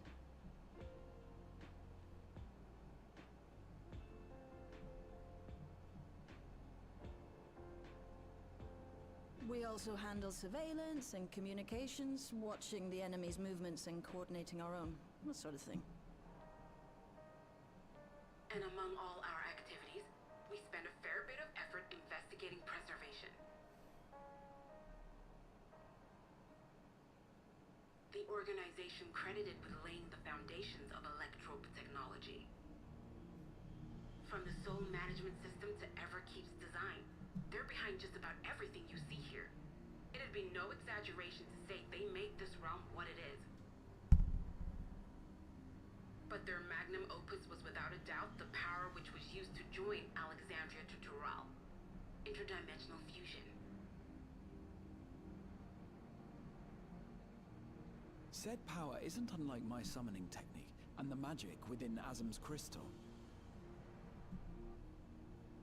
Yet, though the effect is localized, to be able to fuse realities. Even with my knowledge, I struggle to conceive how it could be possible. Incidentally, the founders of our group, a husband and wife, were members of preservation at one point. That they opposed the fusing of worlds, and so defected in order to prevent it. While not entirely unexpected, given what we have seen, this is still quite the revelation. By the by, that's an interesting earring you have there. A novel way of carrying a data storage device. Oh, you didn't know? Well, as a precautionary measure against machine infiltration, we scan everyone as they enter. And when we scanned you, we detected a small quantity of electrope. Though it's been dressed up, that earring is a storage device and no mistake. Bought it from a shop here, did you? No, it isn't bought, but inherited.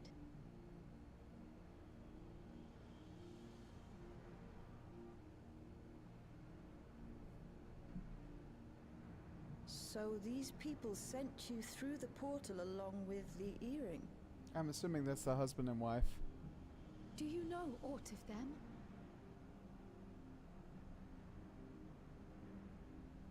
Listen, Cryo. The husband and wife who founded our order. It's believed that they were Malala.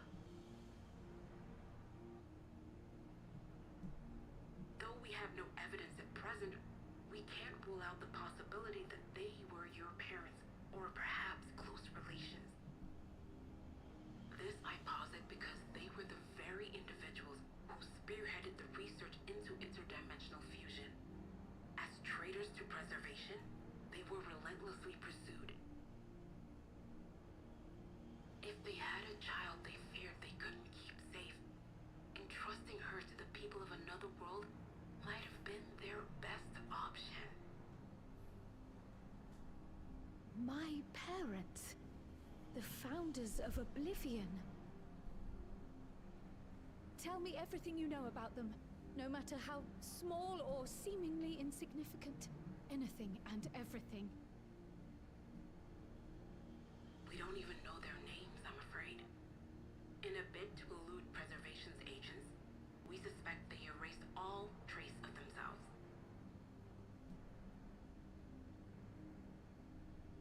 I'm sorry we couldn't be of more help. If you're interested, though, you're welcome to review our accumulated data. Yes, please. As an individual and member of my order both, I wish to learn as much as possible. I should also like to peruse the data. Where the joining of realities is concerned, I may well be of service. Of course. Feel free to peruse to your heart's content. Thank you. If you like, I can examine your earring. I have to say, the prospect that it belonged to our founders has me itching to take a look.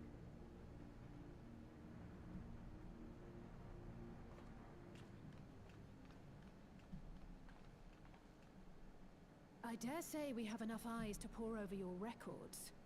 Is there any other way we might be productive? Not right now. We're still waiting for Zoralja to make the next move. In that case, Alice, would you mind accompanying me? Gladly.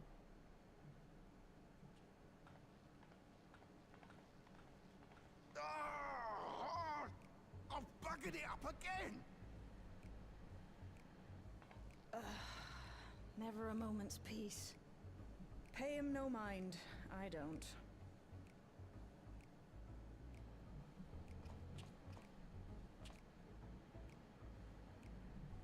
Oi!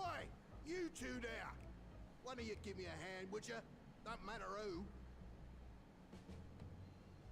I just remembered I have matters to discuss with Shale.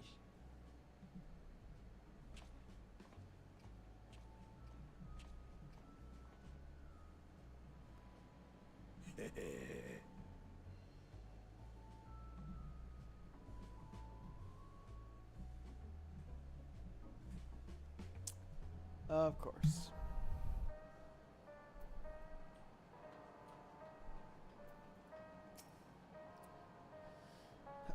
Sorry you had to see me passion spilling over. Perhaps when you put your heart and soul into your craft, you know? But not to be weird or nothing. But I felt a sense of kinship when I saw you, as if we've met in another life. Any road. As I was saying, I need someone to lend me a hand. I haven't slept for 2 nights now, not a single weep, and I'm ripe to collapse. I can't afford to though.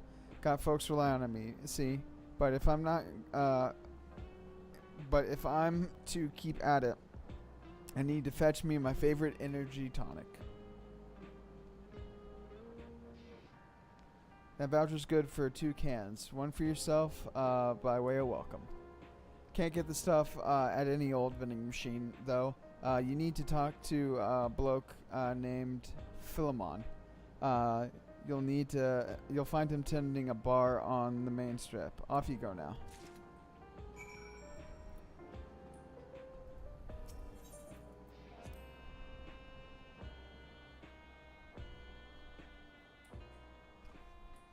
You are definitely his child, aren't you?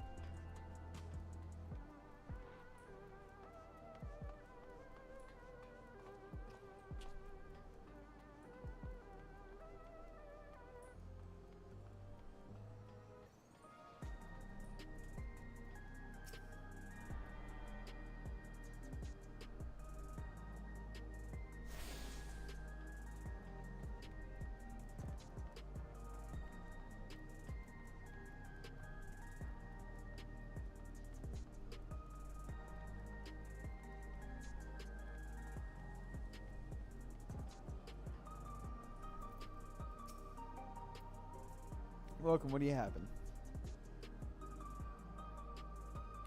Energy tonics you can't get from vending machines? How dare you suggest I sell such dangerous stuff?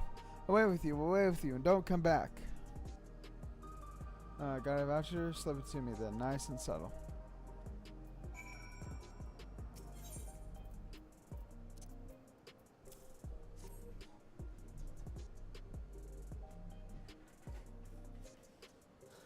So you're collecting for Gnault. A can for him and a can for you, eh?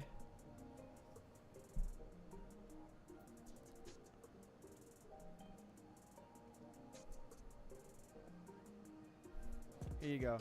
Yours is formulated for beginners, gentler than the full strength stuff.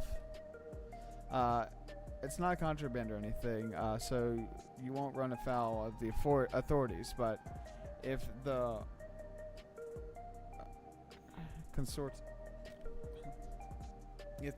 consortium was made aware of my special selection, it'd be bad for business.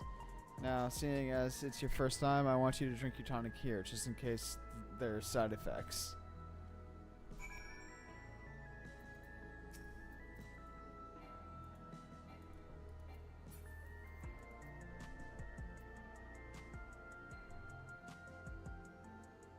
You drain the tonic in a single pull. Yeah, now that's how you do it. Your pulse ought to quicken soon, after which you'll start to see everything more clearly. And then finally you'll feel a roaring surge of energy. People say it's like growing a pair of rainbow wings. Yeah, is this supposed to be Red Bull? Well, you haven't up and charked it, so hurry along and give Gnault his tonic. He tends to leave it to the last moment. I expect he's about to keel over.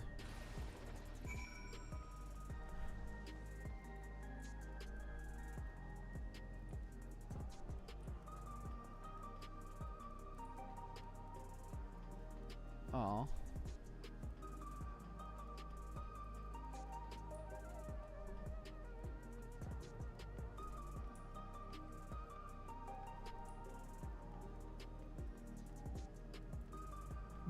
Gives you teeth.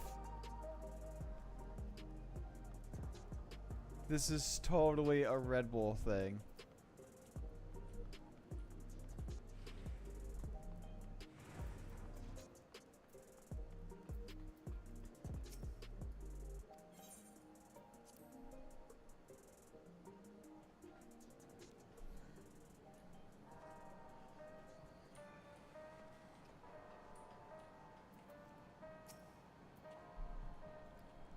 got the tonic? Give it here, quick.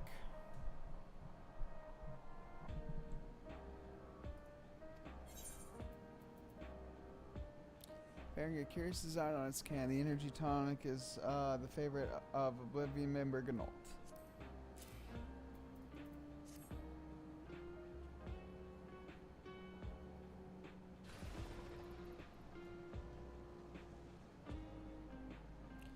Now that's the stuff.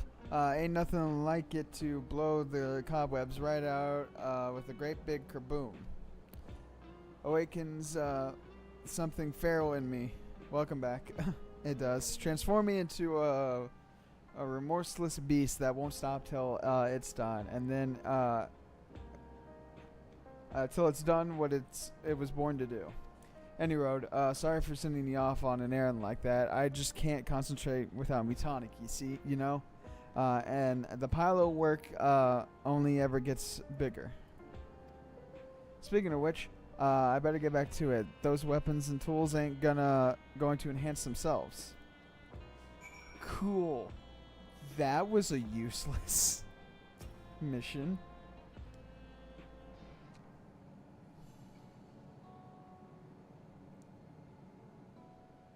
I've been meaning to ask about that Mamulja child. Could he be... Yes.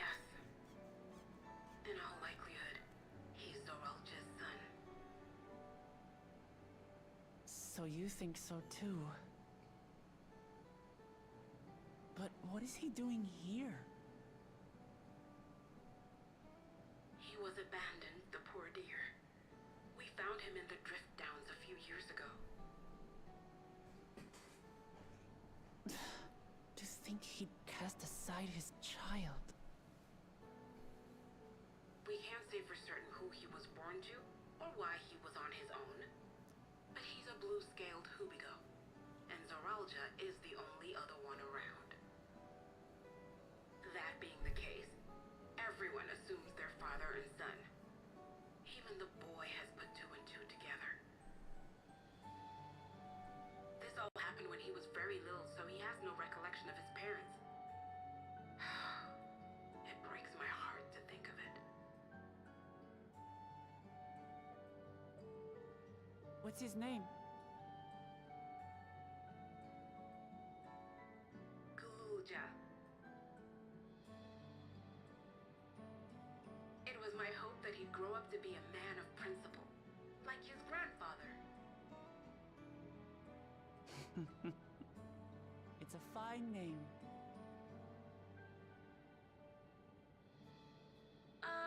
I should mention that the boy is a little unusual. At first, I intended to raise him as my own. But just when I thought he was warming to me, he suddenly disappeared. We searched high and low for several days. And where should he turn up? But in the wilds near Everkeep. What? It's a miracle he didn't fall prey to fiends. See? That's another unusual thing. Creatures don't seem to attack him. He could pick his way through the Thunder Yards as if he were on a stroll. On making inquiries, we learned that he had been living alone and receiving food from the people of the outskirts. This became something of a pattern. We track him down and bring him back, only for him to disappear again within a matter of days. He would return to the wilds without fail, and once again rely on the kindness of strangers to survive. I don't think that's his child. I took the hint and left him be, giving him the solitude he prefers, and lending a hand only when he explicitly asks. If Gululja is Zoralja's child, that makes him my nephew. Assuming he's willing, I'd be glad to take him in like Papa did for me. But seeing as I'm here to kill his father, I don't know if it would be right. And he heard you. Who was that?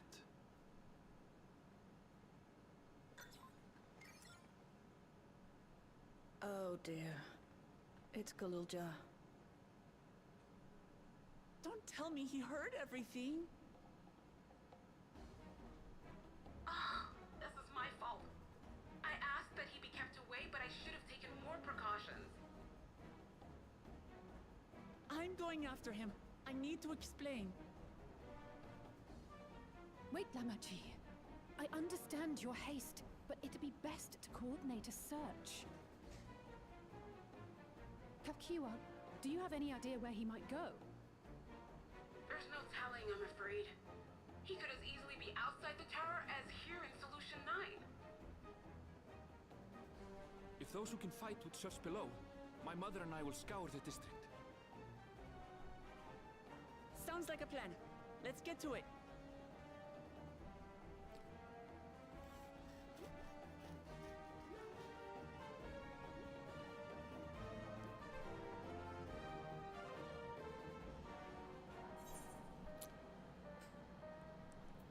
I don't think that's his child.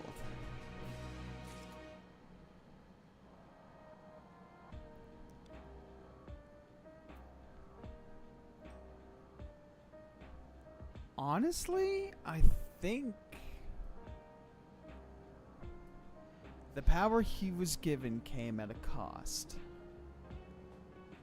What if that cost was his morality? It would be, like, if you were to separate him from his morality, it would probably be about the size of a child. Or his honor. I don't know. I have a feeling it is not as it is at face value, where at first I'm like, that's his fucking kid, but like, I don't actually think that's his kid. I think it might actually be like a portion of Zerul, but we'll have to find out later, because I am going to go take a shower and take my happy ass to bed.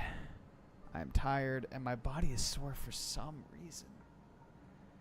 I didn't even do anything today. So many things cracking. Alright. So, we're going to pick this back up on Friday. At some point on Friday. You too, Nate. So, thank you all for watching. Hope you all enjoyed. If you did and you haven't already, Twitch viewers, you could give me a follow. And YouTube viewers can always consider subscribing. Each of you get notified each time that I go live. Sounds like a pretty good deal for me. And, speaking of subscribing Twitch viewers.